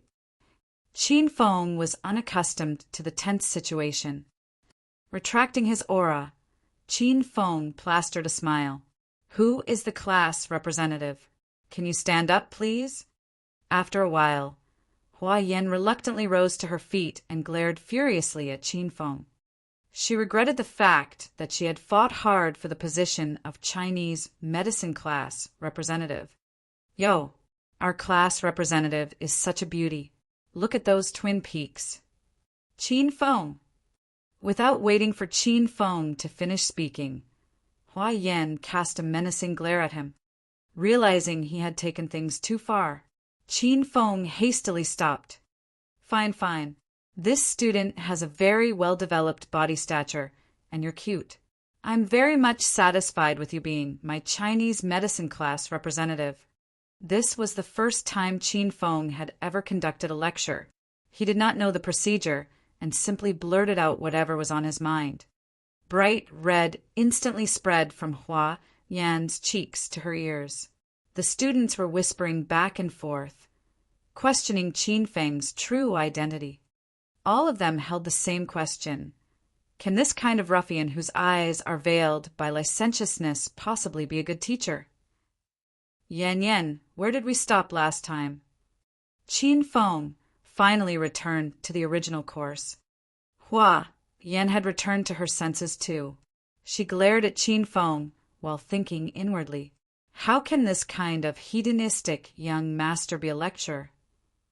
He must be trying to picking up female university students under the guise of a lecturer. We stopped at the treatise on febrile diseases caused by cold. The treatise on febrile diseases caused by cold, Qin Feng murmured inwardly. Suddenly, a chain of dense, thickly dotted runes appeared in his mind. It was the memories of the treatise on febrile diseases caused by cold. The treatise on febrile diseases caused by cold is overladen with convoluted runes. Basically, it teaches us about the basic knowledge of Chinese medicine's pathology. However, rote learning won't work anymore, and I don't encourage this kind of study method. If I was you, I would prefer spending time admiring beauties in the sports field. Qin Feng spoke what was on his mind. Apart from that, his age was almost the same as the university students. Due to his humorous utterances and his quirky mind, the students slowly began to let go of their fear of Qin Feng and laughed at his jokes. The usually spiritless and dreary Chinese medicine class was infused with new life. It was now extraordinarily lively. Although there were only 20 students or so, everyone in the lecture hall remained seated as they attentively listened to Qin Feng. Even Hua Yan had to admit that Qin Feng really had his own way of heating things up. Seeing the atmosphere had warmed up, Qin Feng then swayed back to the main subject. I don't prefer rote learning, but it doesn't mean that you all don't need to memorize the treatise on febrile diseases caused by cold. Learn and apply pragmatically is my motto and my way of teaching. I want all of you to memorize half of the treatise on febrile diseases caused by cold before class is dismissed. Rumbles. The students exploded. It was a 45 minutes class, and 15 minutes had already passed. Qin Feng wanted all of the students to memorize half of the treatise on febrile diseases caused by cold in the next 30 minutes. That was harder than climbing into the sky. Ma Chao, stand up. Qin Feng disregarded the student's voice of protest and called Ma Chao. Ma Chao was the arrogant and despotic bully of class before meeting Qin Feng. He was now like a mouse that had spotted a cat, gently and cautiously rising to his feet. Handsome Professor Qin Feng, is there anything I can do for you? Good boy, you're worthy to be taught. Qin Feng enjoyed being called a handsome professor by Ma Chao. Clasping his hands behind his back, Qin Feng smiled and made his way over to Ma Chao. Then he peered intently at Ma Chao's face with his star-like, glassy black eyes. Mr. Ma Chao, you have a darkened Ophion. Your lips are pale and dry. Your eyes cave in, and your skin exhibits an unwholesome color. Considering the facts, your kidney must be weak. Huh. Laughter echoed in the lecture hall as soon as Qin Feng finished talking. Embarrassed, Ma Chao tucked his head into his chest. It seemed that Qin Feng read his symptoms correctly. After the laughing ceased, Qin Feng patted Ma Chao's shoulder, signaling that he could take his seat. Qin Feng then moved to a female student and began to observe her. He kept looking until her face turned red and her breath fluttered. Then Qin Feng smiled. This student has too much acne on her face. She's suffering from qi and blood deficiency. Besides, judging from how she keeps pressing her hand on her belly, she should be on her period. Miss, go home and have plenty of brown sugar water. Also, buy some dates as snack when you're in class and don't ever drink anything cold. This could relieve your dysmenorrhea. The female student was so embarrassed that she buried her head in her hands. The other students were astonished. Qin Feng studied 2 students' faces and pinpointed the duo's physical conditions. This kind of teaching method was new to the students and it was interesting. After a short silence, the lecture hall exploded. Professor Qin Feng, help me see my body's condition too. Handsome Professor Qin Feng, I've been having gastric pain lately. Can you help me to see what's wrong with me? Professor Feng, I've had a spring dream recently, and it bothered me a lot. What can Professor suggest to me? One after another, each of the 20 students or so raised their hands in the air. There was even one chibi who stood on top of a chair, raising her hand high above everyone else in hopes that Qin Feng would notice her. The situation was getting out of hand. However, Qin Feng retained his composure and nodded incessantly. Vying for knowledge ought to be the spirit of students. Ahem. Stay calm, everybody. I'll look after each of your conditions. Remember to jot down my words as I study you, because I extracted all the symptoms from the treatise on febrile diseases caused by cold. If any of you wish to learn how to study a person's face to identify what illnesses he or she is facing, all you have to do is refer to and memorize the treatise on febrile diseases caused by cold. Qin Feng first invigorated the atmosphere. Then, he evoked the students' desire to learn. Finally, he merged the knowledge he wanted to teach with the study of their bodies. It was a very effective teaching method, and the students loved it. Starting from the first row, Qin Feng studied the students' faces.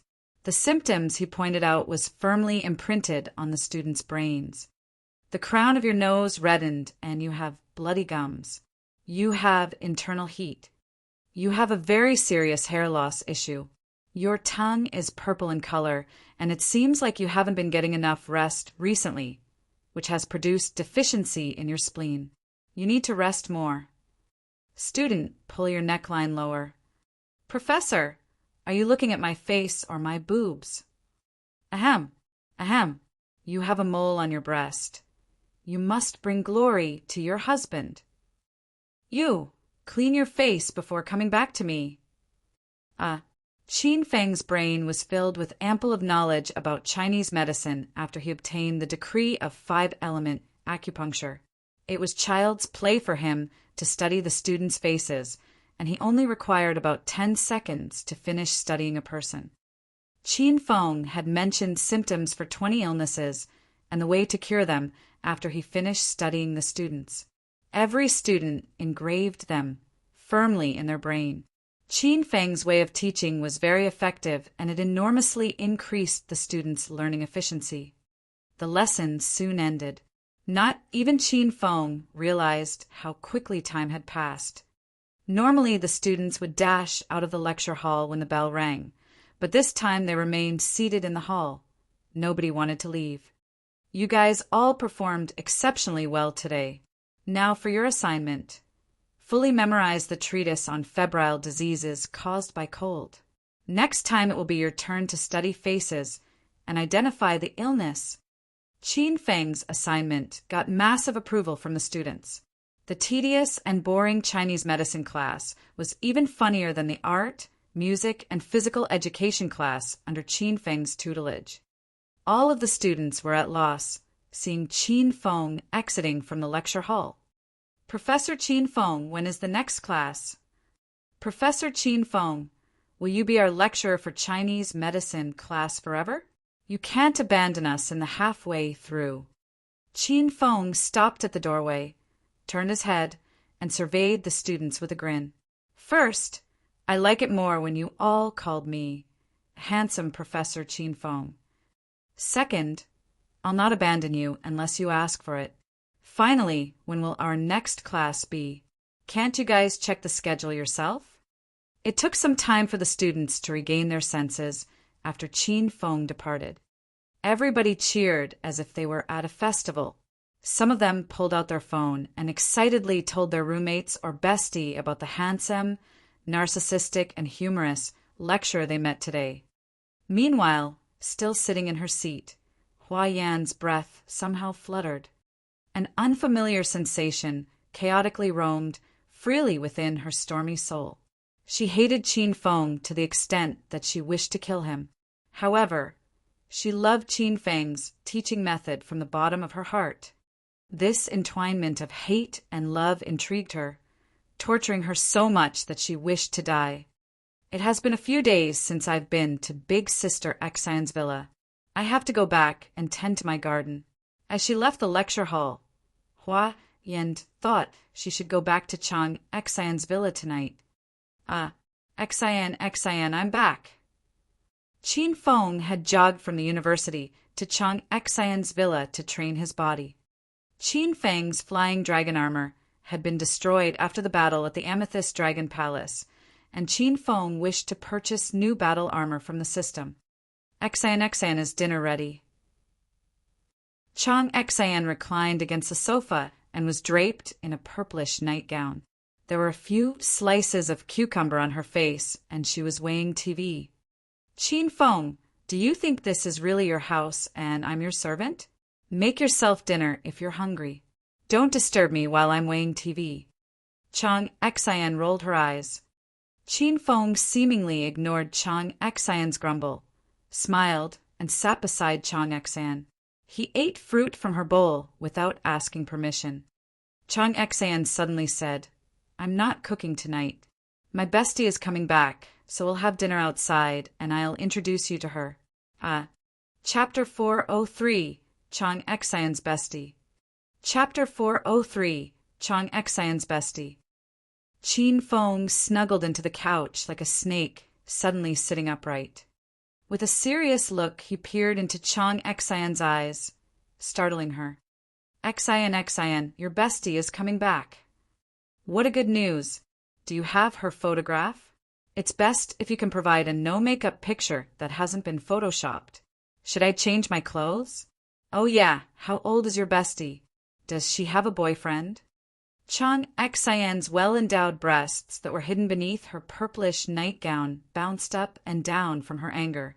A few slices of cucumbers fell from her face, and her dewy eyes blazed.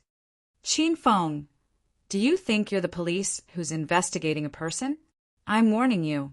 Don't ever try to pick up my bestie. If you do, I'll throw you out of my house and never let you in again. Xian, don't get so carried away. Do you really think I'm that kind of person?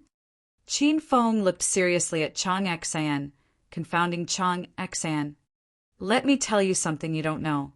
Today I taught at the medical college. Those students loved me, especially the female students. All of them rushed up to me, wanting me to study their breasts. No, study their complexion and determine if they have any illnesses. Chang Xian choked down her anger. She did not believe Qin Feng at all, as he was a fast talker. She didn't even know how she managed to bring this weirdo back to her house. Oh, yeah. I guess Xian, you should be familiar with our Chinese medicine class representative. Her name is Hua Yan. Oh my fucking goodness. She is gorgeous. I've never seen a girl that is as beautiful as she in my life before. She asked for my cell phone number and WeChat number as soon as she saw me. You know what? She even invited me out to a movie or dinner. But I declined her request. As you say, as an upright and promising young man like myself, how can I agree with this kind of rude request? Chang Xian had closed her ears and no longer listened to Qin Feng's bullshit. Nevertheless, when the name Hua Yan wafted into her ears, she suddenly jumped up from the couch. What did you say? Hua Yan threw herself into your arms. Screwing his head, Qin Feng was perplexed by Chang Xian's reaction. Why is she jumpy? Could it be she's jealous? Sitting with his leg crossed, Qin Feng took a bite of an apple and said nonchalantly, "Yes, you're right. She is Hua Yan. She has a tall stature, and her boobs are even more developed than yours. Big sister Xian, I'm back." A beauty suddenly entered the villa, dressed in a white shirt, black vest, and tight-fitting black leather pants as a final touch. It revealed the wearer's hot and sexy body. She had a wickedly smart look and shone with the brilliance of youth. Uft! Qin Feng spewed the apple out of his mouth the moment he saw Hua Yan. In the meantime, Hua Yan wobbled and almost fell to the floor. "Big sister Xian, why is this bastard in our house? What made you come over, Yan?" Qin Feng and Hua Yan spoke at the same time, confusing Chang Xian. She looked back and forth between Qin Feng and Chang Xian. With a puzzled expression, she asked, "You guys know each other?" "Very close." "The hell I know this scumbag." Qin Feng and Hua Yan again spoke simultaneously. Xian, please don't tell me that your bestie is Hua Yan." Qin Feng finally got back on track. "She is. She has been living with me for almost 2 years. After getting confirmation from Chang Xian, Qin Feng suddenly felt awkward. Hua Yan's expression changed drastically. She exclaimed, "Big sister Xian, could it be that the man you brought from outside is Qin Feng?" "Yeah, he is the one I talked to you about." Chang Xian was thrown to confusion by the duo. She felt weird. It seemed to her that something bad must have happened between Qin Feng and Hua Yan. Qin Feng's face darkened when he remembered how he bragged to Hua Yan in the university this afternoon about how he stayed with 2 beauties under the same roof and how they cleaned themselves up to serve him. Then his face changed from black to white after he remembered. He told Chang Xian about how Hua Yan had fawned over him, taking his cell phone and inviting him for a date. He felt he should flee the soon-to-be war-zone parlor and hastily went into hiding in his room. He hid in his room for about 20 minutes before the screaming and cursing from the parlor slowly ceased. "Qin Feng, get out here now." Hua Yan was in a huff. "Hee. Xian, I'm not feeling well tonight. I'm having a stomachache. Why don't you go to dinner with Yan instead? No need to worry about me. I'll be fine alone." The opposite side of the door fell silent for a moment. Then Hua Yan's voice bombarded the door and fell into his ears loud and clear. "Who'll worry about you, you freak? Come out now and receive your punishment. You really piss us off." Another round of revile ensued. After half an hour, the 2 ladies finally gave in to their fatigue and stopped. Qin Feng then ventured out of his room, and he saw both of the ladies were sitting on the couch, cawing their breath. Xian, who is this beauty? When did she come? You should have informed me that we have a guest in our house, so I can receive her well." Qin Feng walked to Hua Yan's side, offered a cheerful grin, and said in all seriousness, "Hello, beauty. I'm Qin Feng. Nice to meet you." Hua Yan and Chang Xian were helpless as they looked at Qin Feng's pure, innocent smile and felt his severe emotion. They finally realized this man was a dish-a-bag, and they felt that not even thunder could inflict damage on this man. Worn out from yelling and cursing for almost an hour, both of the ladies paid no mind to Qin Feng. After they had had enough rest, Chang Xian went upstairs and returned after changing into a white fur coat and a pair of light purple pantyhose. "Let's go get dinner, Yan." "Qin Feng, you'll drive." Chang Xian hurled the car keys at Qin Feng. An intoxicating perfume tickled his nose. Qin Feng took a sniff and instantly knew that was the latest Chanel perfume. A red Chevrolet tore down the street. People thought it was a streak of red lightning under the bath of the hazy, waning moon. Qin Feng drove so fast that it startled the 2 ladies in the back seat. Qin Feng was not familiar with the area, so Chang Xian had to guide him. Finally, The car stopped in front of a Chongqing hot pot restaurant. "Mister, where would you like to be seated?" It was early winter, and there were many people in the restaurant. 3 people. Chang Xian replied before Qin Feng. She handed a member card to the hostess. "Please give us a private room." "Sure, please follow me." The trio followed the hostess into a private room. Big Brother Zhang, those 2 chicks were fine as hell. 6 rogues were hiding in a corner. All of them glued their eyes on Chang Xian's and Hua Yan's thighs and breasts as they walked past them. They are not only fine as hell, they are the very definition of perfect. I've seen it clearly. Not only do they have perfect shapes, they aren't wearing any makeup. Their profiles are on just as beautiful as some celebrities, or can be considered even better than those celebrities. Why would these 2 heavenly beauties come for dinner with an unfledged brat? Could it be that the 2 ladies are going to have a threesome with him? TSK, he's so fortunate. The 6 of them chatted together and reached the height of their conversation. There was a man who sat at the corner of the table.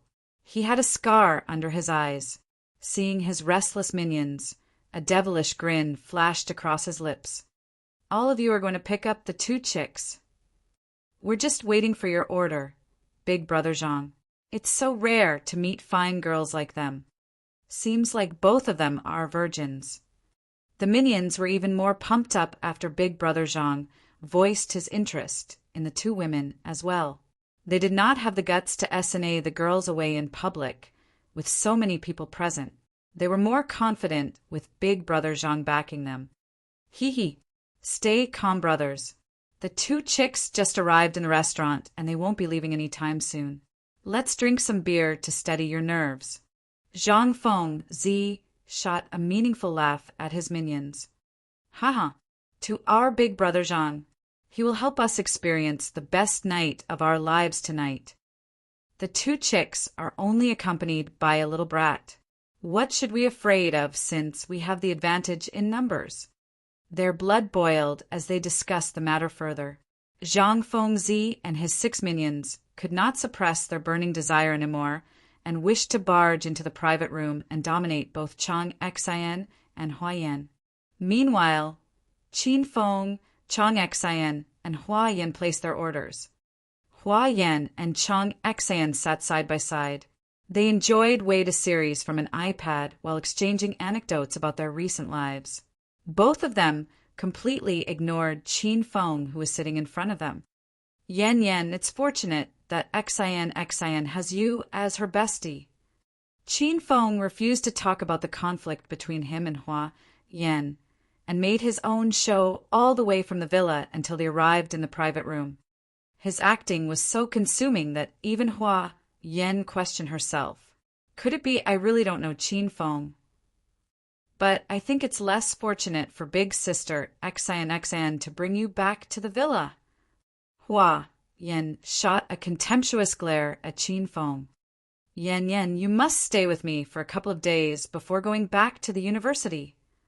Chang Xian said as she coquettishly wrapped her arm around Hua Yan's arm. She missed her a lot since they had not seen each other for a long time.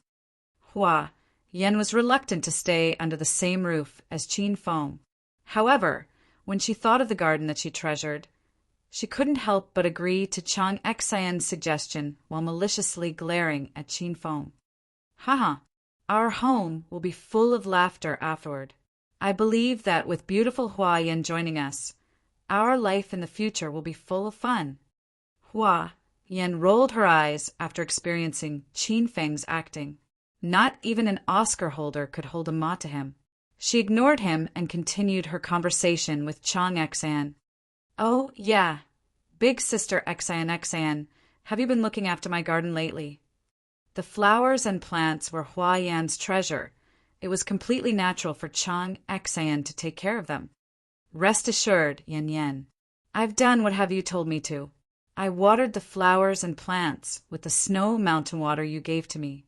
They are living a life better than me. Hee. Then I should treat big sister Xian to this meal as an expression of my gratitude for big sister XNXN in helping me take care of my flowers and plants." Hua Yan finally laughed.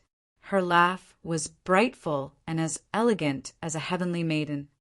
Qin Feng was not in the mood to admire Hua Yan's beautiful smile. His heart thumped. He had been visiting the garden recently as the flowers and plants in the garden were filled with dense spiritual essence. Every night before he went to bed, he uprooted one as his supper.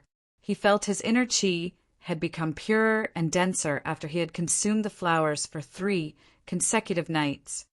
He remained stagnant in stage 3 inner qi ever since he was severely injured after the battle at the Amethyst Dragon Palace. The flowers and plants in the garden had given him hope to break through to stage 4. Ahem, ahem. Seems like you have led a good life, Yan Yan. I never knew you had a knack for gardening, but nobody can take care of your garden during the day. I'm afraid some naughty kids in the neighborhood might destroy some of your plants, Qin Feng said carefully. Hua Yan rolled her eyes. What are you saying? Who will touch my garden? If I find out who did it, I'll kill them. A sudden chill erupted from Hua Yan's body, startling Chang Xan. Qin Feng, I warned you not to touch the flowers and plants in the garden. Those are Hua Yan's treasure, and she takes care of them like her own children. I still remember I accidentally stomped on a flower once, and Yan ignored me for half a month. If you lay even a finger on those flowers and plants, I swear Yan will kill you. The soup and dishes had arrived as they were talking. Earlier, Qin Feng was very hungry, but he lost his appetite now. He plastered a hard smile and chattered on to Hua Yan. How is there any possibility that I will destroy Hua Yan's hard work? I love gardening as well, but what I've said is true. I saw a few naughty kids playing around the garden.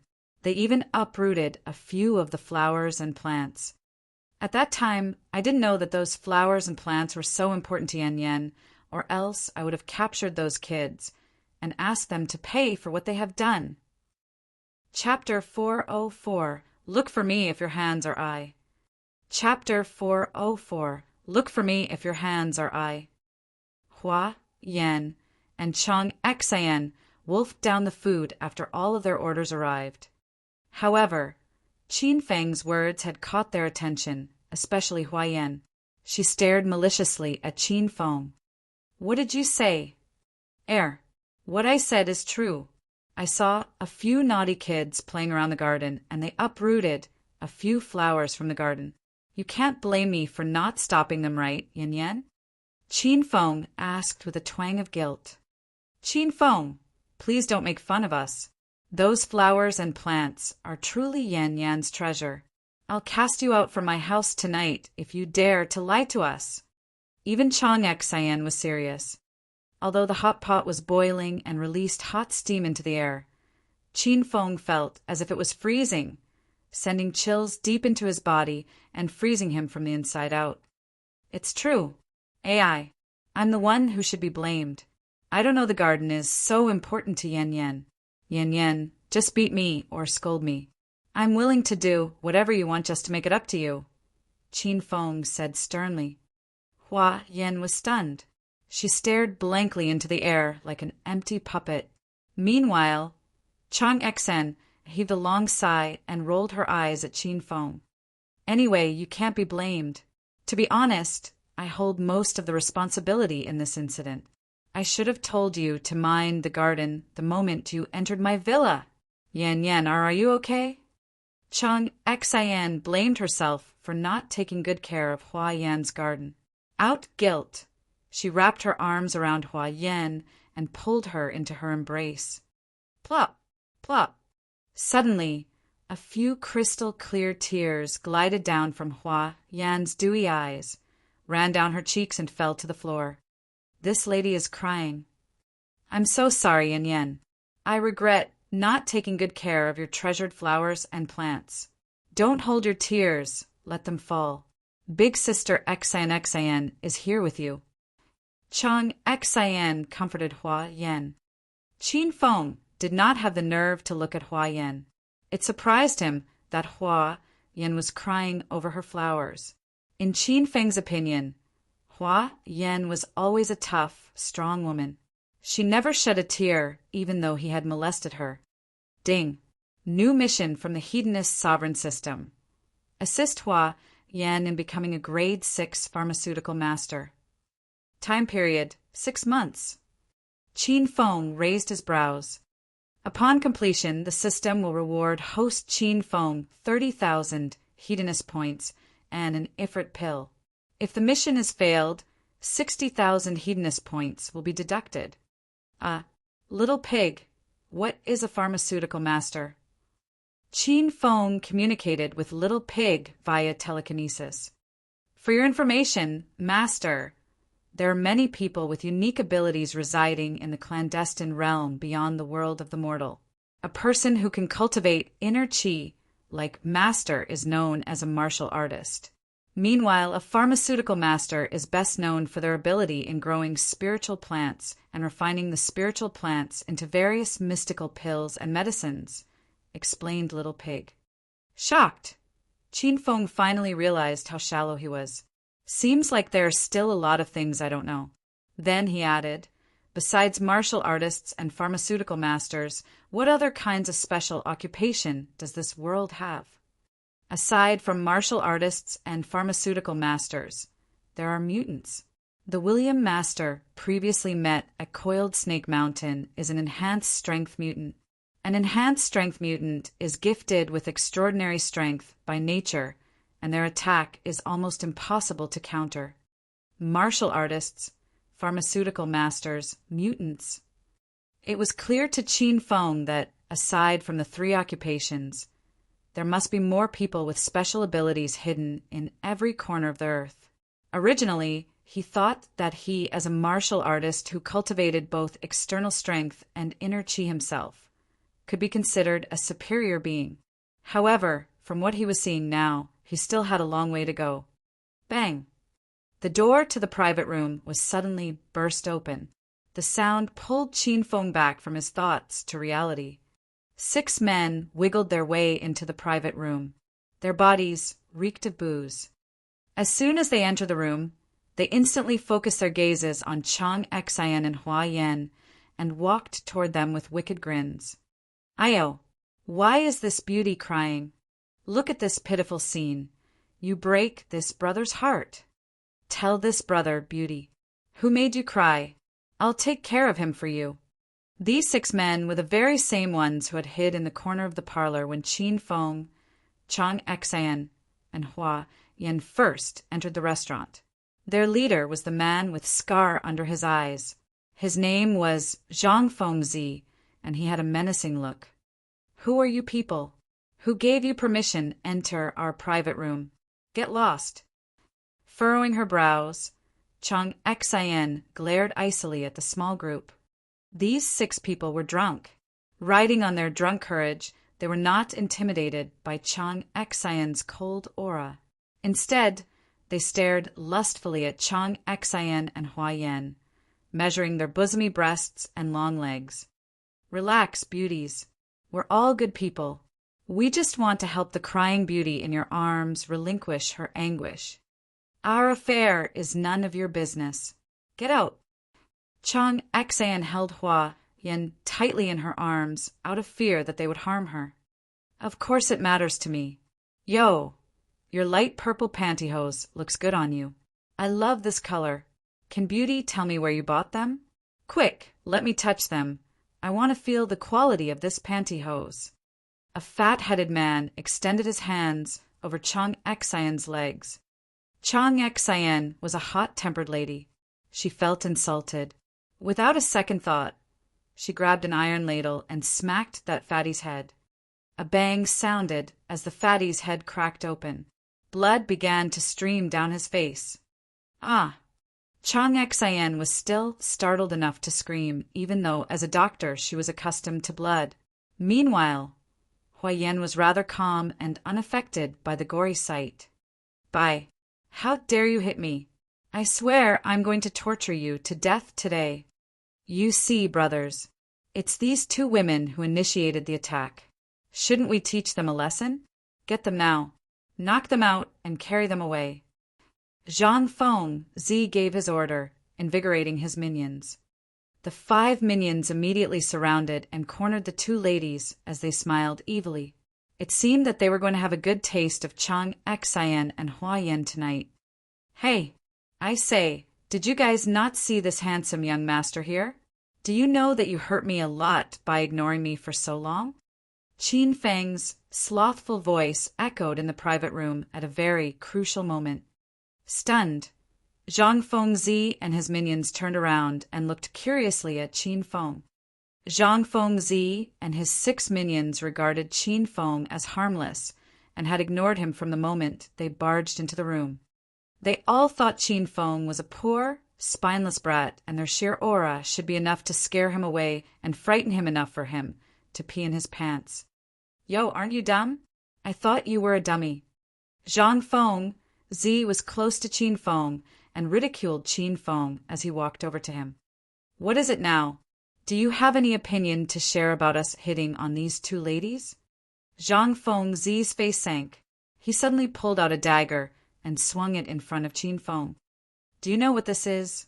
This is a Swiss Army knife. It can cut through steel like water. It can easily gut you. Zhang Feng Zi's threatening had no effect on Qin Feng. A faint smile crossed his lips as he let a fleeting gaze pass over him. He waved his hand, and a long sword glittering in orange radiance suddenly shot out, scaring Zhang Feng Zi so much that he fell on the floor. Yeah, you are right. I do have an opinion about all of you. Do you all know who they are? One of them is this young master's landlord, while the other is this young master's class representative. You guys have the nerve to touch them. TSK, TSK, TSK. What a group of obnoxious, ignorant fools. Qin Feng held the true steel sword in his hand and stood as straight as a pine tree. Zhang Feng Zi and his 5 minions were shocked. None of them could fathom how or where this man had withdrawn such a large, long sword from. They all concluded that Qin Feng had hidden his weapon around his groin area, but Qin Feng's sword was too large and too long. They all thought inwardly, isn't he afraid of cutting his own brother while walking? What are you trying to do? Please put away your sword. You will be trouble if you accidentally cut somebody. Zhang Feng Zi had crawled up from the floor and regrouped with his 5 minions. All of them were terrified, facing Qin Feng's large long sword. The long sword was peculiar. It radiated with a faint glow of light, giving off the vibe of a treasured sword that appeared in the show journey to the west. We are all bound by the law, and you're right. I will be in trouble if I hurt somebody. However, none of you are human in my eyes. You're just a bunch of beasts. Qin Feng grinned like a Cheshire cat just before his face turned cold. He waved his hand, and the true steel sword drew a perfect arc in the air. The sword chi was fast as lightning. It sliced through Zhang Feng Zi's hand, chopping off 2 of his fingers along the way. Be big, brother. Why your fingers are gone? The sword chi was so fast that Zhang Feng Zi's fingers had fallen to the floor without their owner realizing it. Astonishment creeped up Zhang Feng Zi's face. He turned his head to look down at his 2 bloody fingers on the floor. He stared in disbelief, unable to retract himself from his dream and back to the mortal realm of reality. Arg! A racking pain spread across Zhang Feng Zi, sending him to the floor writhing in agony. The nerves of fingers were connected to the heart. Who could understand Zhang Feng Zi's pain if they hadn't had their fingers chopped off before? Hiss! Everybody in the private room gasped. The remaining 5 minions were so frightened that they were speechless. They never expected Qin Feng to be this cruel. He chopped off a person's hand without breaking a sweat. Meanwhile, Chang Yan was taken aback by Qin Feng too. She felt Qin Feng at this moment had transformed into another being. It seemed to her that she had never understood Qin Feng before, and fear started to overwhelm her. Wiping off the tears on her cheek, Hua Yan calmly observed the scene before her. A twinkle flickered in her eyes when Qin Feng revealed his sword. Shroom! Qin Feng waved his hand and raised an intense gale. Everybody only saw an orange beam flash before their eyes and vanished like a bolt of lightning. After a few seconds, the fatty who attempted to touch Chang Xian's thigh screamed. 3 fingers fell to his feet. They were still trembling. Everyone blanched in fear. None of them could fathom why this fresh and scholar-like young man would be as cruel as a demon and fierce as a monster when he went crazy. Is there anyone else who wishes to touch my landlord's thigh? I'm giving you all a chance now. Go ahead and try it. There was complete stillness in the private room. Qin Feng's sonorous voice dropped heavily on everyone's heart like muffled thunder. How could any of these people still have the nerve to touch Chang Xian's thigh? Now all of them only wanted to find a hole to hide in. Big brother, please forgive us. We'll leave now. We'll get the fuck out of here now. Please forgive us, big brother. We promise we won't do it anymore. The remaining 4 minions fell to their knees and crawled out of the room one by one. Zhang Fengzi and the fatty swallowed their excruciating pain, picked up their fingers from the floor, and retreated from the room as well. They were afraid they might not be able to reattach their fingers. Hey, don't forget to ring up the bill for us. Remember to look for me if your hands feel I again. I'll cure it for you for free. Qin Feng's voice echoed after Zhang Fengzi and his minions exited the room. Chapter 405. Am I in the wrong lecture hall? Chapter 405. Am I in the wrong lecture hall? Zhang Fengzi and his 5 minions had left more than 10 minutes ago. However, no one left remaining in the private room took the initiative to spark a conversation. Trembling in fear, Chang Xian still could not extract herself from the gruesome scene that had happened moments ago. Meanwhile, wolfing down the hot pot in front of him, Qin Feng ravenously devoured the dishes and paid no heed to the blood on the floor. He had seen worse, so this was nothing for him. By all means, he was still a pure and benevolent man. Qin Feng would repay double should he receive kindness from good people. At the same time, his heart froze. He never went easy on the wicked, even to the extent that he was willing to repay evil for evil. Xian, why is your body shaking? Is it cold in here? I can't feel it. Aren't you too hungry? Why don't you eat? Qin Feng returned to his frivolous demeanor, grinning from ear to ear while pondering the actions of the 2 ladies. Still, Chang Xian could not calm herself. The more she thought, the more she could not comprehend Qin Feng. What kind of activity has this man engaged in the past? Meanwhile, Hua Yan remained silent and stayed in her seat. Nobody knew the story that was playing in her mind. The smell of blood filtered into every particle in the air, and, due to the reeking smell of blood, both ladies lost their appetite. Qin Feng happily finished the whole thing. Once Qin Feng finished the meal, only then did they realize that Zhang Fengzi and his 5 minions had paid the bill for them. What's more, they even left 200 yuan for him, which Qin Feng gladly accepted. This will be their lesson fees. Qin Feng drove rather slowly on their way back, as he was afraid that the 2 ladies would puke if he drove too fast after seeing such a bloody scene tonight. Neither of them chatted along the way. The atmosphere was dull. Yan, please come with me. Chang Xian pulled Hua Yan upstairs after they arrived at the villa. Qin Feng parked the car and hastily went to the garden once the 2 ladies were out his sight. His nose tweed as the dense spiritual essence released by the flowers and plants in the garden intoxicated him. He knew that these flowers and plants meant a lot to Hua Yan, and he was reluctant to pluck any of them. However, when he thought of how close he was to breaking through to stage for inner qi, and that he could form the blood qi pill to save Lin Bei from unconscious state after he went back to Acropolis City, Qin Feng was in a sticky condition. This will be the last one. I won't have a chance if Yan comes and checks on her garden, as she must count the flowers that she has lost. The corner of Qin Feng's mouth curled into a grin, and looked at the first floor of the villa. After he was certain that the two ladies were not looking at him, he hastily uprooted 2 peculiar flowers. After Qin Feng had the flowers in hand, he vanished into thin air and moved like a phantom in the dark back to his own room. The 3rd floor of the villa, Chang Xian's room. With a worried face, Chang Xian pulled Hua Yan to a seat beside her bed. Yan, I'm sorry for what has happened tonight. I didn't know that Qin Feng had such a cruel side. Even I'm shocked by him. Should we banish him from our house? Chang Xian only kept Qin Feng around for his ability to see through things.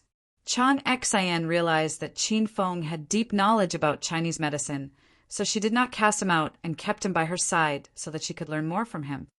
However, what had happened tonight disturbed Chang Xian, and she felt that she had to put an end to this before anything bad happened. After all, Hua Yan was one of the residents in this villa as well. Even if Chang Xian was willing to allow Qin Feng to stay with them, she was certain that Hua Yan would not allow him to. Big sister Xian, why would we have to cast him out? Hua Yan's eyes displayed puzzlement and shot a question of her own to Chang Xian, stunning Chang Xian. Yan, are you not afraid of Qin Feng? He is so ruthless. How can we 2 ladies defend ourselves against him if he attacks us? Replied Chang Xian. She was flabbergasted by Hua Yan's question. Big sister Xian, how long has Qin Feng been staying here?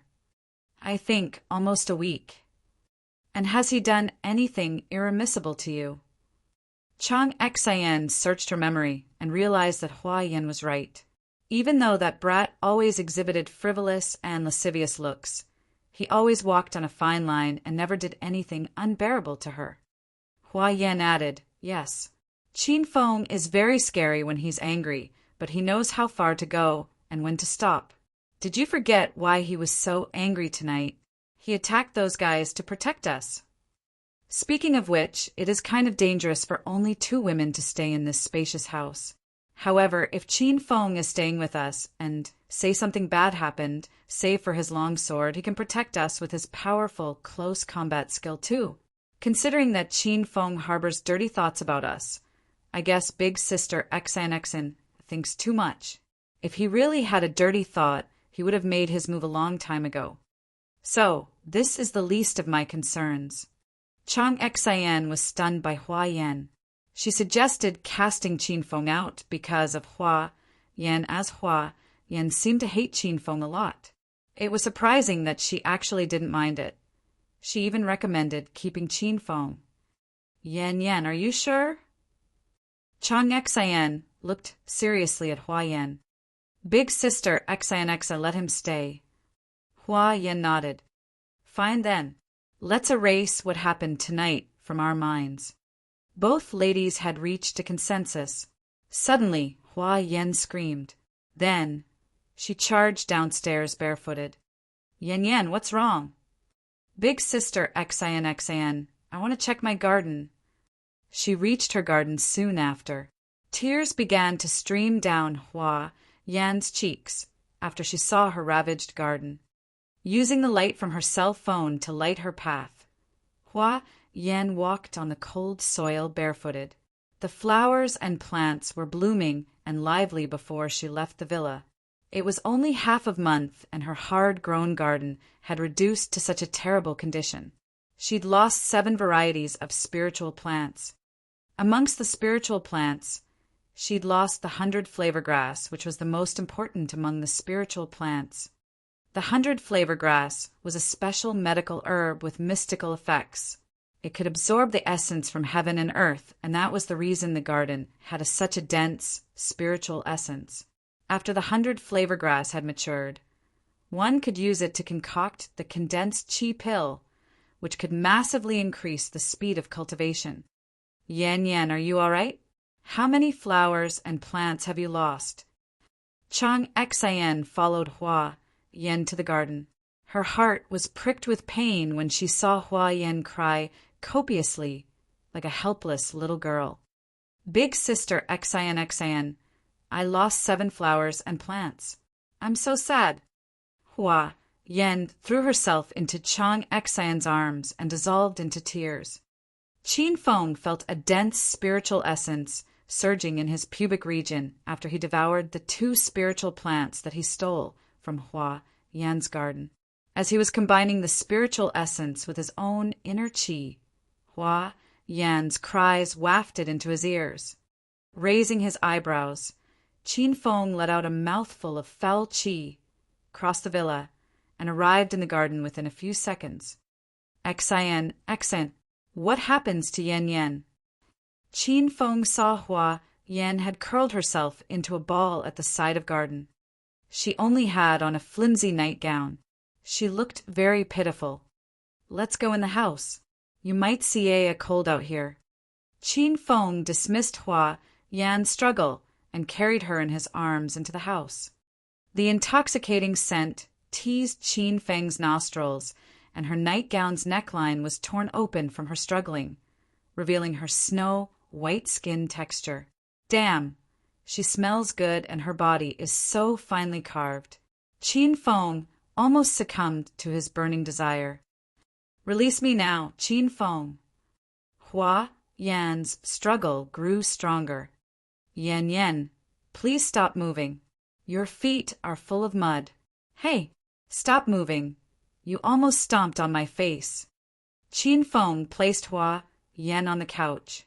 Hua Yan struggled with all her might and anger while sending a few kicks into the air. Qin Feng was quick with his hands. He grabbed Hua Yan's feet and secured her in his arms.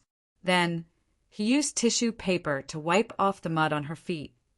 Hua Yan's feet were white as a glacier, and her skin texture was as soft as a newborn baby. She had painted her toes with black nail polish, seemingly inviting people to touch them. Hua Yan flinched when Qin Feng grabbed her feet. A weird sensation spread like an electric current all the way from her feet and struck her heart hard, making her melt. Okay, we're done. Hurry up and wash your feet in your room. Have a good night's sleep after you finish washing your feet. Everything will be fine tomorrow. Those flowers were plucked by Qin Feng, so he had to treat Hua Yan better to lessen his guilt. On the other hand, Hua Yan examined Qin Feng as if he was an alien. She felt Qin Feng was somehow strange tonight. Qin Feng, why are you being so good to me?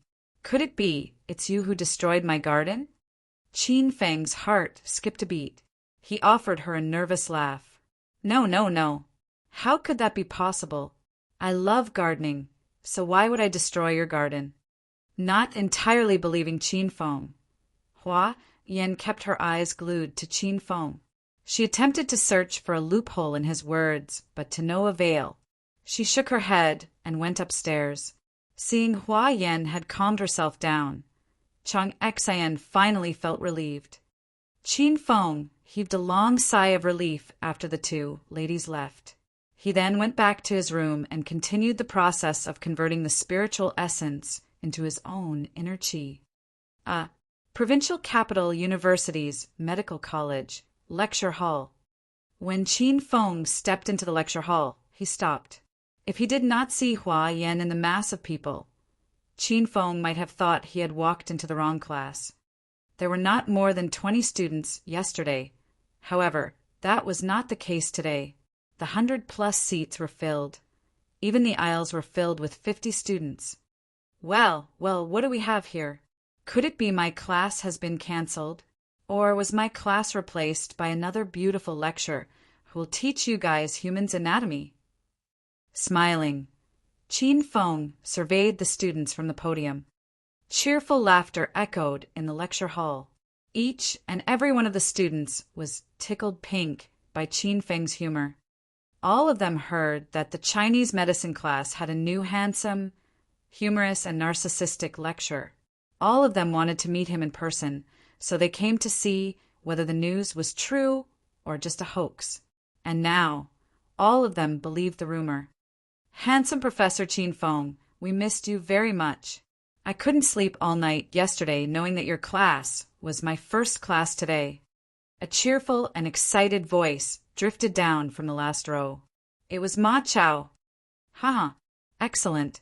Very well. See, under my meticulous tutelage, Mr. Ma Chao has turned a new leaf. He's now an expert kiss-up. I'm certain that he'll achieve mediocre success in the future. Everyone, you guys must make Mr. Ma Chao your model and learn from him. Qin Feng had once again caused the students to explode into a gale of laughter. Handsome Professor Qin Feng, I intentionally washed my face 3 times today. You must study my face later. Why did you have to wash your face 3 times? Professor will be happier if you wash your ass 3 times. Being so close in age to the students, the reach of Qin Feng's joke was quite large. The otherworldly handsome and tall Professor Qin Feng, you only studied my boobs yesterday. This time you must carefully study my face. It's not true, my dear student. To be honest, the art of studying breasts is much harder than studying your face. Perhaps the knowledge required to study boobs is much deeper and abstract than studying a person's face. Very soon, the students mixed freely with Professor Qin Feng. Everybody cracked joke after joke to lighten the situation, which in turn gave rise to a lively and bustling discussion in the lecture hall. After a good while, Qin Feng gestured with his hands, and the students instantly fell silent. Every student has unlimited potential. Today, I won't be studying any faces nor any breasts. I want all of you to study faces and identify the illness.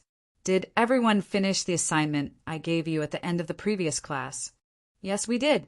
We can read it out for Professor Qin Feng now. With Hua Yan as their leader, the 20 or so students who attended Qin Feng's previous class simultaneously recited loud and clear the tongue-twisting and obscure treatise on febrile diseases caused by cold without stopping. Their voices filled the room and their faces were brimmed with vigor. Qin Feng was very satisfied with their changes. Chapter 406. Nobody will be exempted from punishment for being late, not even lady. Chapter 406. Nobody will be exempted from punishment for being late, not even lady. The 20 or so students finished the tongue-twisting and obscure treatise on febrile diseases caused by cold, without breaking a sweat, striking awe into the remaining 100 students. More than half of the students were not part of the medical college. They skipped their class just to attend Qin Feng's class and see with their own eyes the professor whose name was the topic of interest for every resident in the provincial capital university. If they hadn't seen it with their own eyes nor heard it themselves, they never would have believed that there was really somebody in this university that could memorize the difficult, ancient prose Chinese medicine textbook. Clap, clap, clap. Qin Feng clapped his hands while standing at the podium. Awesome! You people are amazing. The handsome Professor Qin Feng is so proud of you all. Why don't you all give yourselves a hand? Aren't you proud of your achievement? The lecture hall remained silent. Those students who accepted the Chinese method of teaching since they were little had a twisted notion in their subconscious. They thought they went to school for the sake of their parents, studied and memorized everything on the syllabus because their teacher asked them to. Like this time, the 20 or so students who memorized the full text of the treatise on febrile diseases caused by cold was only because they wanted to finish the task assigned by Qin Feng and nothing more. None of them believed that the knowledge they memorized would be theirs. They would not feel proud of themselves for memorizing a textbook. However, Qin Feng's words were a conundrum. They all began to understand the meaning behind memorizing the text. After 15 seconds, sparse and scattered applause resounded through the hall. After a minute, the lecture hall was filled with thunderous applause. The 20 or so students who memorized the treatise on febrile diseases caused by cold were high in spirits. Handsome Professor Qin Feng, I'm proud of myself for being able to memorize the treatise on febrile diseases caused by cold. I stayed up all night memorizing the whole text. I've worked hard. I should be proud of myself. The most charming professor in the universe, Professor Qin Feng, I'm also proud of myself. From now on, I'll study not for other people, but for myself, and I'll prove myself worthy. Confident manifestos poured forth without stopping. The sight of it felt more like a concert than a Chinese medicine class. As if they had obtained new life, every one of the 20 or so students' eyes brimmed with confidence, while the remaining 100 or so students who missed the previous class regretted missing it. They all gnashed their teeth and made a promise to themselves.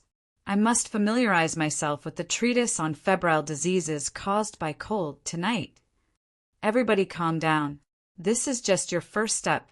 You have to apply the knowledge you get from the treatise on febrile diseases caused by cold into your daily activities otherwise, if you are only equipped with the theory but have no clue how to apply your knowledge. What will happen if you diagnose the wrong illness and cause the patient to die the next day? Don't you think it would be shameful? Qin Feng's humor successfully caused everybody to howl with laughter. After the laughing abated, Qin Feng scanned the crowd and rested his gaze upon Hua Yan. My beautiful class representative, can you do me the favor of being the first to tell someone's body condition by reading his or her face? Hua Yan rose to her feet with her poker on. She casually chose a girl and carefully read her face. After a short while, Hua Yan's cold and dulcet voice sounded. Yi has more whites in her eyes, and they are clouded. You have a sallow face, and your lips are darkened. This is the symptom of kidney asthenia. In addition, you lead a disorganized lifestyle, and if you do not adjust your lifestyle, your health could be at risk. For a prolonged period of time, you might find yourself in great trouble. Many serious illnesses such as high blood pressure, heart attack, stroke, and many more will find their way to you. This was Hua Yan. She would not curry favor with others, nor hide something from them.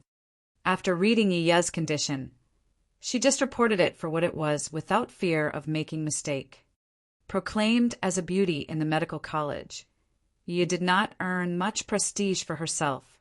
It was reported that she had had a fling with most of the rich young masters in the university, so it was totally reasonable for her to have a weakened kidney. Hua Yan revealed the fact, causing everybody to bust out laughing. Not bad. Seems like Miss Hua Yan has devoted time and energy to mastering this technique. Okay, let's proceed with the next student. Starting from the right-hand side of Hua Yan. Stand up, pick one of your friends, study his or her face, and tell us his or her condition. Hua Yan took her seat. A girl beside her stood up. Similar to Hua Yan, she casually picked a student and studied his face. Every student did it in a similar fashion. If a student said it was wrong, Qin Feng would speak up and correct him or her. The atmosphere was lively. Qin Feng had satisfied each student's desire. All of the students present in the lecture hall were eager to learn. One erudite discussion after another arose. However, in the very corner of last row of the lecture hall, for male students were hiding with reed expressions on their faces and shooting contemptuous glares at Qin Feng. In the center of the group sat a man draped in a white Tang costume. He had an impressive appearance, and one could tell from a simple glance that he was a descendant of an aristocratic family. This man was Feng Ming, who was punished by Qin Feng yesterday. Surrounding him were his 3 minions who had borne the same fate as him. What the fuck? We are in the 21st century now, and with all the high-end technology, why does this guy have to read people's face and identify their illnesses? Does he think he's a fortune teller? In my very honest opinion, we should call the police and arrest this fool. The fat-headed minion grumbled. Carrying on with the subject, the skinny minion added, "Hey, you don't say. Even the lecturer is an idiot, as are his students. You see, they are all fooled by that lecturer into believing this kind of corny approach might bring forth miracle. Dumbass. A bunch of dumbass. Why are they so stupid?" Cursing and dissing the entire class, all 4 of them criticized the class and indulged in their own empty world. Meanwhile, the rest of the class was busy interacting with Qin Feng and completely ignored the four men. Young Master Feng, let's give him a hard time. We can't let that fool always steal the stage, voiced the fat-headed minion, drawing the attention of the remaining 2 minions towards Feng Ming. Suddenly, a devilish grin appeared on Feng Ming's gloomy face. He murmured, "Doesn't this dumbass lecturer love this geeky stuff and love to fool others? Then, let him read our faces and see how he will hold up. Young Master Feng, this dumbass lecturer seems to have a knack in the art of healing. He read Ma Chao's face yesterday, and he was right about Ma Chao's physical condition." The 3 minions said worriedly, "Are you all stupid? Can't you use your pea-sized brains to think? You can just pretend to be sick, fake an illness that not even you know. I want to see how he's going to identify the illness by reading your face." Feng Ming rolled his eyes and sent a kick at the fat-headed minion. "Haha, good. What a brilliant scheme, young Master Feng. Then I volunteer myself. I'm good at playing sick, as I've always faked being sick during high school." Feng Ming and his 3 minions were finalizing their scheme to defame Qin Feng. Nobody heard their despicable plan, as all of them were busy engaging Qin Feng. "Report." A voice that was as pretty as a water fountain suddenly echoed. Qin Feng gestured to silence the students and looked at the door. A slim, tall, and pretty young lady stood at the doorway under the sun. The young lady had well-defined features, giving people an impression that she was of a mixed race. She had an odd sense of beauty. She did not own a voluptuous body shape, but everything fit in their places just fine. She peered curiously at Qin Feng with her star-like, glassy bright eyes. Her long, slender eyelashes fluttered as she slightly tilted her head, making her all the more enchanting and ravishing. "Are you my student?" Qin Feng calmly looked at the lady. "Are you my class lecturer?" The young lady did not respond to Qin Feng's question, but shot another question at him instead. "I'm Qin Feng, the new lecturer assigned by the medical college to teach this Chinese medicine class. From the same college, 3rd-year student, Qiao Shi. Rumbles. Qiao Shi finished her introduction. The whole class suddenly exploded.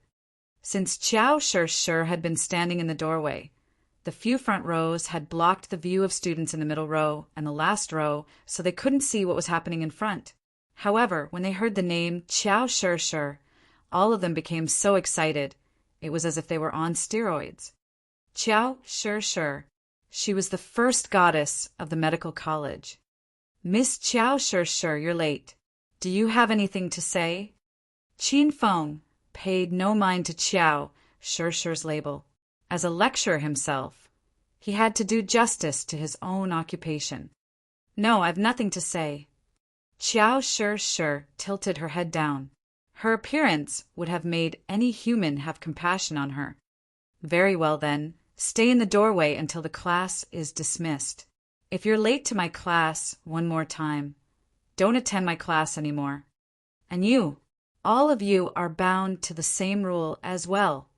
Qin Feng's voice was cold, exuding his powerful aura. All the students fell silent and stared in terror at Qin Feng. Never mind that Qin Feng did not show any mercy, pity, and tenderness for a fairer sex. All of the students had the same thought on their mind. Professor Qin Feng doesn't know the head of provincial capital university's 4 young masters. Gao Tianyao, better known as Young Master Gao, is pursuing Qiao Shi.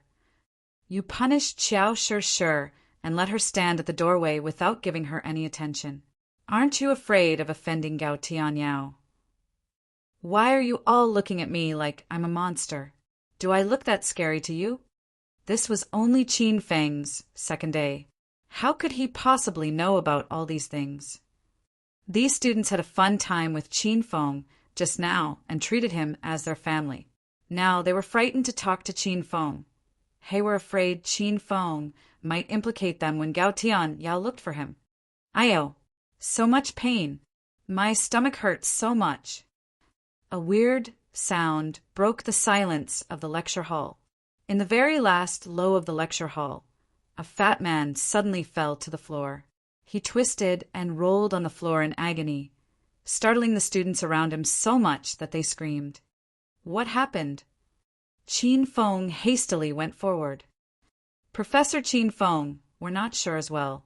Fatty keeps saying that his stomach hurts, and we have no idea what happened to him. Aren't you a superb Chinese physician with great skill? Please examine what's wrong with him. Otherwise, you'll have to bear all the responsibilities if Fatty unfortunately died in this lecture hall. Fong Ming smiled smugly at Qin Feng. Qin Feng had recognized these four. He smelled a rat from their suspicious grin. Yo, how come this Fatty suddenly had a muscle spasm? Could it be he was kicked by Donkey when he was small? This is a nerve-related illness. We can't cure it through Chinese medicine. Qin Feng said as he walked to Fatty's side. Qin Feng made Fatty nervous. As he tried to jump up from the floor, Fong Ming hastily pressed him back down. Then, with a hideous glare at Qin Feng, he roared, Professor Qin Feng, you impersonate a divine physician during class. You said you can identify a person's illness by reading his or her face, and you even said you are well-versed in acupuncture. How can you run away when you encounter a problem? Could it be you actually don't know anything and you're not even a qualified Chinese physician? Are you merely fooling us? Damn! How can we allow this kind of person to be our Chinese medicine lecturer? He teaches us all kinds of bullshit knowledge that has no use at all. I suggest we all sign a petition and force the university to fire this liar. Fong Ming and his 3 minions had planned well. Fatty would be the one who pretended to be sick. Meanwhile, Fong Ming would lead the remaining 2 minions in creating a disturbance and incite the students to oppose Qin Feng. On the surface, their plan was going well. Chapter 407. I won't give you the chance to say no when I'm going to beat the hell out of you. Chapter 407. I won't give you the chance to say no when I'm going to beat the hell out of you. Do you really wish to have me cure this student?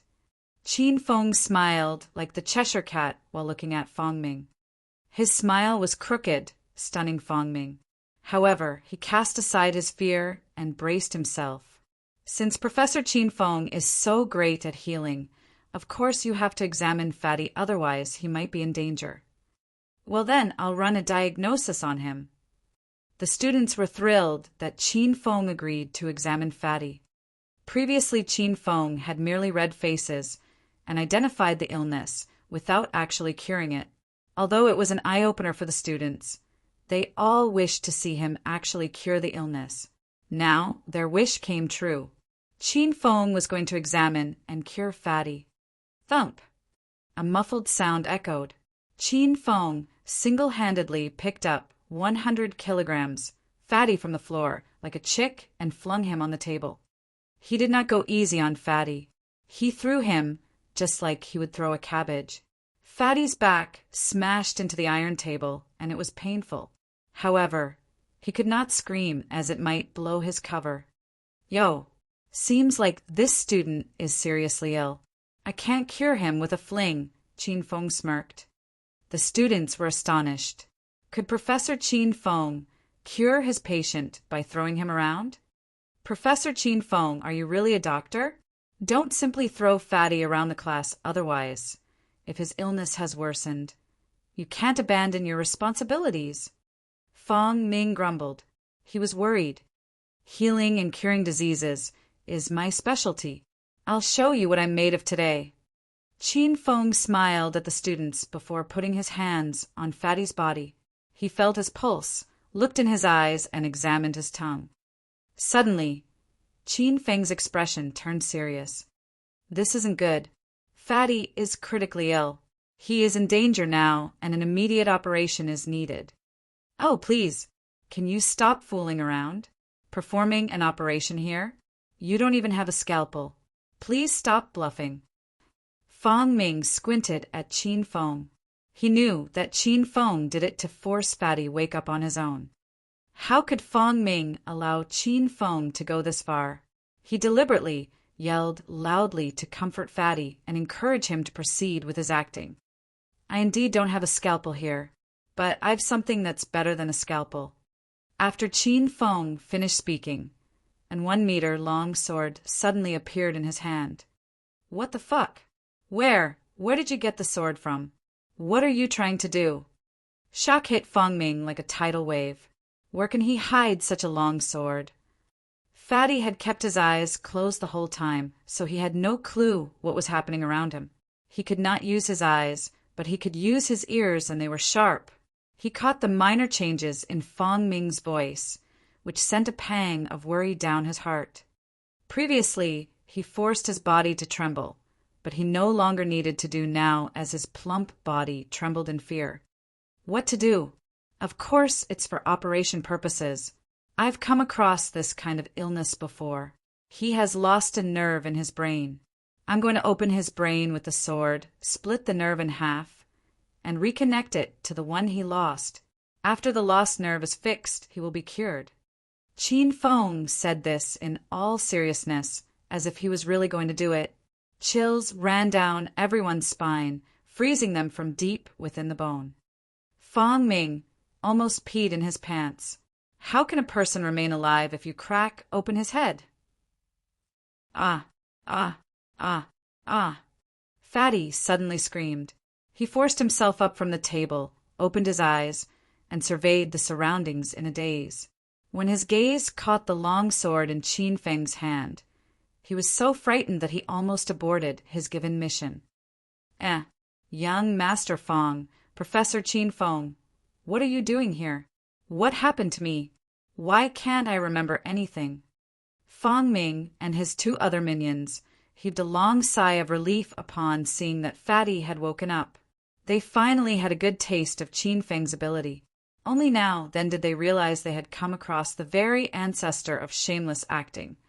Ah, you woke up at last. Seems like this professor's art of healing is too great. I haven't done anything, and yet you've woken up. Shouldn't you express your gratitude to me for saving your life? Qin Feng plastered a fake smile on his face and pointed his sword at Fatty. Fatty was reluctant, but he had no other options. He then faked sincere gratitude, looked at Qin Feng and bowed. Thank you, Professor Qin Feng, for saving my life. Satisfied, Qin Feng withdrew his sword and returned to the podium. Likewise, all of the students returned to their original places. When Qin Feng arrived at the podium, all of the students were already back in their seats, neat and tidy. All of them clasped their hands behind their back and swallowed while staring at Qin Feng. Both Hua Yan's and Xiao Shishir's eyes twinkled after Qin Feng revealed his true steel sword. Both of their hearts raced. The atmosphere in the lecture hall after the incident was quite stiff. It was even more distinct around Fong Ming's group. They were afraid of Qin Feng's long sword, especially Fatty. His body would not stop quivering in fear once he remembered Qin Feng almost cut his head open with that long sword. The lecture continued with Xiao Shishir still standing in the doorway. She folded her arms across her chest and slightly tilted her head downward. Her long eyelashes fluttered as she breathed, and her silky black hair cascaded across her face like waterfall. She remained silent the entire time and stood in the doorway without complaining. She was calm and gentle, as if she almost merged with the air. Remember this. Don't be late next time. Qin Feng warned her as he walked past her. A sweet scent pervaded the air, and it teased his nostrils, causing him subconsciously to take a few breaths. Xiao Shishir remained in her position anyway. She quietly snuck into her own seat after Qin Feng left. What the fuck?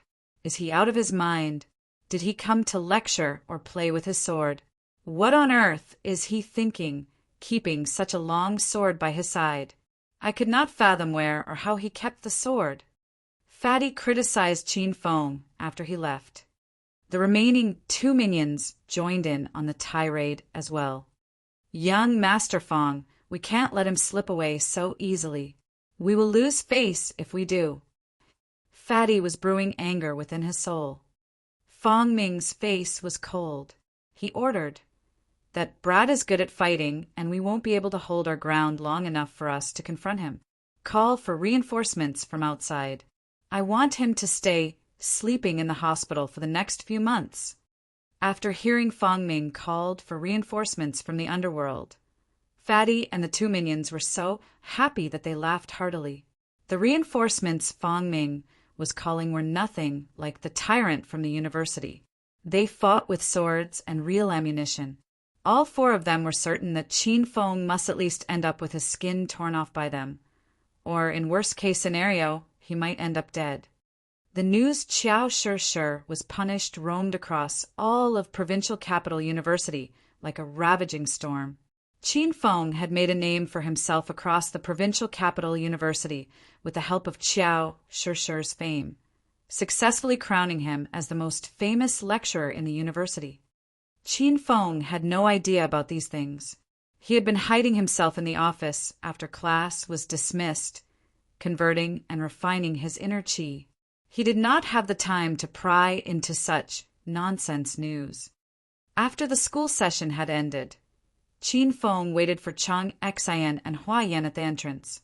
"Hey, brat." Qin Feng ignored it. "Fucking little twag, I'm talking to you. Come over here now. I want to have a man-to-man talk with you." At a shop across the road stood around 7 to 8 hoodlums. They were all waving their hands at Qin Feng. Qin Feng nodded. He offered a smile, and as he was about to cross the road, another group of people charged at him from behind and surrounded him. Young Master Gao were right. "It's this fellow." A yellow-haired young lad cross-checked Qin Feng with the photo in his hand, confirming Qin Feng was the lecturer who went viral on the university forum. A tall, stockily built young man walked forward. He smiled faintly and stopped in front of Qin Feng. "You are Qin Feng? The one who punished Qiao Shi this morning?" "Yes, I am. Seems like you are one of the bullshit 4 young masters of Provincial Capital University, Gao Tianyao." Qin Feng exchanged glances with Gao Tianyao. He held his ground against Gao Tianyao's dominating and powerful essence, not wavering in the slightest. Gao Tianyao's lips curved slowly. He could sense the dominating aura from Qin Feng's body. He laughed. "Interesting, but let me fix it for you. I'm not one of the 4 young masters. I'm the very head of the 4 young masters of Provincial Capital University, Gao Tianyao. Hey, I asked you to come over. Why are you still zoning out over there?" As Gao Tianyao introduced himself in a grand manner, the group of hoodlums across the road yelled again. They were separated by a large road. They did not know what kind of conversation Gao Tianyao and Qin Feng were having. They all surmised that Gao Tianyao's group was Qin Feng's friend. "I'm very sorry. I have a date with my brothers tonight. But it seems to me that you're in a rush to say something to me. Then, allow me go over there and ask them to leave without me first." He ignored Gao Tianyao and walked directly up to the group of people. "Are you dumb, brat? How many times have I called you? I guess you wish to be punished." The few hoodlums cursed Qin Feng as soon as he arrived. "Brothers, it seems like you have been looking for me for something." Qin Feng looked at the group with a faint smile. The rumors had said, an outstanding man will be always chased by others, regardless of whether they are a man or a woman. Qin Feng sighed inwardly. "Seems like I'm that kind of outstanding man." "Brat, you offended young Master Feng. If you still want to stay in this university, then you better listen to the words of young Master Feng, otherwise I'll wait for you here, every day and every night, and beat you." Qin Feng smiled. He finally knew who they were. So they were summoned by that Fong Ming. Qin Feng looked at the group before him and then turned to Gao Tianyao's group standing across the road. A treacherous idea sparked in his mind as he drew a devilish arc across his lips. He did not plan to do it himself. This was the main entrance of the university, and there were too many people. He was afraid that his handsome and stylish close combat skill might attracted too many female fans, and if they took a video of him and uploaded it on a social media platform, his enemies might find out that he was still alive. At that time, he would be in great trouble. Just you? Want to neutralize me? You think too highly of yourselves. Qin Feng sneered. Then he added, Can you see that bunch of people over there? They are my sworn brothers. I've talked it through with them, and they will rush over here to destroy you all once I give my order. The hoodlums before Qin Feng had long noticed Gao Tianyao's group. They were kind of taken aback when they were told by Qin Feng that Gao Tianyao was his brothers. Since they were almost equal in number, they were not sure whether could they outsmart Gao Tianyao's group. Gao Tianyao, I finished my affair here. Don't stand there staring blankly like a fool. Get over here faster. Qin Feng suddenly yelled, causing the two groups of people to become even more tense. Both had around 7 to 8 men. They were staring at each other across the road. Fuck! How dare you rubbish! Hoot against young Master Gao. Let's get them. Gao Tianyao's group was made up of hotheads and young university students. They were charging at the group of hoodlums. Since their opponent had charging at them, the group of hoodlums could not back down. They all screamed and roared to brace themselves and threw themselves at their opponent. The spacious road was blocked by 2 groups of people. The students that were walking and talking on the road were startled by the sight and ran away in all directions. The fight happened too suddenly and too maliciously. All of the fighters wished to lay waste to their opponents. As the originator of this fight, Qin Feng sat on a chair outside of a shop, enjoying his ice cream while admiring the fight with keen interest and pleasure. Qin Feng, a skirmish is occurring over there, and you still have time to sit here and while them fight? Are you out of your mind? Are you following us? Yan and I are leaving now. Chang, Xian, and Hua Yan crossed the road together. She was frightened and hastily ran away with Hua Yan when she saw a fierce fight ensue on the road. On her way, she saw Qin Feng leisurely weighing the fight. She could not fathom why this man did not run for his life and instead had sat down to watch the fight. Yes, I'm leaving. Let's go. Qin Feng rose to his feet and followed the 2 ladies. He could not resist and turned his head. When his gaze fell on Gao Tianyang, his eyes held a mischievous twinkle. There are really many hidden gems in the vast population of the provincial capital. He is so young, and he has achieved stage for inner chi. He most certainly did not sully his name as the head of 4 young masters of Provincial Capital University. Fuck.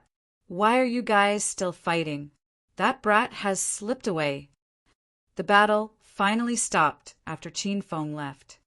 Gao Tianyao remained unscathed, but all the others were badly battered. Big brother, the brat is not here anymore. Young Master Gao, Qin Feng has run away. Only now did the 2 groups of people realize they had been fooled by Qin Feng. This feeling was too awful and worse than eating dung. Chapter 408. Get into the habit of stealing spiritual plants. Chapter 408. Get into the habit of stealing spiritual plants. After they returned to the villa, Chang Xian went into the ken to cook dinner, while Qin Feng and Hua Yan sat on the couch and weighed TV. How many times do I have to tell you to move over a bit, Qin Feng? Are you dumb? Hua Yan yelled and stomped hard on his feet. She was weighing TV on the couch, but Qin Feng kept pestering her. He, from time to time, nudged his butt over her and caressed her thigh at the same time, infuriating her so much that she wished to kill him. Yan, don't be so standoffish, since we have known each other for so long. Qin Feng said nonchalantly, offering a sly grin to Hua Yan. Angered, Hua Yan pinched Qin Feng's waist hard. Why the fuck would I be polite to you? What does this have to do with being polite? Hua Yan suddenly donned a serious expression, eyeing Qin Feng from his head to the tips of his toes, as if she was measuring a villain. She said, As I remember, you aren't from the provincial capital, right? What on earth made you come here? What possessed you to keep bothering Big Sister, Xan? What is your intention? What's my intention? I'm afraid it isn't me who harbors an intention. It's your dear Big Sister, Yan. You didn't know, but Yan used to invite me to her room for long talks at night before you returned. Her body was veiled only in a thin nightgown. I could even see her body through it in the light. Qin Feng, Hua Yan's eyes were ablaze. Do you think I won't tell Big Sister Yan everything you have said? Ahem. Don't. I'm afraid Xan will get shy. Qin Feng replied humorlessly. Hua Yan rolled her eyes. She was utterly defeated by Qin Feng's cheekiness. After she calmed down, she once again looked seriously at Qin Feng. You behaved generously and lavishly when you were at the Feng Yun Fun City in Jincheng City. You even tipped me $500,000. Why are you now acting like a poor boy? Speak now. What is your intention? The reason Hua Yan kept Qin Feng in her house was that she had grown interested in him. She was not an ordinary person, so she could sense the aura around Qin Feng's body. She knew he was a martial artist, a youngster who had not only been born with a silver spoon, but was also equipped with powerful martial arts, had set his eyes on her big sister Chang. It was natural for Hua Yan to get things straight before she could allow him to keep interacting with her big sister Chang. At that time, you were a hostess at Feng Yun Fun City. How about you name a price? Qin Feng's gaze swept across Hua Yan's boobs as he smiled wickedly. I'll attend to you in bed tonight. Hua Yan suddenly erupted with a cold aura. Qin Feng, do you have a death wish? Likewise. Qin Feng's expression sank as a storm was brewing in his soul. He yawned. You pretended to be a hostess, and I impersonated a rich young master. All the world's a stage, and all the men and women are merely players. They have their entrances and exits, and one man in his time plays many parts. As such, a piece of advice from me to you. Don't ever try to figure out who I am or harbor any interest in me. Trust me, lady, mind your own business, or else I won't mind settling our old scores right here and now. Hua Yan was stunned. Qin Feng's aura had turned so intense and powerful that it dwarfed her own. Only then did she realize that she had never understood Qin Feng. He gave you the false feeling of being close to you and that you might be able to fix the relationship between him and you. However, in the next second, he might shed all pretenses of cordiality and become your most fatal enemy. Who would seek you? I won't even talk to you as long as you don't harm Big Sister Xan. Hua Yan was angry. She felt Qin Feng was still the same as when she first met him, clueless at how to treasure a fairer sex. Don't you worry. I won't hurt you too. Qin Feng withdrew his aura. I heard you two quarreling while I was cooking. I don't understand how come you two always end up fighting every time you meet with each other. Come, dinner is ready. Let's eat. Chang Xan carried dinner to the dining room. Hua Yan rolled her eyes at Qin Feng and went to help Chang Xan to prepare for dinner. Qin Feng weighed TV while the two women prepared the dinner. Suddenly, Hua Yan rolled her dewy eyes as a mischievous idea flashed across her mind. She snuck a peek at Qin Feng and realized that the TV had Qin Feng's all attention. Hastily, she pulled a bag of medicine powder from her pocket and poured it into Qin Feng's glass. What are you doing, Yan?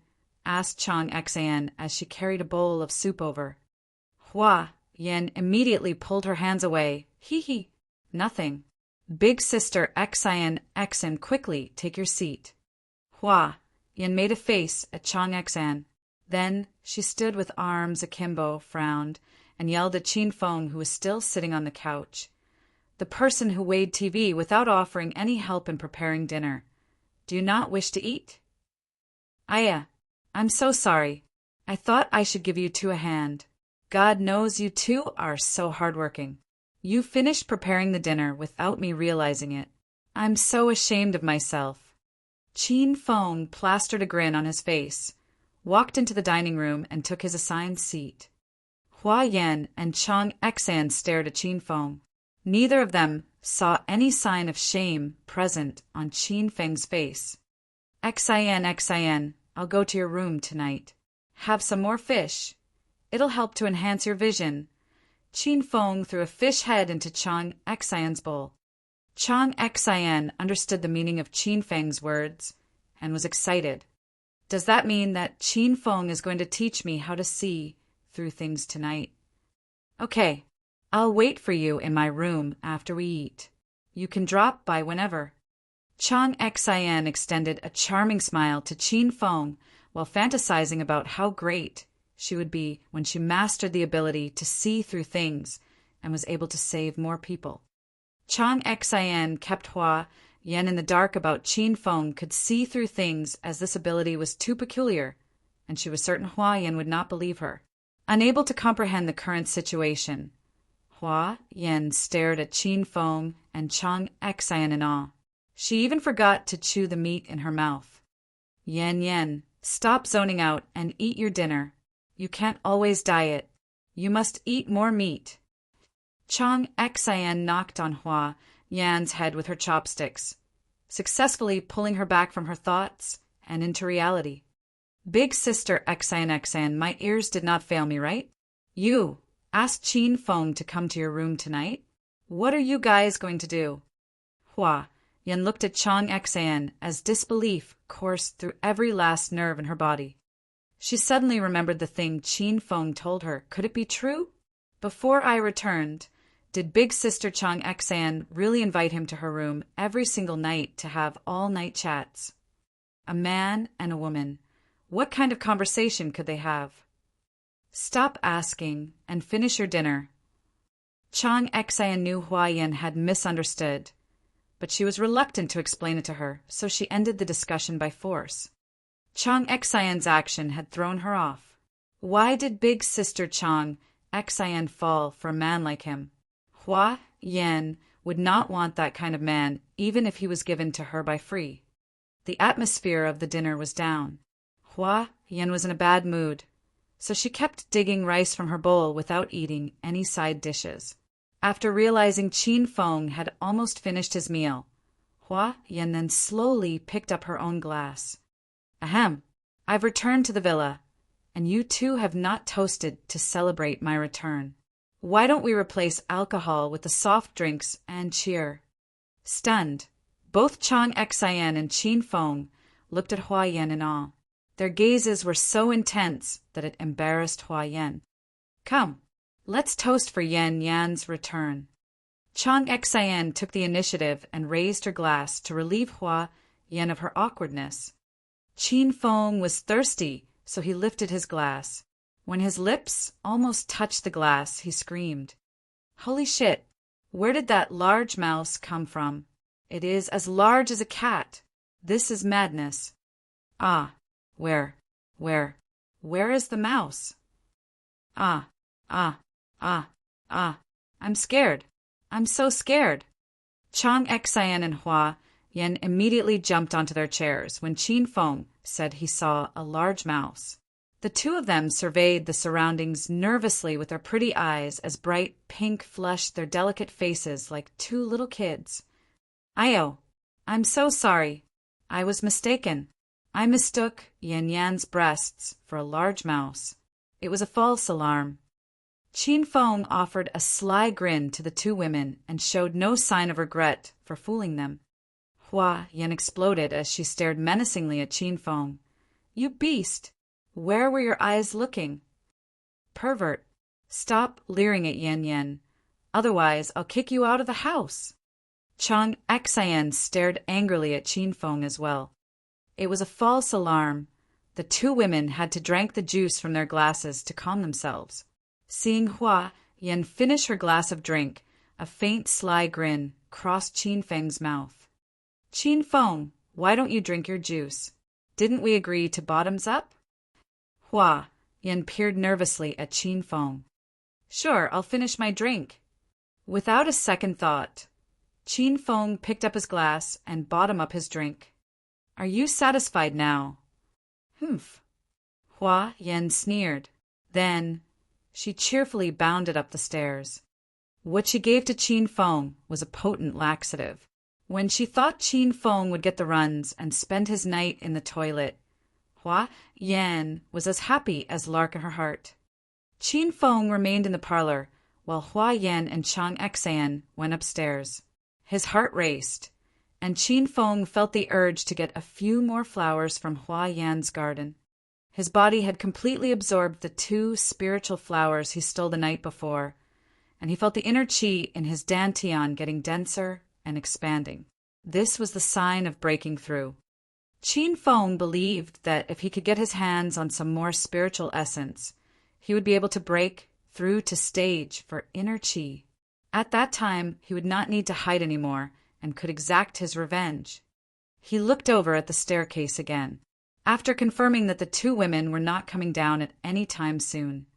Qin Feng tiptoed quietly until he arrived in the garden outside the villa.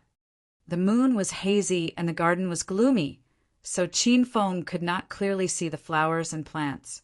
Judging by the amount of spiritual essence, Qin Feng uprooted 2 flowers with the densest spiritual essence.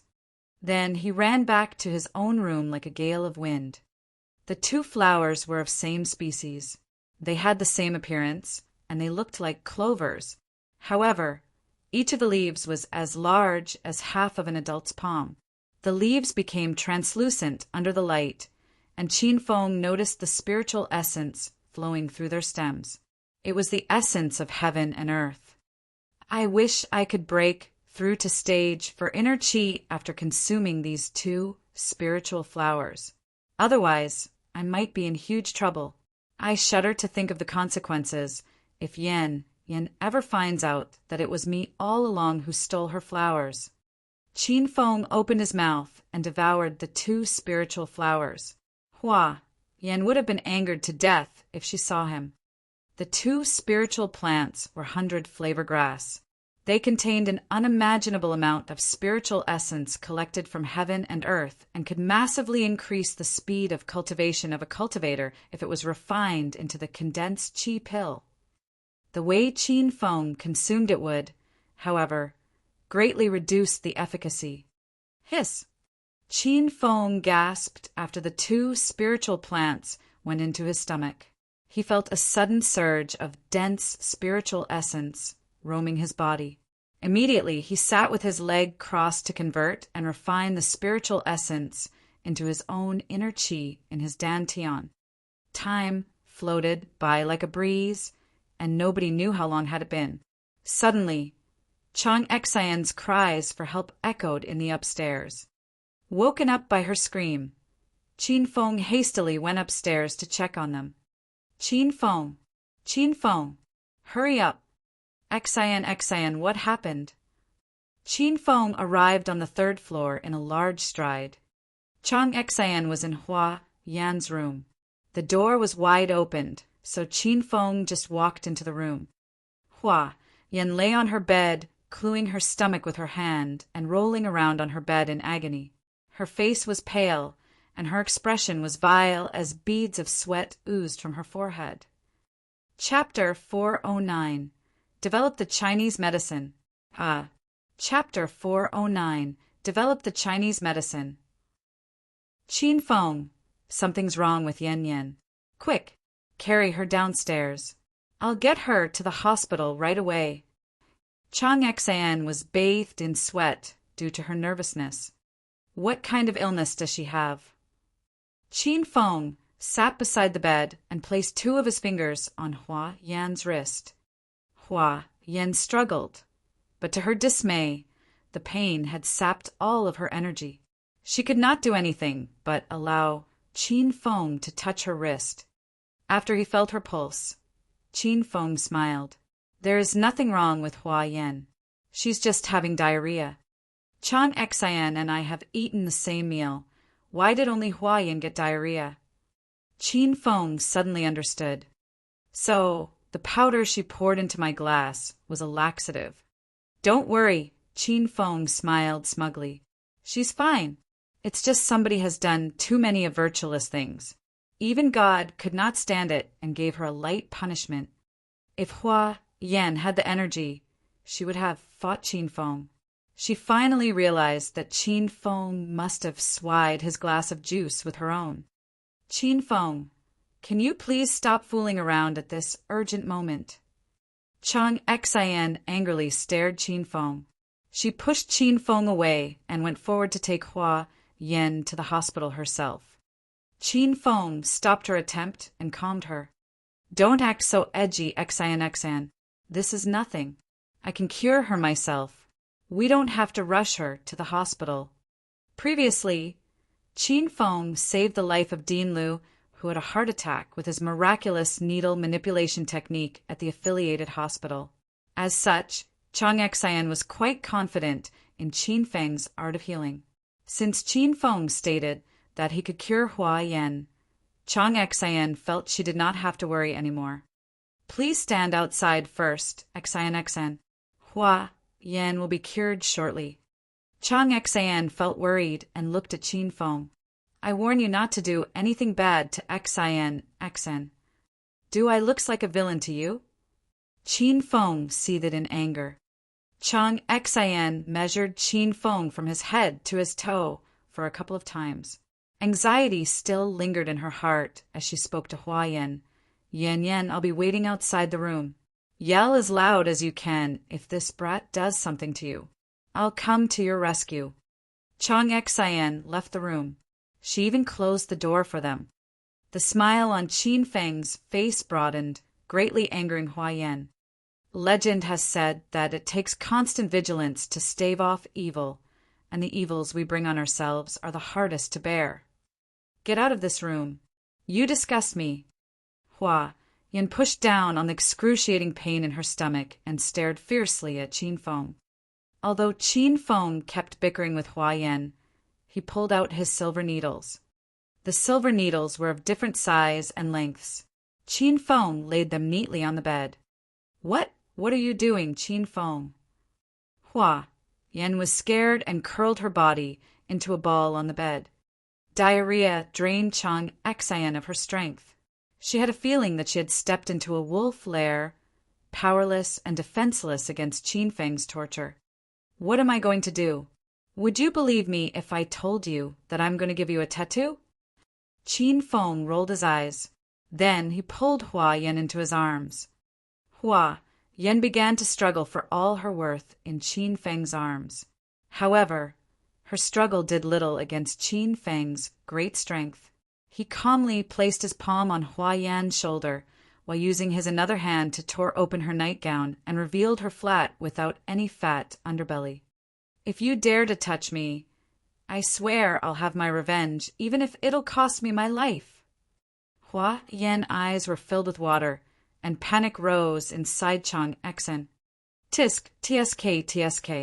You women really do have wild minds.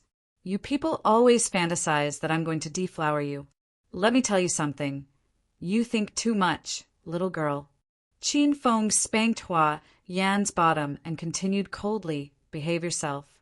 You'll be responsible for your own death if my silver needles pierce the wrong acupoints. As he spoke, he stuck 3 silver needles around Hua Yan's belly. Hua Yan's body trembled as waves of scalding inner qi surged in her belly. It was a very peculiar feeling, and much to her shock, her stomachache began to fade. Seeing that Qin Feng really was treating her illness, Hua Yan finally calmed down. However, Hua Yan was beaten by her embarrassment when her waist was exposed to Qin Feng. She refused to exchange glances with him. Suddenly, Qin Feng closed his eyes and moved his hands nimbly in the air. The silver needles moved as if they were graced with life. They swirled around Qin Feng's fingers and fell one after another precisely in Hua Yan's body. Room. After the last silver needle landed, the remaining 13 silver needles on Hua Yan's body vibrated. Seeing this sight, Hua Yan couldn't help but exclaim, "Needle manipulation technique. You know needle manipulation technique. I cannot believe that you are not only a martial artist, but you're a shaman as well." A malicious intent flashed across Qin Feng's eyes. He stared viciously at Hua Yan. "You knew for a while that I'm a martial artist? And what is a shaman?" Hua Yan had just regained some of her energy, but she still couldn't withstand Qin Feng's barbarous and powerful aura. It suffocated her. "I knew about it since the incident at Chongqing Hot Pot Restaurant. You used inner qi to fight, so I deduced that you were probably a martial artist. A shaman is a very special type of person. A shaman can cultivate inner qi and at the same time has high proficiency in the art of healing. To put it more bluntly, a person who can use the needle manipulation technique could consider himself as a shaman." Qin Feng understood. He smiled with a wickedly sly grin and continued his question. "Then, beautiful Hua Yan, do you know what a pharmacist master is?" Hua Yan stunned. Myriad of expressions washed over her face before her expression settled into calmness. "I don't know."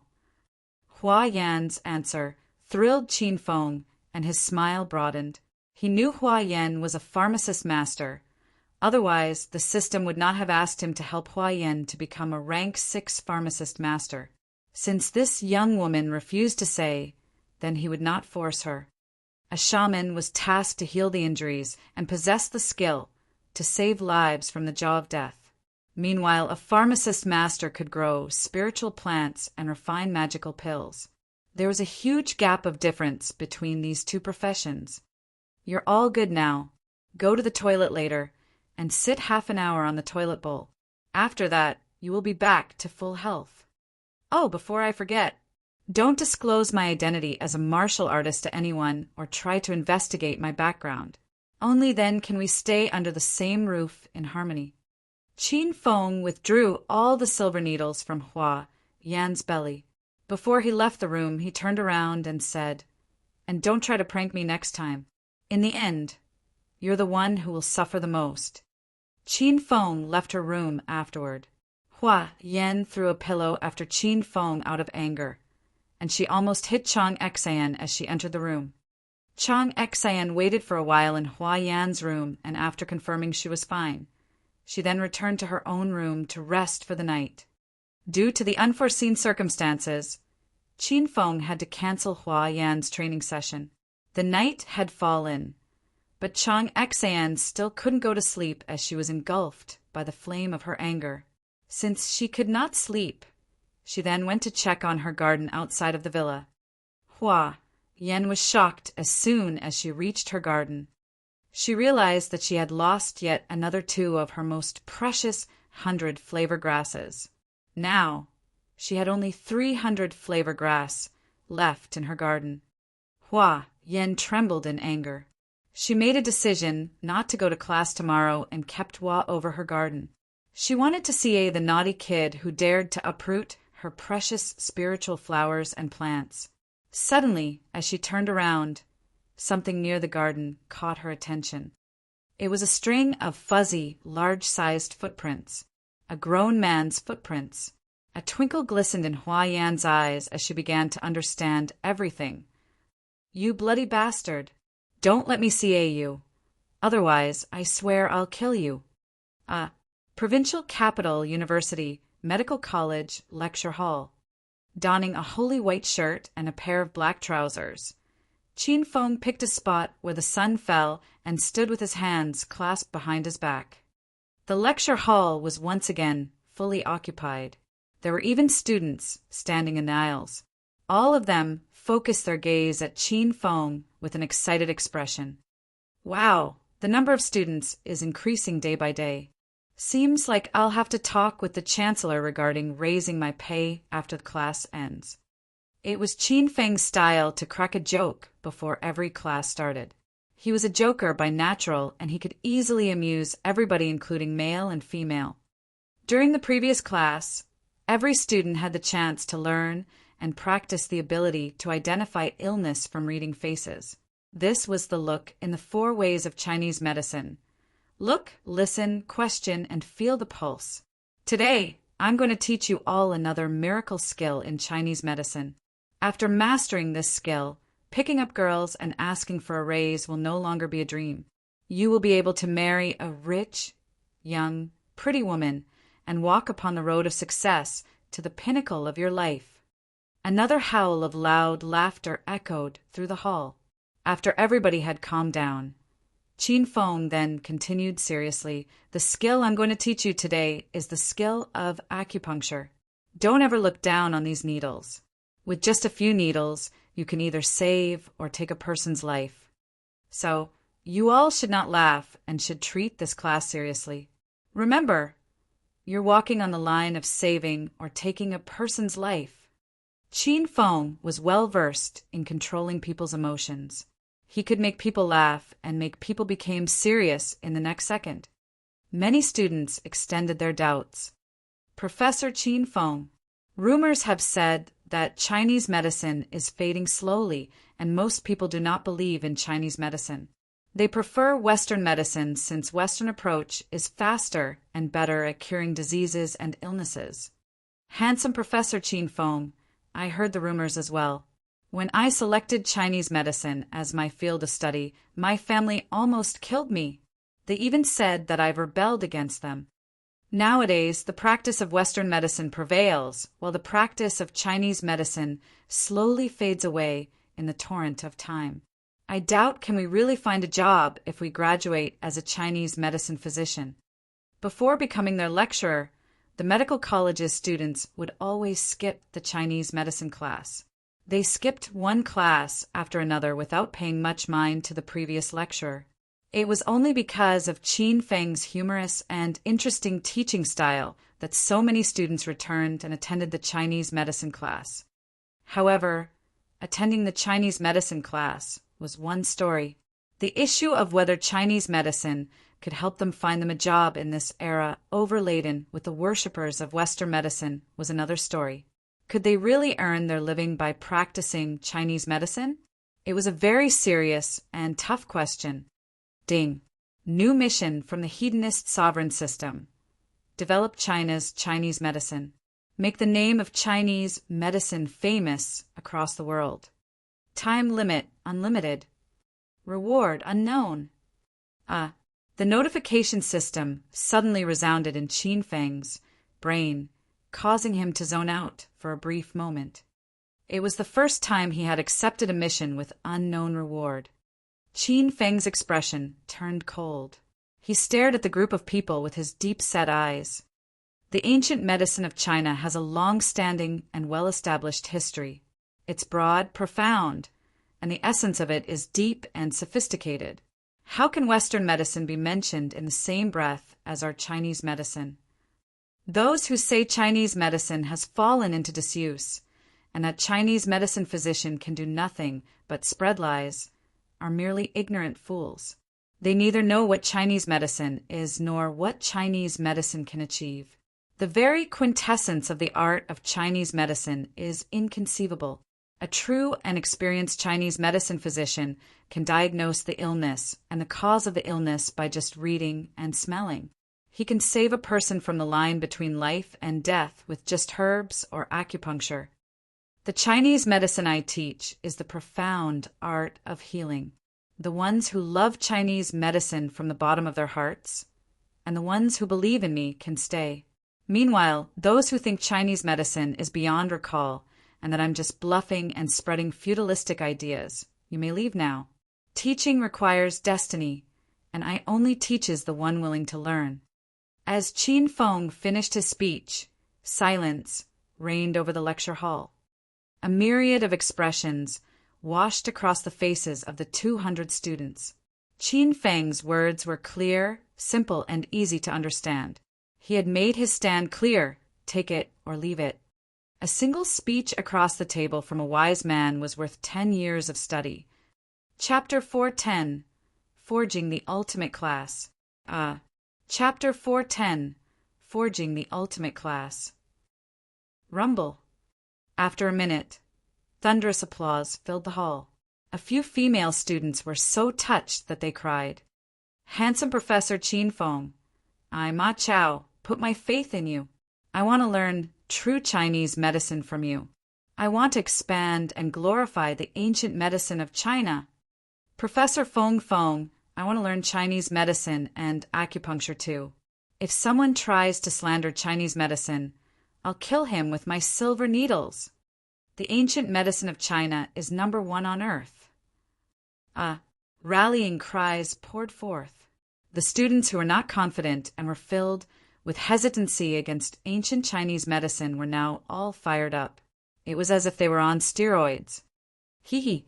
Professor Qin Feng indeed has some skills in inspiring people. A strange voice drifted from the doorway. You see how lively they've become. People might think somebody has actually opened a casino on campus if they could not see this scene happening in front of me. Gao Tianyao, donned in a maroon color suit, swaggered into the room, trailed by 4 tall and hulking minions. 5 of them came from the physical education college, and they gave off a towering pressure to the students just by standing in the doorway. Yo, aren't you the head of our provincial capital university's 4 young masters, Gao Tianyao? What happened to the face of your 4 buddies? Their faces are all bruised, yet they still have the courage to show themselves in public? This professor will grant you all full marks to compliment your courage. Qin Feng almost made Gao Tianyao break his composure. He growled in rage. The 200 students in the lecture hall smiled behind their hands. They could only smile behind their hands because they were afraid of Gao Tianyao. Who is Lu Jie? Come out now. Gao Tianyao passed Qin Feng as if Qin Feng wasn't there. He stood in front of the podium and blocked Qin Feng's field of sight. He had not come to make trouble with Qin Feng. Instead, he would attempt to psych him out and ridicule him so much that he could not find a way out of his own embarrassment. In the 3rd row from the back, a stocky, humble, fat man rose to his feet. He was Lu Jie. He lowered his head, not daring to exchange glances with Gao Tianyao. Lu Jie rose to his feet. Gao Tianyao plastered a sly grin on his face and strutted toward Lu Jie. The student beside Lu Jie hastily moved out of Gao Tianyao's way. Gao Tianyao arrived at Lu Jie's side in a few large strides. He raised his hand and slapped Lu Jie's face in front of the 200 students. Slap. The resounding slap continued to reverberate through the hall for a long time. Do you know why I slapped you, Lu Jie? Gao Tianyao asked emotionlessly, as if nothing happened. Lu Jie remained with his head down as 5 finger marks slowly appeared on his face. He clenched his fist tightly and his eyes went bloodshot. He almost exploded, but he refused to let loose his anger. Haha, because I wanted to slap you. Slap. Gao Tianyao slapped him again when he finished speaking. He laughed loudly. His absolute despotism pricked the student's heart. They hated him. At the same time, they feared his powerful background. Due to this, they could do nothing but swallow their hatred and not stand up for Lu Jie. Oh my, Lu Jie, did you think I really didn't know how you've longed for Qiao Shi? I did not look for you previously merely because I didn't want to dirty my hands. I looked for you now because a pestering fly pissed me off. He even had the nerve to hit on Qiao Shi. As he spoke, Gao Tianyao's countenance suddenly darkened, and he shot a fiendish glare at Qin Feng. You see, Professor Qin Feng, this is the end of him longing for or hitting on Qiao Shi. They exchanged glances, and a murderous intent filled the air. The air seemed to be pervaded by a metal-jarring sound. A storm was brewing between the confronting duo. The students were so afraid that they held their breaths. Gao Tianyao was too ruthless. He dared to enter a class, bring his men, and come for a student while, at the same time, threatening Professor Qin Feng. As if he was a maverick, acting in his own way regardless of the law and of natural morality. Clap, clap, clap. Qin Feng suddenly applauded. With a calm expression, he smiled. Good, very good. It's extremely rare to see a student that has mastered the skill of fronting to this extent at such a young age. Mr. Gao Tianyao, you are to be praised. Every student has to master the skill, Without it, you won't be able to survive well in this world. Qin Feng stopped. He turned and cast a cold smile at Gao Tianyao. But you have to be strong enough to act pretentious. Otherwise, you'd become a dumbass. Qin Feng's humor once again dispelled the tense atmosphere. All of the students had to forcibly gulp their laughter. They chided Qin Feng mentally. This Professor Qin Feng indeed is such an annoying fellow. Why did he have to crack a joke at this moment? We can't hold it anymore. However, Qin Feng did not laugh. He stared severely at Lu Jie. Mr. Lu Jie, is it true that you long for Miss Qiao Shi? Qin Feng's sudden question confused everyone. Lu Jie was stunned as well. He raised his head and looked at Qin Feng. After he kept silent for some time, he opened his mouth and said, "Yes, it's true, Professor Qin Feng. Do you think it's a wrong deed to long for Qiao Shi?" Qin Feng threw the second question at him. Lu Jie's originally lost and hazy eyes suddenly began to twinkle. He said resolutely, "No, I'm not wrong." "Good. Excellent. I like Mr. Lu Jie's answer." Qin Feng walked to the door as he clapped his hands. He closed the door and flicked a small lock shut. Then he took his time walking toward Gao Tianyao. Everybody in the university has the freedom to choose their desired partner. Loving somebody is not wrong, neither is longing for somebody. Mr. Lu Jie longed for Qiao Shi. Should he be punished? Qin Feng stopped about half a meter away from Gao Tianyao. They were both about the same height. They exchanged glances at the same eye level while releasing powerful auras into the air. Answer my question. Should Lu Jie be punished for longing for Qiao Shi? Qin Feng peered straight into Gao Tianyao's eyes. His voice was cold. He's guilty as long as I exist. Gao Tianyao released his full aura like a cactus, showing off its spikes. He was not intimidated by Qin Feng's terrifying essence. Smiled, Qin Feng said, "Interesting. In my very honest opinion, I don't think Lu Jie should be punished." "Humph, whatever." Gao Tianyao tilted his head high and looked provocatively at Qin Feng. "Your opinion does not matter to me. I've slapped him. What can you do about it?" There is nothing I can do. I'll just pay you back blow for blow." "Shroom." Qin Feng finished his sentence, and the hand that had been clasped behind his back suddenly moved. The airstream around him distorted, releasing a small explosion. Astonishment struck Gao Tianyao hard. He knew Qin Feng was a martial artist, so he kept his guard up at all times. However, he realized how powerful Qin Feng was after Qin Feng made his move. Qin Feng was as fast as lightning. Even Gao Tianyao, a stage for inner chi expert, did not have the chance to parry his attack. Slap! The sound of slapping echoed through the lecture hall. The students' eyes almost popped out of their sockets in astonishment. It happened too quickly. They merely blinked, and in the next second, when they opened their eyes, 5 finger marks had appeared on the right side of Gao Tianyao's handsome profile. It was very offending to the eyes. The 200 students felt like they were dreaming. Gao Tianyao had crowned himself head of provincial capitals for young masters ever since he enrolled as a student in Provincial Capital University. It was always him who tortured the students and beat the lecturers. This was the very first time everybody saw Gao Tianyao beaten by somebody. So, Gao Tianyao is not invincible after all. Hiss!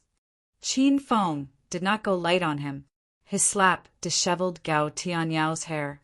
Gao Tianyao gasped, and his eyes blazed as a storm brewed in his soul. "The fuck, you slapped me? Do you believe?" "No, I do not believe in you," Qin Feng cut him off. In the next second, Qin Feng raised his hand. A wild gale rose, and Gao Tianyao's left profile faced the same fate as his right profile and swelled. Slap!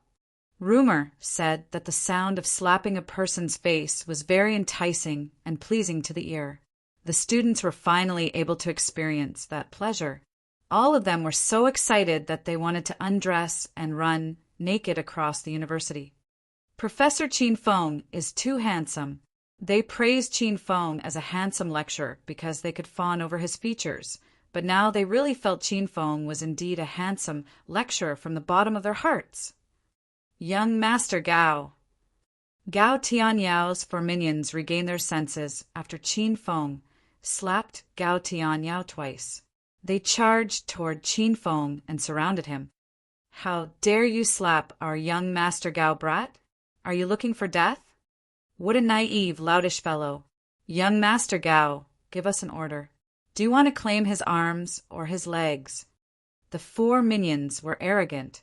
They spoke like they really would chop off Qin Feng's limbs. Qin Feng ignored them and offered a sly grin at Gao Tianyao instead. Gao Tianyao was stunned after receiving 2 slaps from Qin Feng. He could not understand how a stage 4 inner Qi prodigy like himself could not even defend himself against a single one of Qin Feng's attacks. Just how strong is he? Fuck off. I, Lu Jia, will fight you if you dare to lay your finger on Professor Qin Feng. Lu Jia dashed from his seat to Qin Feng's side and stared ferociously at Gao Tianyao's group. What the fuck? Our medical college is not one to be trifled with. I, Ma Chao, am not afraid of you either. Another young man sitting near the window on the last row rose to his feet and rushed to Qin Feng's side. Gao Tianyao, I might as well tell you now, since you're here. A beautiful voice wafted from the first row. I don't have any feelings for you. Please stop pestering me. Donning a white jersey, Qiao Sure walked to Qin Feng's side. It had been merely a few minutes, and already 4 people had joined Qin Feng's, rally-stunning Gao Tianyao and his 4 minions. Handsome Professor Qin Feng, you're right. Everybody in the university has the freedom to choose their desired partner. It's not wrong for Lu Jia to long for Qiao Sure. This is the lecture hall for the medical college. Who gave you people, students from the physical education college, permission to show yourself here, huh? I'll kill those who bully my Professor Feng. Everybody stand up. Those who still wish to be Professor Qin Feng's student and still regards themselves as a student of the medical college, stand up now. Let's drive away these tyrants. One student after another rose to their feet. Everybody was heated up as if they were on steroids. They arrived at Qin Feng's side and glared at Gao Tianyao and his 4 minions. In merely 2 minutes, Qin Feng's rally went from 4 against 1 to 40 against 4. It was a spectacular sight that would take away your breath. It was almost impossible for one to bear when so many people stared at you. Fear coursed through Gao Tianyao's 4 minions and made their legs weak. Ding! New mission from the Hedonist sovereign system. Forge the medical college into the ultimate class in provincial capital university. Time period, 6 months. If host Qin Feng clears the mission, the system will reward host Qin Feng 20,000 hedonist points and the limited hero, Ouyang Feng, from the Elysium of Heroes. If the mission fails, 40,000 hedonist points will be deducted, and the system will reclaim one of the heroes from host Qin Feng. Chapter 411, The Spirit of Teamwork. Chapter 411, The Spirit of Teamwork. Get lost, Gao Tianyao. Remember this, Gao Tianyao. This is our medical college's territory. You come here and we'll beat you. Professor Qin Feng, say it. What should we do to these guys? There was strength in numbers, and it was true. A massive crowd of students banding together was an impressive sight. The students were all wired up, and they glared at the helpless Gao Tianyao and his 4 minions. They had cast away their fear of young Master Gao, the head of Provincial Capital University, 4 young masters. What should we do, young Master Gao? Young Master Gao, a wise man does not fight when the odds are against him. I suggest we take our leave. Gao Tianyao gnashed his teeth in rage and stared at Qin Feng and the group of students. Meanwhile, his 4 minions were planning to back out. They all tried to persuade their leader for a retreat. Gao Tianyao knew he could do nothing to turn the tide now. He waved his hand at his minions, "Let's go!" and went away angrily. "Let them go!" Qin Feng gestured with his hand and calmed the restless students. After Gao Tianyao and his 4 minions left, Qin Feng walked to Lu Jie's side. He said, "Mr. Lu Jie, I lent you a hand this time, but I will not next time. And you all, I won't give you a hand if any of you are in trouble. You all will have to either submit to evil forces and walk with your tail between your legs the rest of your life, or stand up, unite, and fight back." Qin Feng's speech remained in the students' minds for a long time. They could not shake it off. The medical college had been a heap of loose sand before Qin Feng became their lecturer. Their state of disunity was so dire that most of them could not even recognize their own classmates, although they'd been in the same class for 3 years. For years, they had not cared about their classmates and wouldn't offer a help if their friend was in trouble. In some circumstances, they laughed and took pleasure in their friend's suffering. However, the current incident was a game changer. They finally realized the quintessence of teamwork and the great power brought to them by having worked together. Their unity had warded off the most fearsome person at provincial capital university. They were certain that, as long as they were united, nothing could harm them. Gao Tianyao was a short interlude. Qin Feng cracked a few jokes and brought everything back to its original course. He continued to propagate the knowledge of Chinese medicine while the students fully concentrated on his teaching. Nobody talked about Gao Tianyao. It seemed to them that the incident that happened not long ago was nothing worth mentioning and cast it to the winds. The art of acupuncture is the most amazing skill in China's traditional medicine. One can cure hundreds of diseases with the use of silver needles. Girls might fawn over you and eventually become your wife if you use the silver needles well. You can even revive the dead and regrow flesh from bone by mastering the skill of acupuncture. Ha! Ha! Ha! Ever since Qin Feng obtained the decree of 5-element acupuncture, his brain had been filled with a lot of profound knowledge about traditional Chinese medicine. Using the approach of merging the abstruse and ancient knowledge of acupuncture with the current trends of language, he successfully caught the full attention of the students, and all of them laughed at his humor. This kind of teaching method was eye-opening and interesting. None of the students would want to go home if all the teachers in China taught the same way as Qin Feng. So, this is all about the theory and the study of acupuncture. Now, let's move to the next step of learning the acupuncture skill. The very first step of mastering the acupuncture skill is to know about the acupoints and the flow of qi in the human body. Now, I need a volunteer to assist me in the next session. The students exploded as if they were on the tin roof after Qin Feng told them he wanted a volunteer to assist him. All of them raised their hands high. Ahem, ahem. Please put down your hand, boys. I only need girls. Half of the students yelled disdainfully at Qin Feng's favoritism for female students.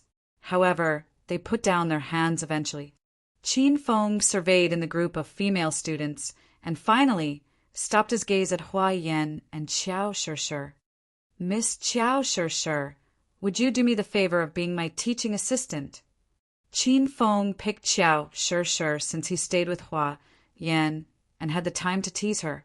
I should give little Qiao Shishir feeling these divine hands of mine. Qin Feng was always a fair and equitable man. Rising to her feet, Qiao Shishir walked briskly to the podium. She always exhibited a calm as water expression. She almost merged with the air just by standing quietly and gave people the impression of being a beauty that was supposed to not to exist on Earth, but in the celestial realm. Please come over here, Miss Qiao Shishir. Qin Feng offered a small smile and gestured at Qiao Shishir. Qiao Shishir stopped in front of Qin Feng. Dear students, I'll now show you all the acupoints of the human body using Miss Qiao Shishir's body. I wish to have your full attention. Rumble. Qin Feng dropped a bomb and caused the students to explode, lecturing the class with the goddess Qiao Shi-Shi's body. Professor Qin Feng, should we take off Miss Qiao Shi-Shi's shirt? That's right, that's right. Since we're talking about the major acupoints of the human body, Professor Qin Feng must show them to us through the clearest way possible. Otherwise, if we memorize the wrong acupoints, we might accidentally kill our patients in the future. Qin Feng stared at the restless students. He thought mentally, they really are my student. How can they voice my deepest desire? Qin Feng loved these students very much. However, as a lecturer, Qin Feng felt he had to do justice to his title. He cleared his throat and talked in a stern voice. Silent. What kind of filthy, dirty thoughts are going on in your brains? How could you suggest this kind of thing? Qin Feng was angry. The students instantly fell silent. Nodding his head in satisfaction, Qin Feng turned and looked at Qiao Shi with a smile. Sure, I've thought about it. To be honest, their suggestion is not bad. Why don't we? Professor Qin Feng, I'm going back to my seat. Qiao Shi calmly cut him off. Stunned, Qin Feng quickly grabbed Qiao Shi's arm. I'm just joking with you. Don't worry. You don't have to take off your shirt. Qiao Shi's eyes gleamed brightly. Then she looked at Qin Feng and said indifferently, Then, Professor, please let go of my arm. Qin Feng released her arm. He realized Qiao Shi was like a pool of stagnant water, forever calm without a ripple. Qin Feng decided not to force Qiao Shi anymore. He put on a solemn expression and started the next session of his lecture. Qiao Shi stood silently on the podium. Qin Feng pointed a few acupoints on her body with a pointer, and there were times he felt a charge of heat rushing directly toward his groin when he pointed a few acupoints near her breasts and inner thigh. However, unlike Qin Feng, Qiao Shi was rather unaffected and maintained a poker face, giving people an impression that she was a mannequin rather than real human. Qin Feng had been explaining the human anatomy, acupoints a human's body, and the flow of qi over the course of 2 lecture class. The students were studious in jotting down notes, and they felt they had learned more knowledge in the 2 classes than in the books they had been reading for the past semesters. After the class dismissed, Qin Feng exited the lecture hall. Please wait, Professor Qin Feng. Suddenly, a student called him from the back. It was Lu Jie, who was slapped twice by Gao Tianyao. What's the matter, mister? Lu Jie? This professor helped you out of my morality and integrity. Please don't lower yourself by shoving a red envelope or bank card at me. Lu Jie only wanted to express his gratitude by saying thank you to Qin Feng. He was kind of embarrassed after listening to Qin Feng's meaningful words. Screwing his head, he said, honestly, I won't give you a red envelope or a bank card, Professor Qin Feng. The feeling of lack of money weighed on Qin Feng's mind. He was upset. He, as a hedonist young master who spent money like water, was reduced to a poor, poverty-ridden loser. It was tough for him to explain his tribulation to people, and none of them could fathom his depression. Seeing that Lu Jie did not get his meaning, Qin Feng's expression sank. This is what you should learn of me as my student. I, Qin Feng, am a human free from corruption and bribery. I am principled and law-abiding. I won't accept any kind of bribe. Oh yeah, you may as well treat me to a meal whenever. Lu Jie's mouth jerked vigorously. He regretted coming to say thank you to Qin Feng. Professor Qin Feng, I came from a mediocre family. I don't have much money. What if I treat Professor Qin Feng to a meal tonight at a restaurant off campus? Qin Feng suddenly hugged Lu Jie and laughed. Thank you for your treat. Then, I'll wait for you at the entrance gate after your class finished. Lu Jie rolled his eyes, nodded, and said, Okay. See you later. Qin Feng returned to his office after he bade his goodbye to Lu Jie. He had stolen 2 spiritual plants from Hua Yan's garden the night before, and he still had not finished converting the spiritual essence into his own inner qi. As such, Qin Feng remained in his office to convert and refine the spiritual essence into his own. Time flew by like a breeze of wind, and classes seemed to be over in the blink of an eye. He had finished converting and refining the spiritual essence into his own inner qi, and the inner qi in his dantian was getting denser. As Qin Feng walked out of his office, he shook his head and sighed, "I'm one step away from breaking through. Seems like I have to visit the garden once more tonight." Professor Qin Feng, I'm here." As Qin Feng reached the entrance gate, he saw Lu Jia was waiting for him. "You really kept your word, mister." "Lu Jia." Qin Feng walked forward and grabbed Lu Jia's shoulders. "Professor Qin Feng has been a great help, and I should treat Professor to a meal," Lu Jia replied. Then he and Qin Feng walked down the street. Both of them arrived at a restaurant outside the campus. "Professor Qin Feng, even though this isn't a well-named restaurant, it's quite lavishly decorated, and the chef makes good food. A lot of provincial capital universities' students love to have their meals here. So, what do you think, Professor Qin Feng? Do you want to give it a try?" Lu Jia asked for Qin Feng's permission. "You have the final say. I'm not a hypocrite." Lu Jia decided that they would eat at this restaurant after Qin Feng agreed. They went into a private room. Lu Jia ordered a table of lavish dishes and a dozen of beers.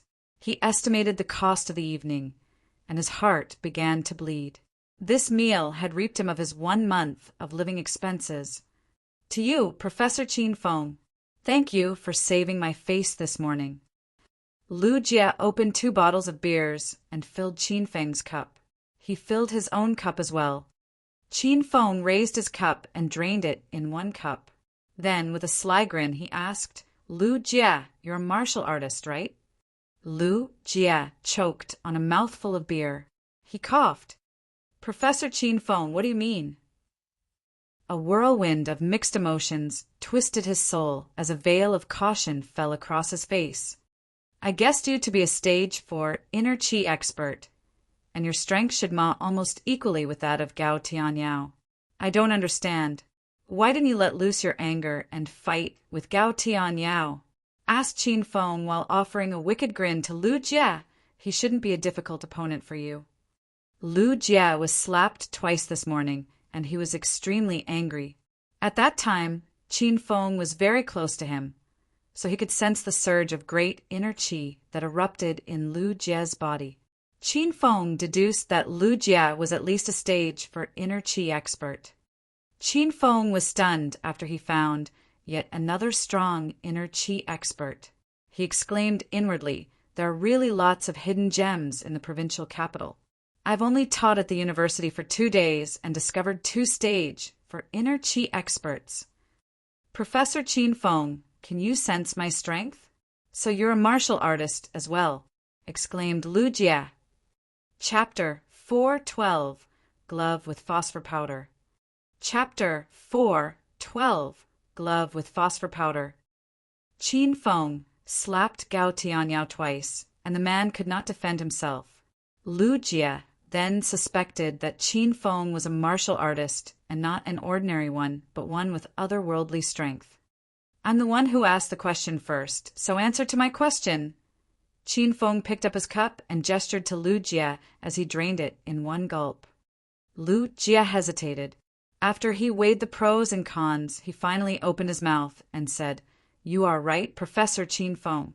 My level of strength is almost on the same level with that of Gao Tianyao. However, I have more battle experience than him, and I have the confidence to defeat him." "Then why don't you do so?" Qin Feng raised his brows. "Because the Gao family behind Gao Tianyao was the head of the 5 small family clans in the provincial capital. The Lu family I am from is at the very bottom of the hierarchy. I'm afraid that I might bring tragedy to my family should I fight with Gao Tianyao," Lu Jia said dispiritedly. "Wow, so you're the descendant from one of the 5 small family clans." Qin Feng's mouth quirked. He had never imagined that the down-to-earth and humble Lu Jia was a rich young master as well. "Oh, please don't flatter me, Professor Qin Feng. My family is poor. The only good thing about my family is that most of the descendants of my family are very good with martial skills. However, we don't have many resources," Lu Jie said as his face reddened. "Professor Qin Feng, you have to be a very powerful martial artist, given that you effortlessly slapped Gao Tianyao twice. You must have accepted some level 4 missions or above from the Martial Artist Alliance." Lu Jie suddenly changed another topic and looked excitedly at Qin Feng. How hard were the missions? He had just broken through stage for inner Qi, and he wished to accept some level 4 missions from the Martial Artist Alliance as training. However, he worried that the mission would be too difficult for him, and he would not be able to complete them, so he hoped to get some advice from Qin Feng. Qin Feng was stunned by Lu Jie's barrage of questions. What is a Martial Artist Alliance? And what is a level 4 mission? Click! As they were talking, the room to the private room was shoved open from outside. A tall, pretty young woman carried their food inside. Her expression was as calm as water, and her voice was melodious. "Sorry for the bother. Your food is here." "Qiao Shi." Qin Feng exclaimed. The pretty young woman was Qiao Shi. She works as a waitress here. Qiao Shi retained her usual calm composure even after she saw Qin Feng and Lu Jie. One by one, she placed their foods on the table lightly. Then she slightly bowed and said, "Please enjoy the meal." Qiao Shi came and went like a gale of wind. Her perfume lingered in the private room after she left and caused Lu Jie's chubby face to blush bright red. He became as shy as a little girl. Qiao Shi carried one dishes after another into Qin Feng's private room. Most of their food arrived, so only one fish soup was left. "Sorry for the interruption. Here is your fish soup." The soup bowl was huge, and it was hard for Qiao Shi to carry. She staggered under the weight of the heavy bowl. Her face was pale, and beads of sweat oozed out of her forehead. Frowning, she struggled her way towards the table. By the time she placed the bowl of fish soup on the table, her legs failed her, and she fell directly toward Qin Feng. "Ah, wow!" Qiao Shi screamed. She was afraid that the searing hot soup might drench Qin Feng. Qin Feng was fast. He moved before Qiao Shi warned him. He caught the bowl of fish soup with his one hand and successfully pushed the huge bowl back into its position. He did not even split a single drop of soup. At the same time, he wrapped his other hand around Qiao Shi's small waist, and with a small push, he completely locked her into his embrace. Her soft breasts pressed hard on Qin Feng's pec, contorting them into 2 unknown shapes. "Ah, release me." The always in tranquility state, Qiao Shi finally showed her clumsy side. However, her clumsiness was short-lived as she soon returned to her usual calm and composed demeanor. Qin Feng released her. However, her intoxicating body fragrance teased his nostrils. He gave in to his desire and took a sniff near her neck. She smelled really good, and apparently her perfume could revitalize a person's spirit. Qin Feng felt refreshed. Qiao Shi seemingly ignored Qin Feng's read action and calmly retreated to a side. "Sirs, I'm very sorry for what has happened, and I hope that you will not take any offense from the accident. If there is nothing else I can assist you with, then I'll excuse myself. I wish you a wonderful meal, sirs."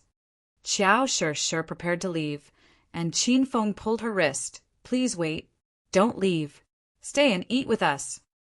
I'm a waitress, and I'm prohibited to eat during my working hours." Qiao Shi turned down Qin Feng's offer calmly. "I think you know best why you fell. You have not eaten anything since this afternoon.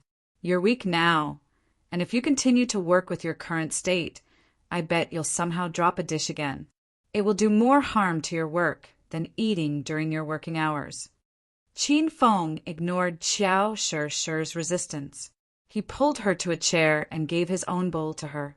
Then he shoved a lot of meats and vegetables into the bowl until it became a small mountain. Eat now. Finish it before you go to work. Tilting her head, Qiao Shishir looked at Qin Feng with her star-like, glassy eyes. Her long and slender eyelashes fluttered as a veil of mixed emotions flashed across her eyes. However, she remained silent. She slightly bowed her head, chewed carefully, and swallowed slowly the food before her. Even the way she ate was eye candy. Qiao Shishir continued to savor her meal as Qin Feng and Lu Jie stared at her. When Qiao Shishir almost finished her meal, Qin Feng gave her another bowl of fish soup and urged her to finish the soup. Bang! 5 hulks slammed the door open with a terrible grin. Their eyes were filled with lustful desire when they saw Qiao Shishir. Haha, I was wondering where the little beauty had gone, so you're hiding in here. Yo, what's going on here? Why is the waitress allowed to eat during her working hours? Who is going to serve this brother? The leader of the group was a red-haired young lad. He staggered across the room, and his body was soaked in booze. It was obvious that he had a few drinks.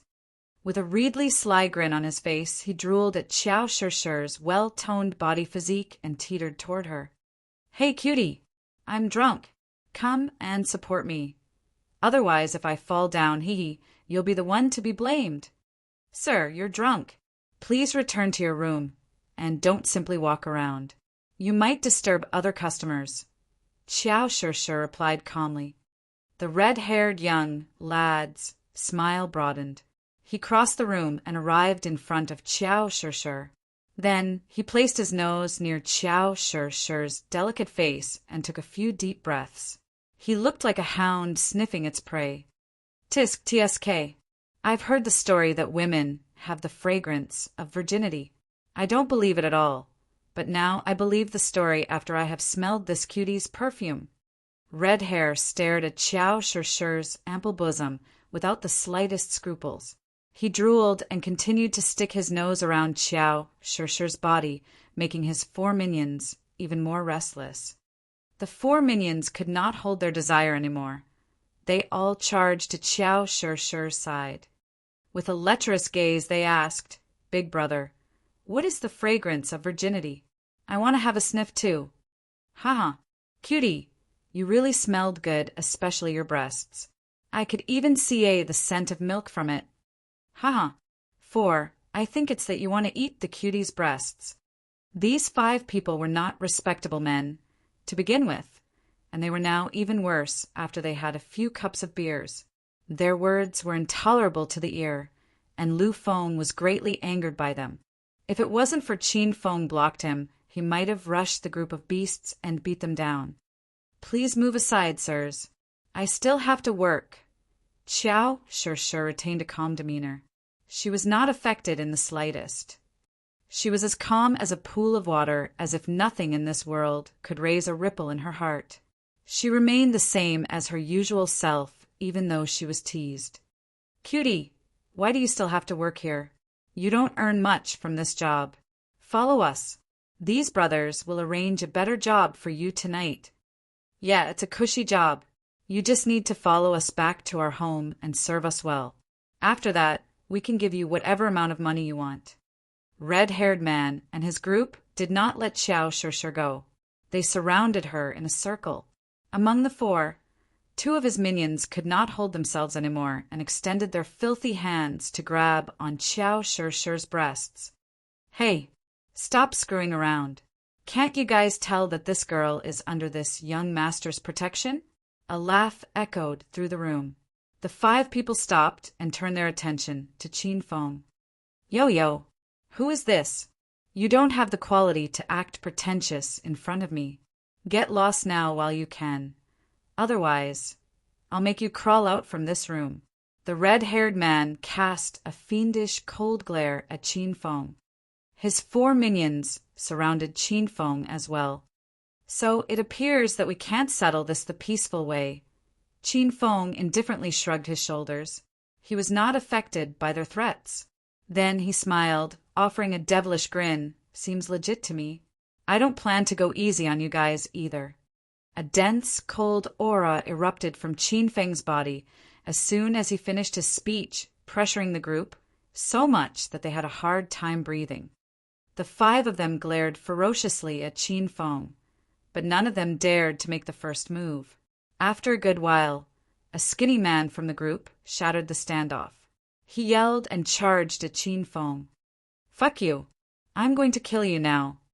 As he rushed at Qin Feng, he pulled out an iron glove from his pocket and put his iron glove like a peacock showing off its beautiful tail.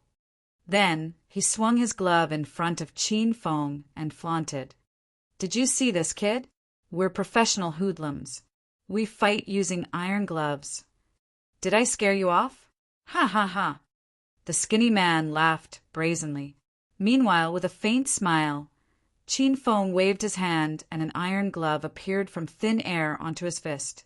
The glove was silver-white in color and shrouded in an orange radiance. It was far more stylish than the skinny man's glove. "Wow, wow, wow. What the hell is that thing? You own an iron glove as well? What's more, it glows. Did you scatter some phosphor powder on it?" The skinny man's eyes glistened with a coveting twinkle as soon as he saw Qin Feng's winter iron glove. He fell in love with Qin Feng's glove at the first sight. At the same time, Lu Jie and Xiao Shishir sensed the aura coating around Qin Feng's winter iron glove. Their faces were veiled with a myriad of emotions because they never expected that Qin Feng owned much spiritual equipment. If their memories did not fail them, Qin Feng showed his treasured sword to teach Fang Ming and his group a lesson. Big Brother Tian, you see it? This fellow put some phosphor powder on his iron glove. Why don't we copy him and put on some phosphor powder on our gloves as well? It will be so cool when we go to a fight next time with each of our gloves glistering with different colors. The skinny man had forgotten about his given mission and yelled happily to his big brother with the red hair.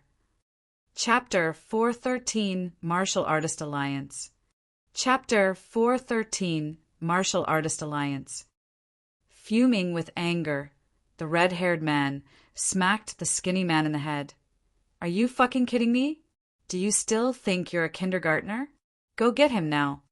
Red-haired man's yell sobered his minions up, and they hastily surrounded Qin Feng and pounced on him altogether. 5 of them had iron gloves on their hands, and they were fierce. They aimed at Qin Feng's weak spots, such as his head and the back of his waist. A veil of murderous intent flashed across Qin Feng's eyes. He hopped on one foot and darted forward. The effect of combining the winter iron glove and intermediate-grade Thunder Tiger Fist was incredible. He released a strength 6 times greater than an ordinary person and smashed a total of 300 kilograms into the skinny man's stomach and sent him flying into the air. Bang! The skinny man crashed into the wall and cracked it a little. The skinny man vomited a few mouthfuls of blood and passed out. The punch stunned the remaining 4 people. They were so frightened by Qin Feng that they even forget to breathe. Shroom! Qin Feng vanished and reappeared in front of another minion. Without a second thought, he punched the minion's right hand and fractured his arm with a crack. Excruciating pain raced through every last nerve of his body, causing him to scream at the top of his lungs. Destroying only one of your arms is a light punishment for touching my beautiful student. Shroom! A breeze blew like a specter in the dark. Qin Feng maneuvered himself among the people. He suddenly appeared in front of the 3rd minion, and without much hesitancy, he smashed that person's thigh. Plop! The minion kneeled on the ground, and his right leg was distorted. It was broken. Your actions are even more appalling. How dare you rub your groin on my student? You disgust me. Bang! Qin Feng punched the last minion and completely crushed his front teeth. The impact was so great that he swallowed his broken teeth. And you, how dare you lick your lips in front of my beautiful student? Do you think you're a toad? Red-haired man's 4 minions were all smoked by Qin Feng within the time of taking a breath. They yelled in pain like ghosts, and howled like wolves while wriggling on the floor. Qin Feng had appeared before the red-haired man and offered him a charming smile. The smile scared him so much that his legs trembled, and he was bathed in cold sweat. Plop! The red-haired man kneeled in front of Qin Feng. "Big brother, please forgive me. I'm ignorant for not knowing your great name. I swear I won't do it again." The man was freaked out by Qin Feng. Qin Feng was too powerful. He was as strong as an ox and as cruel as a demon. He is not a human. Every time he moved, somebody got injured. They either had their limbs broken or had their teeth crushed. He was even more horrible than them as hoodlums. "What did you do to my beautiful student just now?" Qin Feng paid no mind to his plea and extended a cheerful smile at him. The red-haired man began to slap his own face. As he was slapping his face, he pleaded, "Big brother, it's my fault. I'm sorry. Please forgive me. Please let what I've done just now pass like a wind. I swear I won't do it again in the future. I'm asking you, what did you do to my beautiful student just now?" Qin Feng roared as a powerful and domineering aura erupted from his body, shocking the red-haired man and giving him a headache. I took a sniff of her perfume with my nose." The red-haired man hastily made a vow. "I promise. We all just leer at her and we'd never touch her." Of course. Qin Feng knew they had not touched Xiao Shishir before. Otherwise, he would not have punished them so lightly. He might have drawn his true steel sword and chopped off their limbs. "Nose? TSK, look at your high-bridged nose. It should cost you a few million to fix it." Torrential of gale rose as the sound of his punch filled the room once Qin Feng finished speaking. The orange radiance flashed, and before he could look at it, the red-haired man suddenly felt an excruciating pain spreading from his nose. His nose crumbled and warm liquid began to stream down, dyeing his face in red. It was scary. After his work was done, Qin Feng returned to his seat and continued to eat. Meanwhile, Lu Jie and Xiao Shishir were stunned at his side. They still could not regain their senses. "Professor Qin Feng is too violent." "Oh yeah, Lu Jie. I remember that you were very angry just now, and you wanted to beat them. What are you waiting for? Go get them."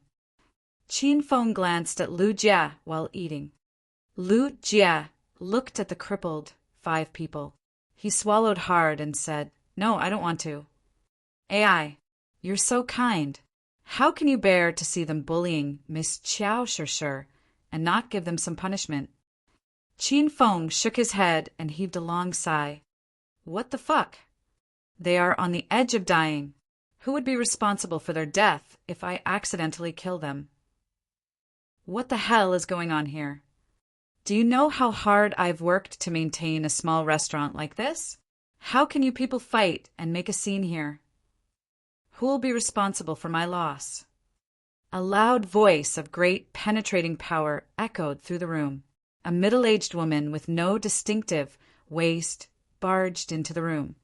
When she saw the ravaged private room, her face was instantly flooded with fury. "Who the fuck did this? Come out now." Why are you here? Sure. How can you idle around when you're on duty?" The proprietress yelled loudly when she noticed Xiao Shishir.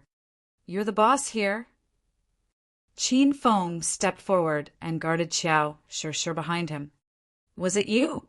I don't care. You've to pay for everything you have destroyed."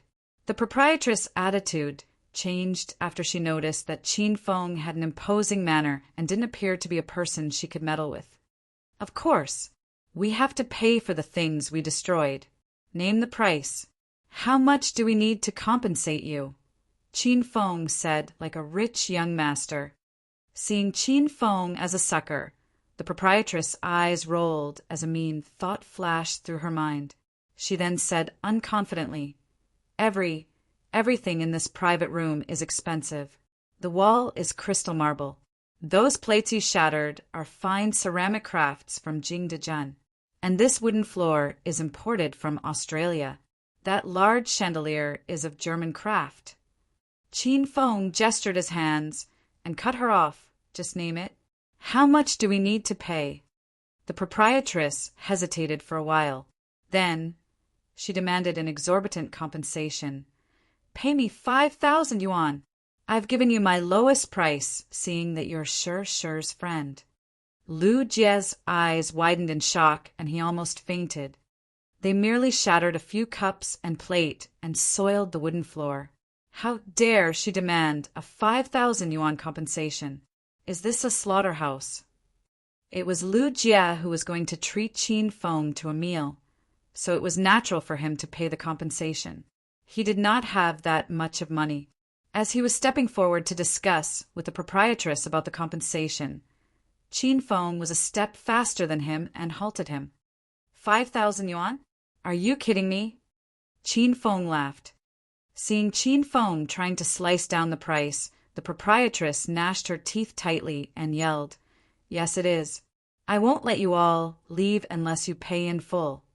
Ahem. Ahem. I guess you misunderstood me. I'm going to say 5,000 yuan is too little. It's so little that it embarrassed me.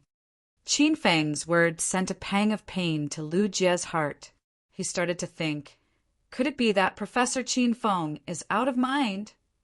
Likewise, Xiao Shi peered at Qin Feng with a questioning expression. However, she soon grasped the situation, and she smiled. What are you saying? The proprietress stared at Qin Feng in disbelief as if she had seen a ghost. She thought her ears had failed her. I said you should ask for more. Then how about 6,000 yuan? The proprietress asked with a smile on her face. Qin Feng squinted. He thought this proprietress was a black-hearted woman at first. She disappointed him. More. 8,000 yuan. Can't you fucking ask for more? Qin Feng was angered. Fine. I won't be easy on you then. 20,000 yuan. Pay it in full, or else no one is allowed to leave this room. The proprietress was baffled by Qin Feng's intention. However, no one would reject if someone wanted to give her more money. She blocked the exit of the private room with her gargantuan body, as if nobody would be able to leave the room if they were not going to pay the money. Okay, 20,000 yuan it is. Remember to count this meal in. Qin Feng smiled into a wickedly sly grin. The cost of a meal was only a grain of sand compared to the huge amount of compensation. The proprietress agreed to it with alacrity. Brat, how are you going to pay? Cash or direct transfer? Asked the proprietress as she exposed her miser-like expression. With a puzzled face, Qin Feng looked at the proprietress and said, Why do you ask me? You should ask them. They are the ones who are going to compensate you, not me. I don't have money. Uffed. Lu Jie could not hold it in anymore and laughed. He finally got a good grasp of Qin Feng's intention. So Professor Qin Feng is frowning those 5 people. Meanwhile, the corner of Xiao Shi's mouth arched into an even broader smile. Her face was veiled with could have myriad expressions as she stared at Qin Feng. The proprietress felt that she was fooled by Qin Feng. She blew her top and glared fiercely at Qin Feng as if she was going to have a life-to-death battle with him. At the same time, the red-haired man and his 4 minions were shocked by Qin Feng's utterance that they almost vomited blood. Not only did he beat them, he was now going to fraud them. He is too shameless. Why are you 5 still zoning out there? Hurry up and pay her. Do you guys still need this young master's assistance to search for the money from your pockets? Said Qin Feng as he waved his winter iron glove. Frightened, the 5 people hastily waved their hand as a sign to turn down Qin Feng's offer. They had a good taste of Qin Feng's punch. They did not want to taste it again, ever. Haha, please wait for a moment, big brother. We'll pay for it. We'll pay for it no matter how much it is. The 5 people began to pull out money. The proprietress was stunned. It was out of her expectation that a flimsy young man like Qin Feng could subdue a group of hoodlums. The proprietress regretted it. I should have asked for more. The red-haired man and his 4 minions stayed behind to pay the compensation. Xiao Shi returned to work. Qin Feng and Lu Feng bade her goodbye and exited the restaurant. Walking under the streetlight outside of the campus, Qin Feng suddenly remembered the thing Lu Feng mentioned to him before. He turned to Lu Jie and asked, "Lu Jie, what is the Martial Artist Alliance you talked about earlier?" "Professor Qin Feng, you really don't know about the Martial Artist Alliance?" Lu Jie stared at Qin Feng in disbelief. "No, I do not. Please explain it to me. What is the Martial Artist Alliance?" Lu Jie was shocked after Qin Feng expressed that he did not know anything about the Martial Artist Alliance. After he calmed down and explained to Qin Feng, the Martial Artist Alliance is a large, mysterious organization that brings together all of the martial artists in China. As a member of the Martial Artist Alliance, you can either release a mission or accept a mission from other members. Different kinds of missions give different kinds of rewards.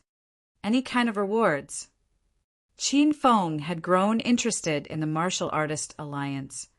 Chapter 414. Joining the Martial Artist Alliance. Chapter 414. Joining the Martial Artist Alliance. Yeah, they pay us handsomely. We can get rewards such as potions to use for cultivation, herbs, pills, spiritual equipment, skill books, and much more, chirped Lu Jie. Qin Feng's eyes gleamed brightly. He was on the edge of breaking through to stage for inner qi, and he needed a large number of spiritual plants and mystical herbs to do so. He thought it wasn't a great idea to keep stealing spiritual plants from Hua Yan's garden. If Hua Yan ever found out that it had been him, he would experience a horrible ending. After weighing the situation, Qin Feng felt that the Martial Artist Alliance might be a good place. Is it permissible for anyone to accept and assign missions in the Martial Artist Alliance? Qin Feng asked his second question. No, it's not. The Martial Artist Alliance is a large, clandestine organization. Normally, the presence of this organization is only known by martial artists. The people outside of martial world know nothing about this organization. To enter the Martial Artist Alliance, you must first have to get a membership. That is to say that you have to register yourself as a member. Each member has their own identity. You can either use your real name or an alias. Then you can start to accept or assign missions. Lu Jie explained thoroughly the mechanism of Martial Artist Alliance to Qin Feng. Qin Feng was dazzled by Lu Jie's story. The Martial Artist Alliance worked the same way as Mensa International. Mensa International was a central organization for gifted and talented humans with a high IQ, whereas the Martial Artist Alliance was the central organization for martial artists. The former was open to highly intelligent humans, gifted children, and talented people from around the world, whereas the latter aggregated every martial artist in China. Professor Qin Feng, you've never been to the Martial Artist Alliance before. Lu Jie did not believe Qin Feng. Does the Martial Artist Alliance only exist in the provincial capital? Qin Feng countered Lu Jie with his own question. No, the one in the provincial capital is the headquarters. The Martial Artist Alliance has many branches covering every city of China. Each city must have one. It's just that ordinary people would not know about it. Qin Feng was shocked. That means there must be a branch in Acropolis City. Qin Feng chided his ignorance. I should have known about it. Anyway, Qin Feng could not be blamed. Even though Qin Huang had been a martial artist and Uncle Fu was an external strength master, Qin Feng was born without the gift. He was normal, and he was destined to be unable to cultivate martial arts in his lifetime. As such, Qin Huang detached himself from the Qin family in the provincial capital and brought along Qin Feng all the way down to Acropolis City, where he began his business empire. Qin Huang knew that Qin Feng could never be a martial artist, so Qin Huang thought he might as well plunge himself into business. After Qin Feng had grown up, he figured that he would pass down his business empire to Qin Feng so that he could live an ordinary life until death claimed his life. As such, Qin Huang and Uncle Fu never mentioned or brought Qin Feng to the Martial Artist Alliance branch in Acropolis City because neither of them had anticipated that Qin Feng would one day become a martial artist. Lu Jia, where is the Martial Artist Alliance in the provincial capital? Could you take me there? Qin Feng could not push down the buzz in his heart anymore. He was thrilled. Yeah, sure.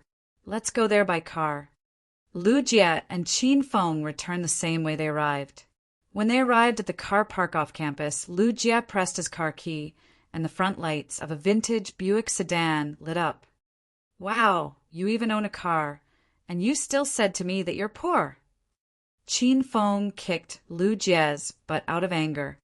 Screwing his head, Lu Jia said awkwardly, Professor Qin Feng, this is my dad's car. I just took it out for a spin. My dad would kill me if he found out that I drive his car. What a poor excuse, you bloody little liar.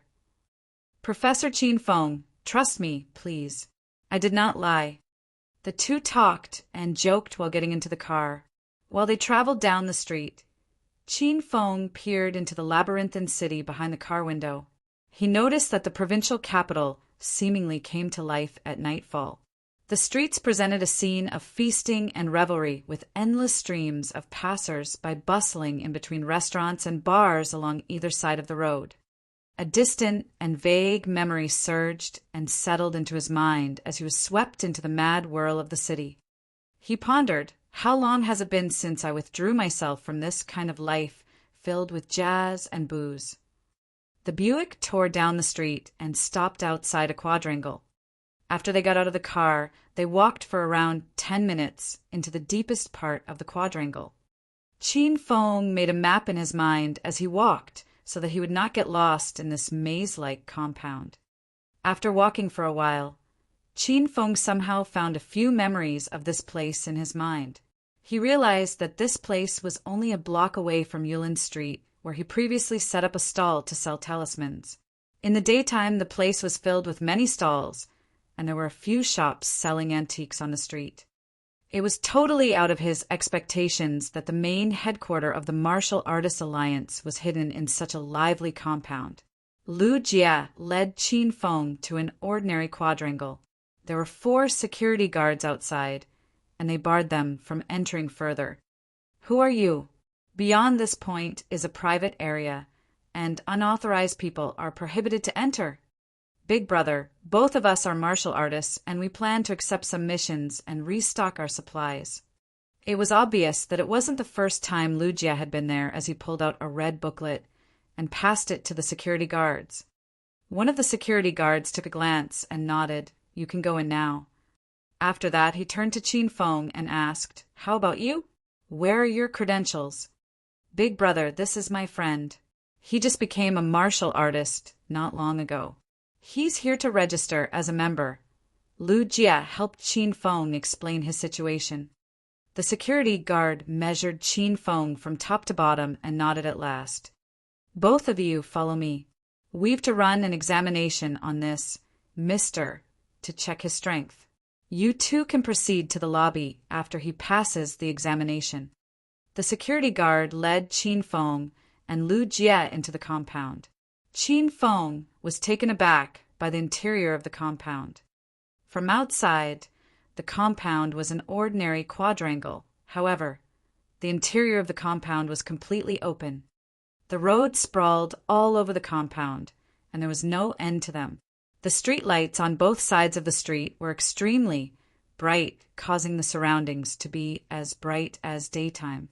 The compound was equipped with many facilities such as shops, hotels, pharmacies, banks, and so on, as if it were a small town. Qin Feng looked around in curiosity.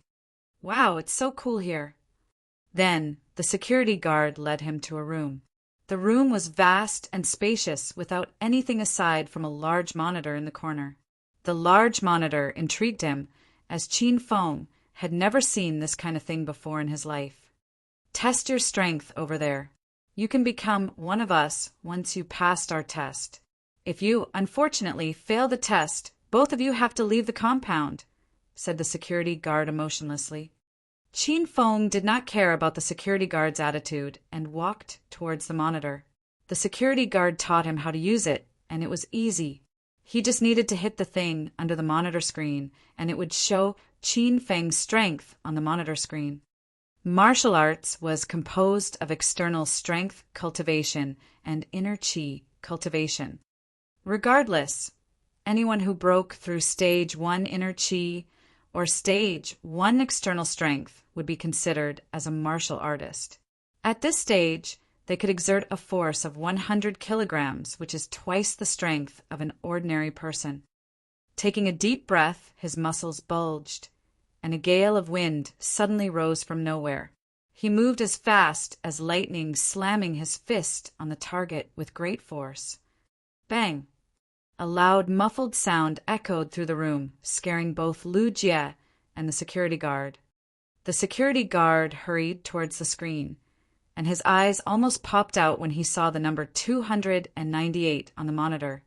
This man exerted 300 kilograms of force. That's almost on par with a stage 5 external expert or a stage 6 inner qi expert. There are only a few martial artists of this caliber in the Martial Artist Alliance. "Do I pass the test or not?" asked Qin Feng after realizing the security guard had not said anything after such a long time. Qin Feng was a stage 4 external expert, and he had consumed strength-enhancing potion twice before he arrived. With his intermediate level Thunder Tiger Fist technique, Qin Feng was certain that he could release a force of 350 kilograms with ease. The force of 298 kilograms on the monitor screen was the result of him suppressing his power. Yes, the security guard finally returned to his senses. His attitude toward Qin Feng had changed. You passed. Lu Jie said that he had just become a martial artist not long ago, so the security guard had not expected him to be so strong. "You're so powerful, Professor Qin Feng." Lu Jie ran to Qin Feng's side and exclaimed. The security guard went to register Qin Feng as a member. "Mister, please give yourself a name. It can be an alias or your true name." Qin Feng thought about it deeply. He realized that his enemies could be in the Martial Artist Alliance, so if he used his real name, he might blow his disguise. At last, he chose an alias for himself. "Let it be Green Wolf," said Qin Feng. "Will you confirm it?" The security guard keyed Qin Feng's identity into the computer and said, "This will be your only identity after joining the Martial Artist Alliance. You can't change it after it's successfully registered." "Yes, let it be Green Wolf," Qin Feng said determinedly. A wolf could survive even under the harshest condition. They were wise, sly, and had tons of endurance. They concealed themselves in the dark, lurked, and waited for the perfect moment to kill their enemies in one strike. Qin Feng felt a wolf, described his current situation and his characteristics very well. After a short while, the security guard handed a red booklet to Qin Feng. "Dear Mr. Green Wolf, this is your membership document. Please keep it on your person at all times." Qin Feng took his document and took a few glances at it. The security guard then pulled out a weird pattern cell phone and gave it to Qin Feng. "This is a special communication device created by the Martial Artist Alliance. It'll notify you of every mission issued by the main headquarters in the provincial capital and all branches across China. Your login ID and password will be your alias and a self-generated password. The password can be changed after your first login, so don't worry about it. You can log on to our website and look through your profile to check whether the information is correct or wrong." The security guard gave Qin Feng everything he needed. He also gave him a book titled The Beginner's Guide to the Martial Artist Alliance. Inside the guide was everything about the Martial Artist Alliance that could assist the new members in familiarizing themselves with the facilities of Martial Artist Alliance. The security guard returned to his original position after he helped Qin Feng complete the membership registration. After that, Lu Jie brought Qin Feng to the lobby of the Martial Artist Alliance. It was already 10 p.m. at night, so the lobby was devoid of people. The lobby of Martial Artist Alliance was built to look exactly like the Stock Exchange Center. It was huge and spacious, and it could hold up to 1,000 people. There was minimal furnishing in the lobby. Only equipped a few rows of chairs and a large LED screen hanging on the wall that was the mission board. Qin Feng and Lu Jie took a seat and looked at the mission board. The mission board showed all the missions that were being issued by Martial Artist Alliance. Ding! Hedonist Sovereign System released an SSS grade mission. Martial Artist Alliance. Main mission: figure out who the leader of the Martial Artist Alliance is and the purpose of the Martial Artist Alliance. Time limit: unlimited. If host Qin Feng clears the mission, the system will reward 1 million Hedonist points and a few unknown rewards. If the mission fails, 2 million Hedonist points will be deducted. Ding. First side mission of Martial Artist Alliance. Accept and clear a level 5 mission issued by the Martial Artist Alliance. Time period: 3 months. If host Qin Feng clears the mission, the system will reward host Qin Feng 10,000 Hedonist points and randomly initiate a mystery interface in the system. If the mission fails, 20,000 Hedonist points will be deducted. Please wait for the announcements of other side missions. Chapter 415. Accepting Level 4 Mission. Chapter 415. Accepting Level 4 Mission. Ding. Congratulations, host Qin Feng, for clearing the chain mission, Martial World Disturbance. The system will reward host Qin Feng 10,000 Hedonist points. Host Qin Feng now has a total of 17,100 Hedonist points. A series of notifications beeped in Qin Feng's mind, bewildering him, especially the chain mission Martial Artist Alliance. The reward of the mission was 1 million Hedonist points, which was even higher than the Beast Clan disturbance that only gave 500,000 Hedonist points as a reward. This was the first time Qin Feng had ever received an SSS grade mission. He felt that this mission would be tougher than climbing to heaven. Little Pig, how has the main mission of the chain mission, Martial World Disturbance, been cleared? I have not done anything yet. Qin Feng felt puzzled. He communicated with Little Pig using telepathy. The chain mission, Martial World Disturbance, consisted of the main mission and 3 side missions. Qin Feng had cleared 3 side missions a long time ago, but not the main mission.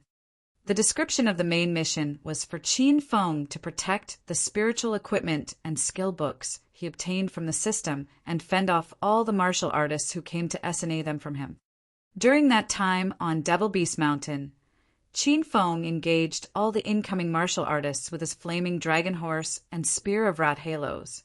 He successfully fended them off with the help of the flaming golden falcon and the glacial snow mastiff. By right, the main mission of Martial World Disturbance should have been cleared, but somehow the system did not notify him about the clearance of mission. And now the mission was cleared. For your information, Master, the grading parameter in the system for the mission Martial World Disturbance is somehow incorrect, even though Master had successfully driven off all the incoming martial artists in Devil Beast Mountain. The news of Master still being alive is spreading across China. As such, people from the martial world are still looking for Master's whereabouts. If you show yourself, they will come to kill you. The corner of Qin Feng's mouth quirked after listening to Little Pig's explanation. Then, according to the grading parameter of the system, unless I'm dead, I'll never be able to clear the main mission of Martial World Disturbance. Qin Feng's mouth quirked up even more when he thought about this. This system really did not fail its name as the most trolling master in the world. Hence, to solve the bug, the system issued the mission Martial Artists Alliance. As long as Master accepts the mission, then the mission Martial World Disturbance will be considered clear by default. Qin Feng felt better. Looking at his 17,100 hedonist points in the system, Qin Feng thought he should purchase new armor since his original flying dragon armor had been destroyed by Uncle Yan during their fight at the Amethyst Dragon Palace. Qin Feng withdrew from his thoughts and gazed at the scrolling mission board. One of the side missions for the Chain Mission Martial Artist Alliance was accepting a level 5 mission. There were many missions on the large mission board. Martial Artist Alliance's mission level 1 mission description. Collect 10 snow lotuses from Duan Shan Cliff. Mission reward 10 mission points. Martial Artist Alliance's mission level 2 mission description. Collect 10 bottles of snow water from Orc Valley. Mission reward 20 mission points. Martial Artist Alliance's mission level 3 mission description. Protect the Diplomat of Z for 3 days. Mission reward 50 mission points and 1 bottle of body refining potion. Martial Artist Alliance's mission level 5 mission description. Hunt down a 3-eyed elephant boar on Devil Beast Mountain and collect and bring back its fang, skin, and tendon. Mission reward 200 mission points and a soul-cleansing pill. Qin Feng was dazzled by the sheer number of missions on the mission board. There were quite a few level 5 missions. However, Qin Feng could not take them as he was still in the stage of concealing his presence from his enemies. Thus, he could not travel too far from the provincial capital. Qin Feng felt the mission on Devil Beast Mountain suited him the best. Qin Feng had engaged a 3-eyed elephant boar before, and he was certain that with his current strength he could defeat it again if he went it all out. Anyway, he still had his flaming golden falcon and glacial snow mastiff at his disposal on Devil Beast Mountain. With the help of the 2 battle pets, Qin Feng felt he could kill the 3-eyed elephant boar with ease. Professor Qin Feng, do you think I should accept a level 4 mission as training since I've just broken through to stage for inner chi? Lu Jia asked Qin Feng. He was searching for a mission as well. Which one do you want to do? Asked Qin Feng. That one. The mission to hunt a unicorn rhinoceros in the dark forest. Lu Jia answered excitedly. Qin Feng skimmed through the screen and found the mission. Martial Artist Alliance's mission level 4 mission description. Hunt down a unicorn rhinoceros in the dark forest and collect the horn, hide, and tendons. Mission reward 150 mission points, 100,000 yuan, and a healing pill. Where is the dark forest? Asked Qin Feng after he finished reading the mission's description. The dark forest is situated on the outskirts of the provincial capital. I'm interested in the mission because my dad will not allow me to go far from the provincial capital, answered Lu Jia awkwardly while screwing his head. Oh, yeah, Professor Qin Feng. Do you have any missions you want to do? Lu Jia was curious about what mission Qin Feng would choose. After all, Qin Feng had displayed great strength during the test, and Lu Jia surmised that Qin Feng had to be at least a stage 5 inner chi master. Right until this moment, Lu Jia still could not settle his storming mind. He was so fired up that he wanted to yell when he thought a stage 5 inner chi expert was sitting beside him. I want to do a level 5 mission. It's about hunting a 3-eyed elephant boar. Even though he had only just been acquainted with Lu Jia's humbleness and politeness were quite appealing to him, and he felt that he did not have to keep it a secret from Lu Jia. A level 5 mission. How hard is that going to be? Lu Jia exclaimed. I've heard of the 3-eyed elephant boar. Its hide is extremely tough, and it's impenetrable by normal ammunition. It's as large as an elephant, and when it's in rage, it smashes and tramples the things around it into nothingness like a tank. Not even 3 unicorn rhinoceroses maw up to it. Lu Jia was scared of the strength of a 3-eyed elephant boar.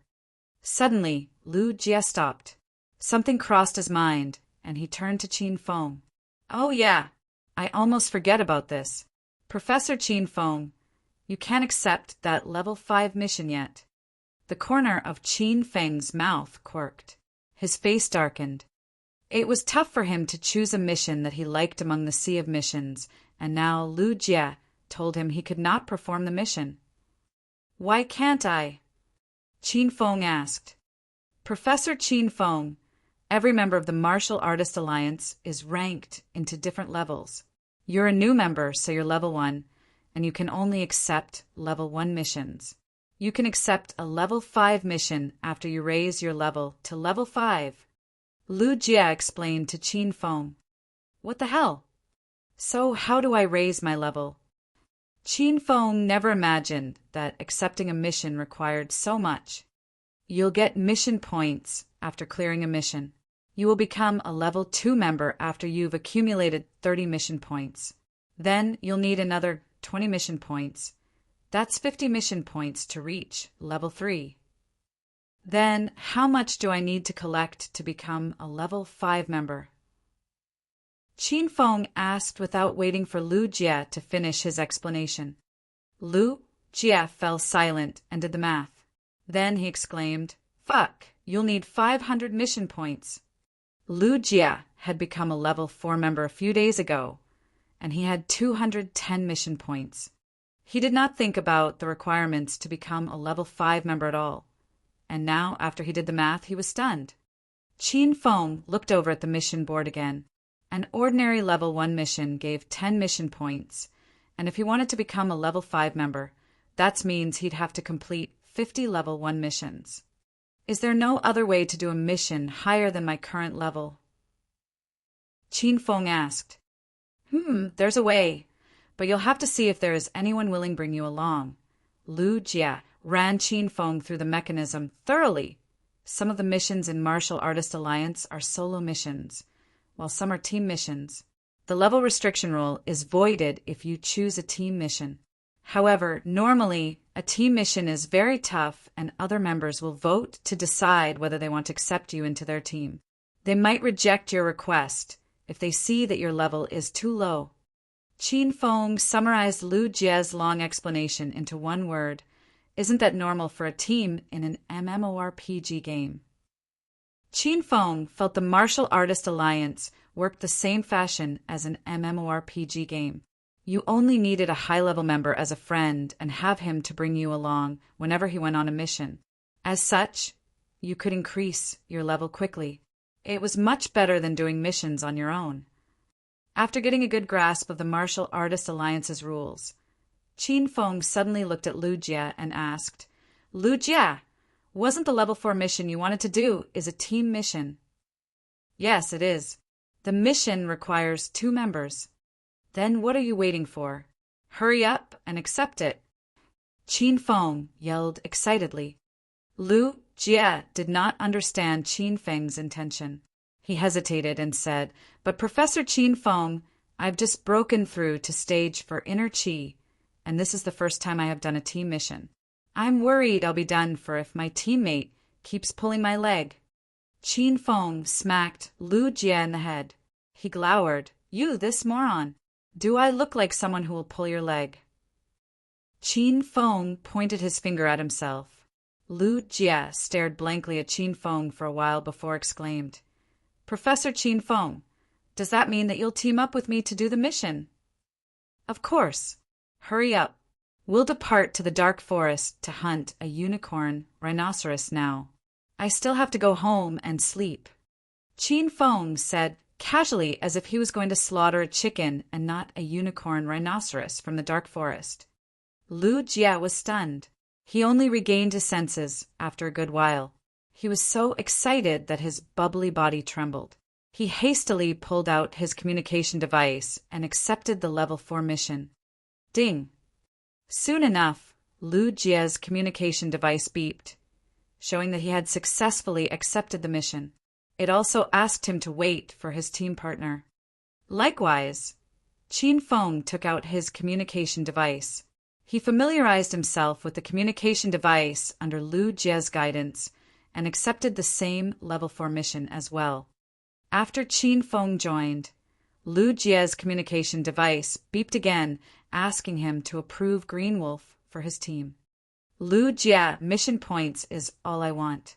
You can have the rest of the rewards, Qin Feng said to Lu Jie. Lu Jie was a straightforward guy. He agreed and said, Okay, I'll just take it as an experience and follow Professor Qin Feng to see how as difficult and dangerous a level 4 mission is. Chapter 416, Fighting the Unicorn Rhinoceros 1. Chapter 416. Fighting the Unicorn Rhinoceros 1. Pursing her lips, Hua Yan squatted beside her garden outside of Chang Xan's villa. She hurried from the villa after she finished her dinner and hid her presence under the shadow of the villa. She planned on ambushing the one who stole her spiritual flowers when he appeared. However, it was already in the wee hours of the morning, and the flower thief still had not appeared. Yan, you scared me. Chang Xan suddenly appeared from the villa. She wore a loose white nightgown with a fiery red windbreaker draped over her shoulders. She stood in the moonlight so that it gave her an enchanting and charming aura. She noticed Hua Yan in the garden once she was outside. She had only been able to see a vague figure because the moonlight was her only illumination. She almost thought that Hua Yan was a large mouse. Big sister Xan, I'm not a ghost. What are you afraid of? Hua Yan came forward and clung to Chang Xan's arm. Chang Xan smacked Hua Yan's forehead, feigning anger, and said, "You naughty little girl. Won't you feel cold standing outside in those flimsy clothes? You really treated your garden like your own child. What if you see a cold?" Hua Yan made a face as a countermeasure to Chang Xan's warning, causing Chang Xan's to burst into laughter. Big sister Xan, what are you doing out here at this hour? Why haven't you gone to bed? Hua Yan's rolled her glassy eyes and said mischievously, "Could it be you're waiting for that brat?" Chang Xan's face instantly flushed. Luckily, it was dark outside, so Hua Yan could not see her face. Otherwise, she would have searched for a hole to hide in. What kind of story is playing in your dirty mind, young lady? Why would I wait for that brat to return home? I'm actually wondering if I should lock the door or not because it's so late and it's time for us to rest. Qin Feng disappeared right after classes had ended and still had not returned home. Even though Chang Xan did not say anything, a weird feeling kept stirring her mind. She could not go to sleep unless Qin Feng had returned home. So the reason Chang Xan came outside was to see whether or not Qin Feng had returned home. She never expected Hua Yan to be outside as well and that she'd figure out her intention. Really? Hua Yan grinned at Chang Xan. Suddenly she sighed, "Ai, big sister Xan, you see, you're such a fine young lady, beautiful with an hourglass body figure and rich. I'm pretty sure that there was no man in this world that could resist your charms. I can't understand how big sister Xan fell in love with that brat Qin Feng. He is a pervert, and what's more, his background is a mystery. We have no idea what he used to be in his previous life. Big sister Xan, you must think twice about him." "What are you talking about? I already said that I came out to lock the gate and go to sleep." Chang Xan was so embarrassed that a bright pink quickly crawled up her face to her ears. In order to prevent Hua Yan from talking nonsense, Chang Xan gnashed her teeth and pulled Hua Yan back into the villa. She turned around and locked the door from inside in front of Hua Yan. "Humph, that brat deserves this for not coming back home before this late hour. We'll let him sleep on the street tonight. If he still adheres to his misguided course, I'll kick him out of my house." Looking at Chang Xan's angry, cold face, a flicker of mischief veiled Hua Yan's eyes. Nobody knew her plan. Arg, big brother, please wait for me." Qin Feng had taken a liking to Lu Jie, so he kept him as his little brother. Lu Jie changed his appellation from Professor Qin Feng to Big Brother. Both of them arrived at the outskirts of the provincial capital. After they parked the Buick sedan outside of the dark forest, they entered the dark forest and started looking for the unicorn Rhinoceros. Qin Feng remained calm without batting an eye, even as he ran at top speed for a long time. However, this was not the case for Lu Jie. He was fat, so he was entirely exhausted from running for 20 minutes straight. "You should keep fit now, you fatty." Qin Feng rolled his eyes at Lu Jie. "Big brother, I'm that kind of person who will grow fat even if I drink water. You can't understand this kind of suffering. Lu Jie's face was covered with big drops of perspiration. He stopped out of his fatigue and said, "Big brother, can we stop and rest for a while? Otherwise, I might die of exhaustion before we find the unicorn, Rhinoceros." Looking at Lu Jie, who refused to move for another inch, Qin Feng helplessly shook his head and murmured inwardly, "Hiss!" A wild horse's cries held across the forest, shattering the tranquil and gloomy dark night. It made Lu Jie flinch. His eyes were filled with fear. He pointed his finger at the fiery red gallant horse and stuttered in fright. Big brother, be beast, there's a beast here. Hurry up and run." Hopping lightly on his feet, Qin Feng arrived at Lu Jie's side. He was disappointed at Lu Jie's cowardice and kicked him but sending him flying onto the back of the gallant horse. "Beast? You fucking head. This is your big brother's mount. Its name is Flaming Dragon Horse."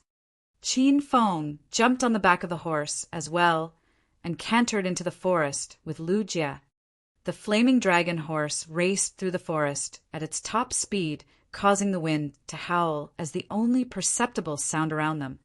Lu Jie finally returned to his senses. His eyes were illuminated with excitement. Out of his curiosity, he kept rubbing his jiggly butt on the back of the horse, caressing the fur, and pat the Flaming Dragon Horse's head.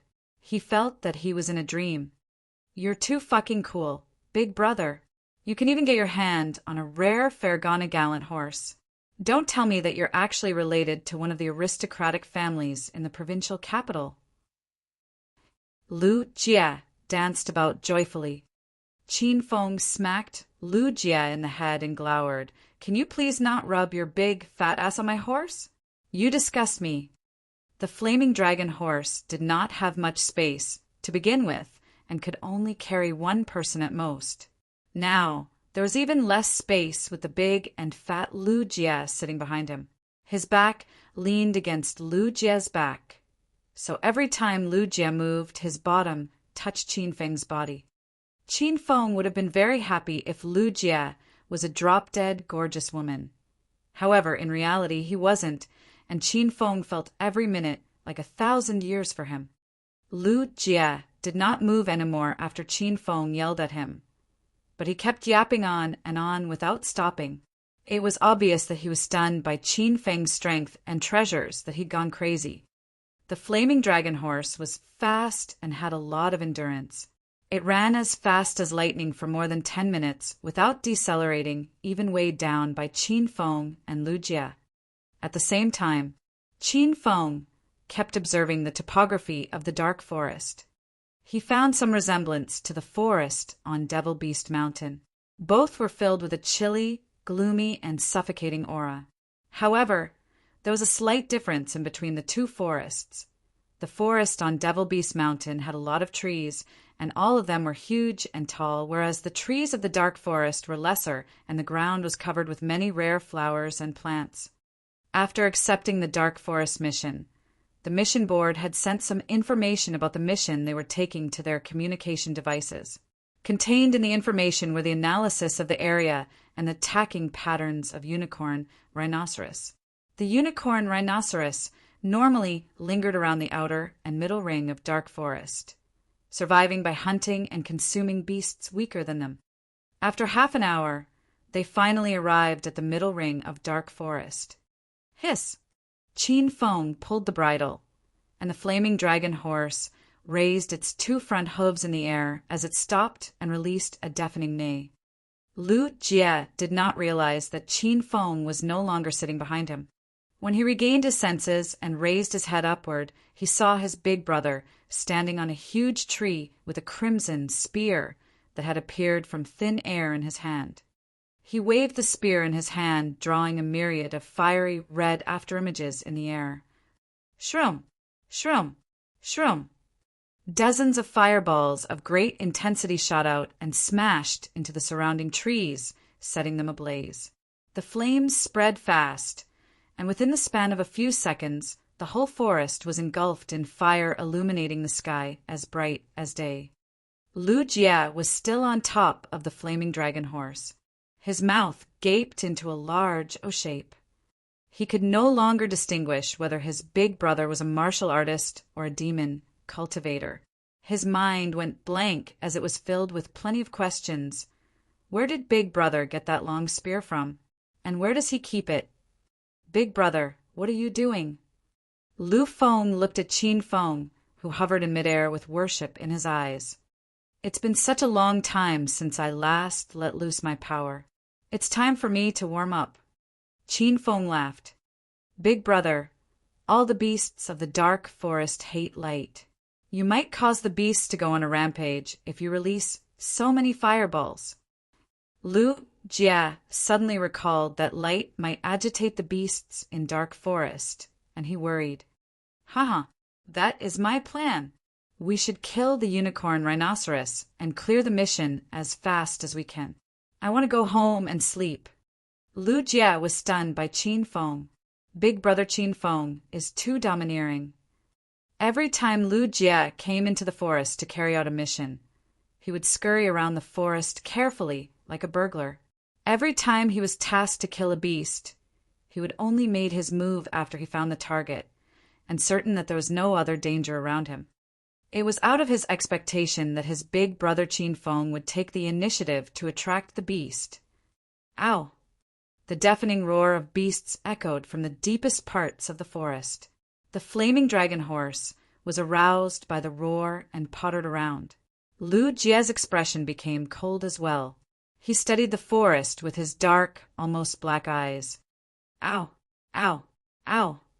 The menacing roars of beasts grew nearer. Judging from the intensity of sounds and the trembling ground, Lu Jie surmised that there were at least 3 or 4 beasts charging toward them. Oh my gosh! Big Brother, hurry up and run. For unicorn rhinoceroses are too much for us. Lu Jie screamed as he saw 4 large unicorn rhinoceroses charging at them. This was the first time Qin Feng saw a unicorn rhinoceros. They were larger than ordinary rhinoceros, and their hide was much stronger and tougher. They had very little hair on their bodies, and the hair was hard enough to stand on their backs like tiny needles. Their ears were round, and their heads were large and long. Their necks were short, and there was a long, hard, sharp tusk above their noses. These unicorn rhinoceros were no ordinary rhinoceros. Their limbs were large and muscular as opposed to ordinary rhinoceros, which had short limbs. They were faster, and their very presence made people tremble with fear. The 4 unicorn rhinoceroses charged toward Qin Feng while he was studying them. It was only mere seconds before the tusk on the top of the unicorn rhinoceros was within reach of Qin Feng's pecs. Big Brother, run! Lu Jie was ambushed by 2 unicorn rhinoceroses as well. However, he still spared his consciousness to warn Qin Feng. Shroom! Qin Feng hopped up onto a large tree. Rumbles! The rampaging unicorn rhinoceros rammed itself into the big tree and raised up a storm of leaves. The leaves fell from the tree to the ground, making quite a scenic view. Shao Jie, lure away those 2 unicorn rhinoceroses with a flaming dragon horse. Be careful! Qin Feng commanded. Taking his cue, Lu Jie maneuvered the flaming dragon horse away. The 2 unicorn rhinoceroses chased after Lu Jie, and Qin Feng soon lost sight of them. There were only 2 unicorn rhinoceroses left. Qin Feng felt that it would be easier for him to engage them. Shroom! Shroom! Qin Feng moved like a specter in the dark, zigzagging between trees while shooting fireballs from his spear of rat halos. The dozens of fireballs of great intensity flew toward the unicorn rhinoceroses and exploded against their bodies, successfully making them flinch. Chapter 417. Fighting the Unicorn Rhinoceros 2. Chapter 417. Fighting the Unicorn Rhinoceros 2. Ow! Ow! Ow! The 2 unicorn rhinoceroses were confused. They went berserk in the dark forest and rammed down a few trees during their rampage. Qin Feng used 200 hedonist points to purchase 20 fire bullets, and he released all of them, leaving a trail of flames whenever he went. Little fellows, enough playing. It's time to get serious. As he waved his hands, the spear of rat halos suddenly disappeared. Then a long, treasured sword glowing with an orange-colored light appeared in his hand, and he put his winter iron glove on his right hand. Qin Feng hopped lightly on his feet, turning himself to a gale of wind. He charged at the unicorn rhinoceroses and swung his sword at it. Bang! Bang! Bang! The orange-colored sword chi morphed into a large net and wrapped around one of the unicorn rhinoceros. The net of sword chi landed on its target. However, the unicorn rhinoceros were not sliced into pieces. It was completely unaffected and continued to run wildly across the ground, stunning Qin Feng. The hide of unicorn rhinoceros was extremely sturdy, and the description of it being as hard as an iron bastion was accurate. When Qin Feng's sword landed on it, an ear-piercing metal-jarring sound rang through the air. "You guys look better than I imagined." Qin Feng squinted. He hastily jumped back to evade the ambush of unicorn rhinoceroses and retreat to a large tree nearby. Sitting on top of the tree, Qin Feng withdrew his true steel sword and looked at the berserk unicorn rhinoceroses. Qin Feng had lost his flying dragon armor, so he was utterly defenseless now.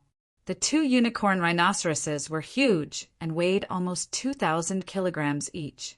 Qin Feng surmised that he would be trampled into a meaty pulp if he got hit by them. Qin Feng still had another defense skill apart from his flying dragon armor, the sovereign grade skill, Vajra Esotery, but to his dismay he had triggered the Vajra Esotery during his fight against Yin-Yang elders at the Su family mansion in Sky City. According to Little Pig, activation of Vajra Esotery consumed a large amount of Qin Feng's inner chi, and he needed at least 3 months before the Vajra Esotery could be triggered again. 3 months had passed, so the Vajra Esotery could be triggered again if Qin Feng was in a moment of life or death. During his last fight at the Amethyst Dragon Palace, his inner chi had not been restored to the point that he could use the Vajra Esotery, so the Vajra Esotery could not be activated even though Qin Feng was almost killed. Qin Feng hopped around the trees back and forth like a primate. The two unicorn rhinoceroses kept trailing him closely until fatigue began to overtake them, causing them to slow down. Qin Feng studied the surrounding forest and realized that he could not see Lu Jie. He then began to call for his helper in his heart. "Shimin Chui Shui, engage in battle." Rumble. A white light descended from the sky. Shimin Chui Shui heard Qin Feng's call and appeared. He was clad in a snow-white robe. His expression was still filled with the same coldness. With his hands folded behind his back, he pointed his seemingly insignificant wuxiao sword at the sky. "Shimin Chui Shui of Thousand Plums Mansion, hello, master." Shimin Chui Shui greeted Qin Feng honorably. "Brother Chui Shui, please help me to kill those 2 large rhinoceroses." Qin Feng treated Shimin Chui Shui cordially as he was his lifesaver. Accepting his order, Shimin Chui Shui suddenly vanished before Qin Feng's eyes and reappeared in between of the 2 unicorn rhinoceroses. Seeing that someone had fallen into their trajectory of attack, the 2 unicorn rhinoceroses quickly surrounded Shimin Chui Shui. Ow! Ow! The 2 unicorn rhinoceroses tossed their heads back with a ferocious howl. A flash of waving red shadow illuminated their sight, and their expressions were filled with a lust for vengeance, as if they wanted to shred Shimin Chui Shui into 1,000 pieces. After clawing the ground to build up their momentum, both of the unicorn rhinoceroses charged at Shimin Chui Shui at full speed. "Filthy beasts want my sword." Shimin Chui Shui did not waver at all. What's more, he refused to move an inch and stuck his feet firmly on the ground. He then raised his right hand into the air extremely slowly. At least in Qin Feng's perspective, Shimin Chui Shui's movement was extremely slow, as if he was performing Tai Chi. However, much to his surprise, a crisp sound like cutting a watermelon filled the air. The two unicorn rhinoceroses, charging toward Shimin Chue Shui, were cut in half, and their heads were detached from their bodies. Inertia kept their front parts dashing forward, while their hind parts had already fallen to the ground and created two large craters. Bang! Dust swirled in the air, and blood flowed like a river. A sickening metallic scent slowly filled the air. Shimin Chue Shui waved his hands and folded them behind his back again. The wuxiao sword in his hand was bereft of any blood. Master, do you need any more assistance from Chue Shui? Shimin Chue Shui vanished and reappeared before Qin Feng. His speed was so fast that nobody could track his movement, not even Qin Feng. He was frightening. Little pig, what is Shimin Chue Shui current strength? Master, Shimin Chue Shui is now at stage 9 and halfway into the realm of comprehension. Qin Feng was amazed. So this is the strength of fully mastering stage 9 inner chi. A stage 9 inner chi master could kill 2 unicorn rhinoceroses effortlessly, like chopping vegetables. Qin Feng felt he was nothing standing in front of Shimin Chue Shui. He believed that if Shimin Chue Shui was his enemy, he would be able to kill Qin Feng with one strike. Wouldn't the magnetic field around Shimin Chue Shui's be disrupted by the magnetic field of the Earth? How on earth could maintain his stage 9 inner chi power after I have summoned him for such a long time? Qin Feng recalled the fight at the Amethyst Dragon Palace. He summoned Shimin Chue Shui, and Shimin Chue Shui's strength dropped from stage 9 until stage 6 within a few minutes. Master, there are many ancient trees and spiritual plants in Dark Forest, so its spiritual essence is much denser than in the city. As such, the magnetic field in the Dark Forest is kind of different from outside the world. Frankly speaking, the magnetic field in the Dark Forest is similar to that of the world where Shimin Chue Shui resides. Shimin Chue Shui's strength is still dropping. It's just that the effect is not that significant. Qin Feng finally understood after Little Pig explained it to him. Da, da, da. Suddenly, the sound of a horse's hooves echoed from a distance, not far from him. Qin Feng knew that Lu Jia was approaching them. Immediately, he returned Shimin Chue Shui back into the system. It was easy for Qin Feng to explain his spiritual equipment and flaming dragon horse to Lu Jia. However, Qin Feng felt that he could not explain the presence of Shimin Chue Shui easily. Hiss! The flaming dragon horse stopped in front of Qin Feng. Lu Jia hastily alighted from the horse and went to check on Qin Feng. Big brother, are you okay? Those 2 unicorn rhinoceroses were extremely hard to lose. Luckily, the Fergana horse is fast enough, so I was able to get rid of them. Lu Jia studied Qin Feng's condition with his hands and heaved a long sigh of relief after confirming Qin Feng was not injured. Then he turned around and saw 4 huge objects. He was stunned. Fuck! What the hell are those? They freak me out. Big brother, where is our 2 unicorn rhinoceroses? You avoided them as well. Qin Feng was nauseated by Lu Jia's action. The hell, he groped my body. He kicked Lu Jia's bubbly bottom. Are you blind? Those are the unicorn rhinoceroses. Qin Feng's word startled Lu Jia again. His heart almost jumped out of his throat. After he noticed Qin Feng was serious, and that he wasn't telling any lies, he slowly walked to the 2 unicorn rhinoceroses that had been cut in half. Holy shit, they really are those 2 unicorn rhinoceroses. Big brother, you're too powerful. What kind of weapon did you use to slice them in half? These unicorn rhinoceroses are well known for their extremely sturdy hide that not even normal ammunition can penetrate. Lu Jia was flabbergasted. He had been worried about Qin Feng. Since Qin Feng had given him the flaming dragon horse, Lu Jia figured that he probably could not fend off or outrun 2 unicorn rhinoceroses by himself for long, so he frantically got rid of the 2 unicorn rhinoceroses and rushed back to Qin Feng's side. He never expected that his big brother would have killed both unicorn rhinoceroses in such a short time. It was such a remarkable feat that not even a stage 5 inner Qi master could have accomplished it. Stop blabbering. Hurry up and collect the tusk, hide, and tendon from the unicorn rhinoceroses. We still have to go back to finish our mission, Qin Feng ordered. Taking his order, Lu Jie went to do his bidding. Confronting unicorn rhinoceros was hard for Lu Jie, but dissecting a rhinoceros was child's play for Lu Jie. He completely dissected the 2 unicorn rhinoceroses within half an hour. After finishing his job, without paying mind to the sickening stench of blood, Lu Jie carried the 2 unicorn rhinoceroses' hides and walked toward Qin Feng. He gave a pure smile to Qin Feng and asked, "Big brother, our mission only required us to hunt down 1 unicorn rhinoceros and collect the tusk, hide, and tendon. What are we going to do with the extras?"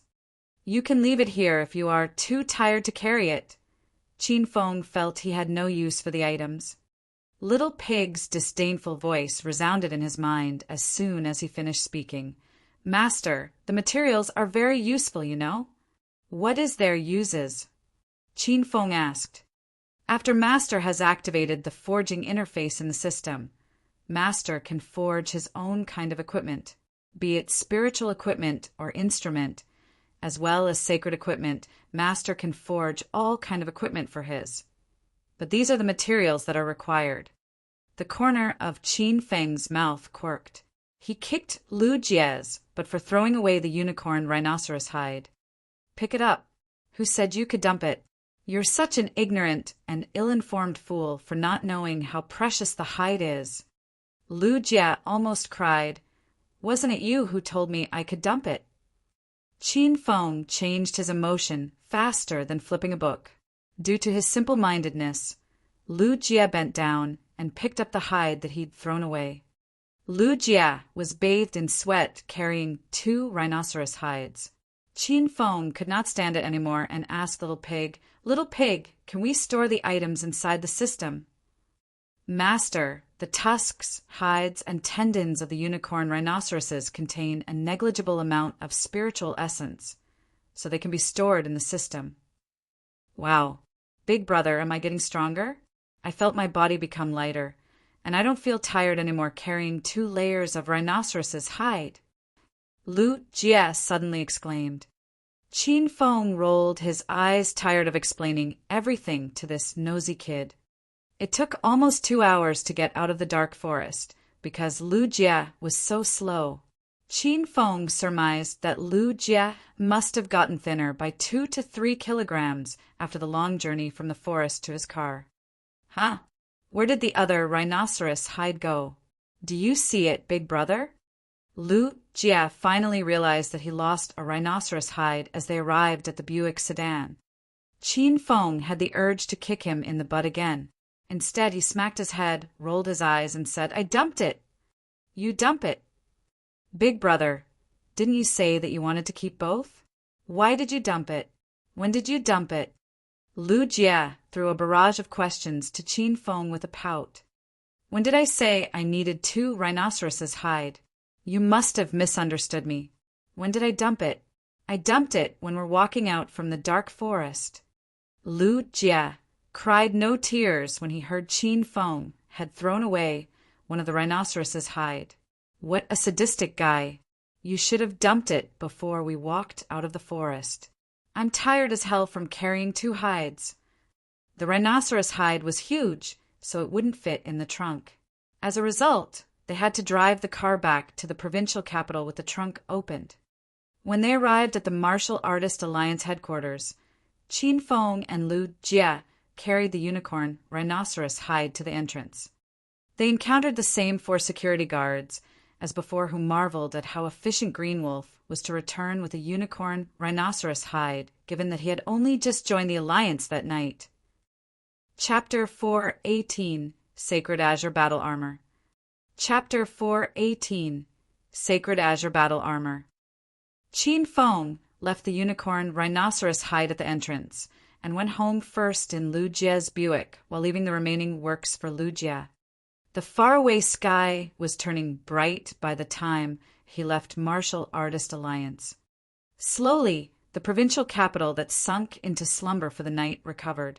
The avenue flooded with vehicles and pedestrians as everyone in the city began to rush towards their individual destinations. Qin Feng did not return to Chang Xian's villa. Instead, he went to provincial capital University, after enduring through a death-or-life battle with a unicorn rhinoceros. Qin Feng felt it was essential for him to purchase battle armor, or else he would feel insecure during a fight. When he arrived at the provincial capital University, Qin Feng initiated the Hedonist sovereign system as soon as he entered his office. He had 16,900 Hedonist points now, so he could purchase a battle armor better than the Flying Dragon armor. The Flying Dragon armor was a prize from a lottery.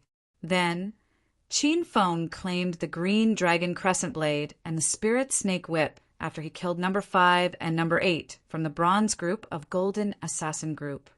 Following this, Qin Feng fused the Green Dragon Crescent Blade and the Flying Dragon armor to form the Orange Grade Flying Dragon armor that had immensely increased the Flying Dragon armor's defense. However, despite the enhancement, the Flying Dragon armor could not withstand Uncle Yan, who was a Stage 8 Inner Chi Master. Uncle Yan had utterly destroyed the Flying Dragon armor with just a few hits. The fight had opened Qin Feng's eyes to the reality, and he realized that his strength was like a stone that was thrown into a vast ocean. It could do nothing but raise an insignificant ripple. This time Qin Feng vowed that he would purchase a blue-grade battle armor to vastly increase his own defense, so that he would never be in a dire situation which might cause his death when he next met a strong person. After making up his mind, Qin Feng chose the blue-grade battle armor option in the system. After the system finished filtering out the blue-grade battle armor for him, Qin Feng was dumbfounded looking at the price for a piece of blue-grade battle armor. There was only a grade difference between blue-grade and orange-grade armor, but the price was worlds apart. Last time he checked, the normal price of white-grade spiritual equipment was around 500 Hedonist points and capped at 3,000 Hedonist points, while orange-grade spiritual equipment ranging from 3,000 Hedonist points to 30,000 Hedonist points. It was totally out of his expectation that a single piece of blue-grade spiritual equipment would cost him from 30,000 Hedonist points to 300,000 Hedonist points. Meanwhile, the base price for purple-grade spiritual equipment was 30,000 Hedonist points and topped at 1,000,000 Hedonist points. Gold-grade spiritual equipment, however, was different from other grades of spiritual equipment. Getting a gold-grade piece of equipment was completely by sheer luck. It could not be purchased from the system. Instead, it had to be earned through clearing an SSS grade mission or by fusing different spiritual equipments together. Qin Feng was naive. He thought that with 16,900 Hedonist points at his disposal, he could choose battle armor to his liking, but the reality was cruel. He could not even afford the most basic blue-grade battle armor. Master, as a rank 5 Hedonist mortal, you're entitled to borrow Hedonist points from the system. The limit is 20,000 Hedonist points. Little Pig's voice suddenly resounded in Qin Feng's brain. The usually lazy and arrogant Little Pig now spoke lively and energetically, while giving Qin Feng a coquettish look. The system even provides a loan service? Wow, how user-friendly! Qin Feng exclaimed. He began to see hope. If he could borrow 20,000 Hedonist points, then he would have 36,900 Hedonist points, and he could purchase the most basic of blue-grade battle armor. Of course you can. The system is specially built to help its user to tackle every possible problem. Master, hurry up. Borrow some Hedonist points and purchase new battle armor. Little Pig said restlessly. Little Pig, why do I smell a rat in your actions today? Qin Feng asked as he raised his brows. Throwing a tantrum. Little Pig rolled forth and back on the ground and peered at Qin Feng with his purest eyes. How can Master doubt my loyalty? I just want Master to buy better battle armor to protect Master's life. Otherwise, if Master dies in an unfortunate collision, I will be left without anyone to rely on in the world. How am I, a little pig, to survive in this cruel world filled with sadistic people? Little Pig's utterance gave Qin Feng goosebumps. Little Pig, help me to borrow 20,000 hedonist points from the system. Qin Feng decided to borrow it at last. I'd be dumb not to borrow free money. Ding, thank you, host Qin Feng, for taking up a loan with the hedonist sovereign system. The total distribution is 20,000 hedonist points. The current interest rate is 1,000th. Time period 1 month.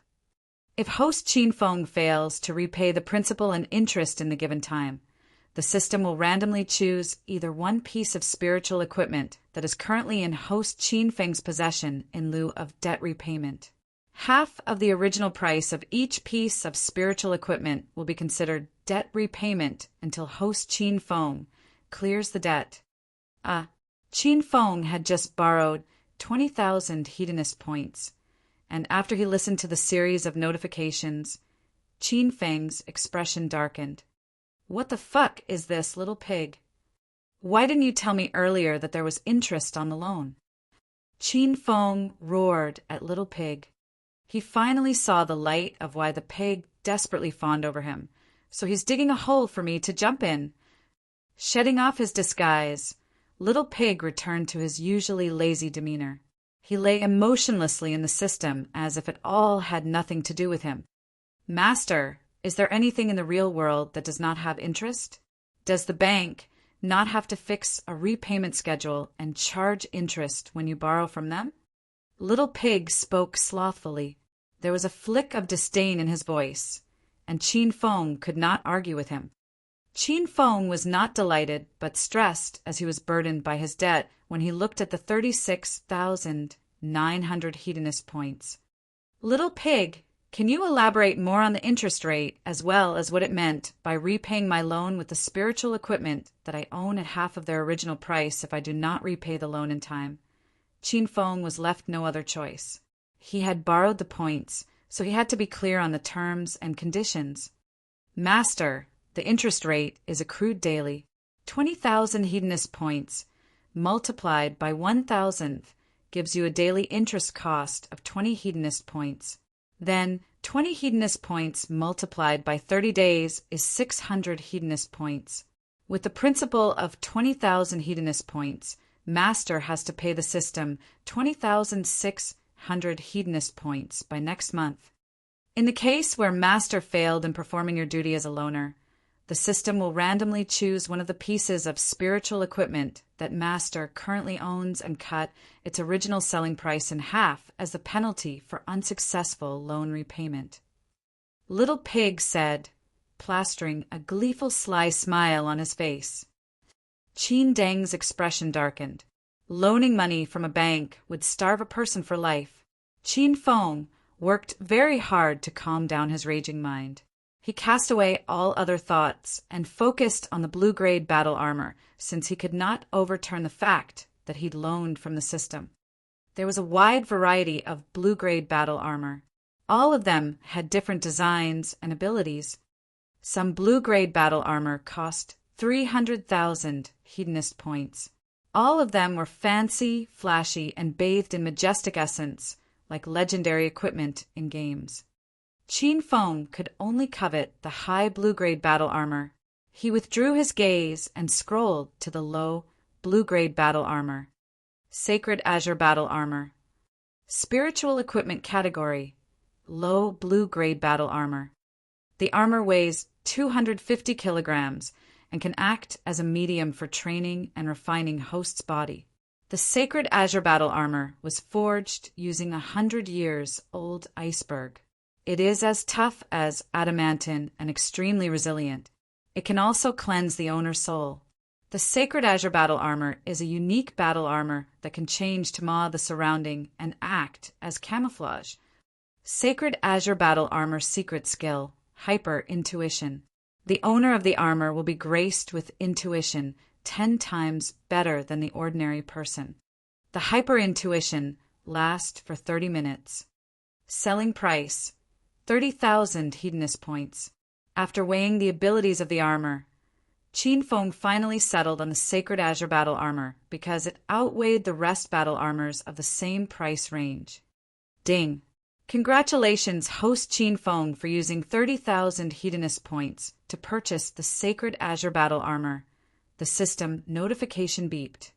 It glowed with an azure radiance, and an icy cold armor appeared in Qin Feng's hands. An enticing, dark blue radiance ran through the battle armor. It felt cold to touch, as if it was forged using a glacier and resembled a flying suit worn by imperial guards of the Ming Dynasty. The battle armor was ordinary in design, yet elegant.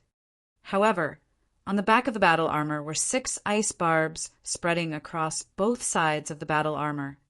Haha, this young master loves this battle armor very much. Equip it for me now.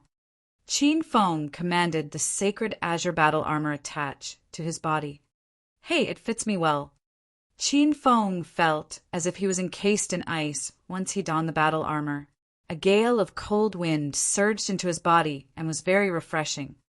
Qin Feng tried his intermediate grade Thunder Tiger Fist in the new 250 kilograms battle armor. Damn it, it feels so nice.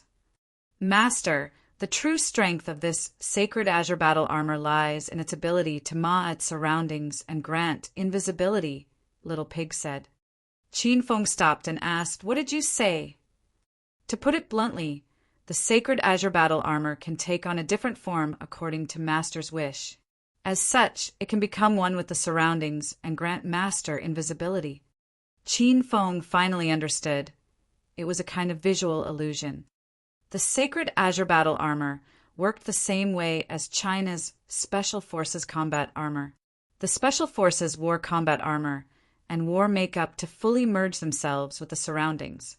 The art of invisibility was also used in the art of ninjutsu in Japan. By altering the color and aura of bodies, ninjas could merge themselves with the surroundings such that they were completely concealed. After finding out the true ability of Sacred Azure Battle Armor, Qin Feng hastily mapped the outline of the table in front of him. In the next second, the battle armor changed itself to become the same as the table, so that it imitated even the lining, concaves, and convex of the table. The camouflage was so perfect that nobody would notice his presence if they did not take a close look at it. Qin Feng then hopped to the windowsill. Once again, he imagined himself to be the same as the window, and in the next second, the Sacred Azure Battle Armor morphed into the same translucent substances that formed the window, successfully blending him into the window. Haha, with this Sacred Azure Battle Armor, I can go into whatever rooms I want, be it Chang Xian's room or Hua Yan's room. Neither of them can stop me from entering their room now. Qin Feng yelled. Ding! Ding! Suddenly, Qin Feng's cell phone rang. The ringtone was unfamiliar to him, so he had to think very hard before he realized that the notification was from the communication device given to him by the Martial Artist Alliance. Qin Feng then quickly removed his Sacred Azure Battle Armor, sat down on the chair, and opened the communication device. The notification showed to him that the Dark Forest Level 4 mission had been cleared. Qin Feng knew that meant that Lu Jia had passed the mission. Then he logged on with his member ID. Welcome to the Martial Artist Alliance Information Center. Member alias Green Wolf. Mission points 150. Accumulated mission points 150. Member level 3. Qin Feng's lips curved. He was exhilarated that he had catapulted from level 1 to level 3 and successfully accumulated 150 mission points. Soon, I'll be able to accept a level 5 mission. He could clear the first side mission of the Chain Mission Martial Artist Alliance. After he cleared a level 5 mission from the Martial Artist Alliance after that, he could get 10,000 Hedonist points and activate a random secret interface in the system. Qin Feng was looking forward to it.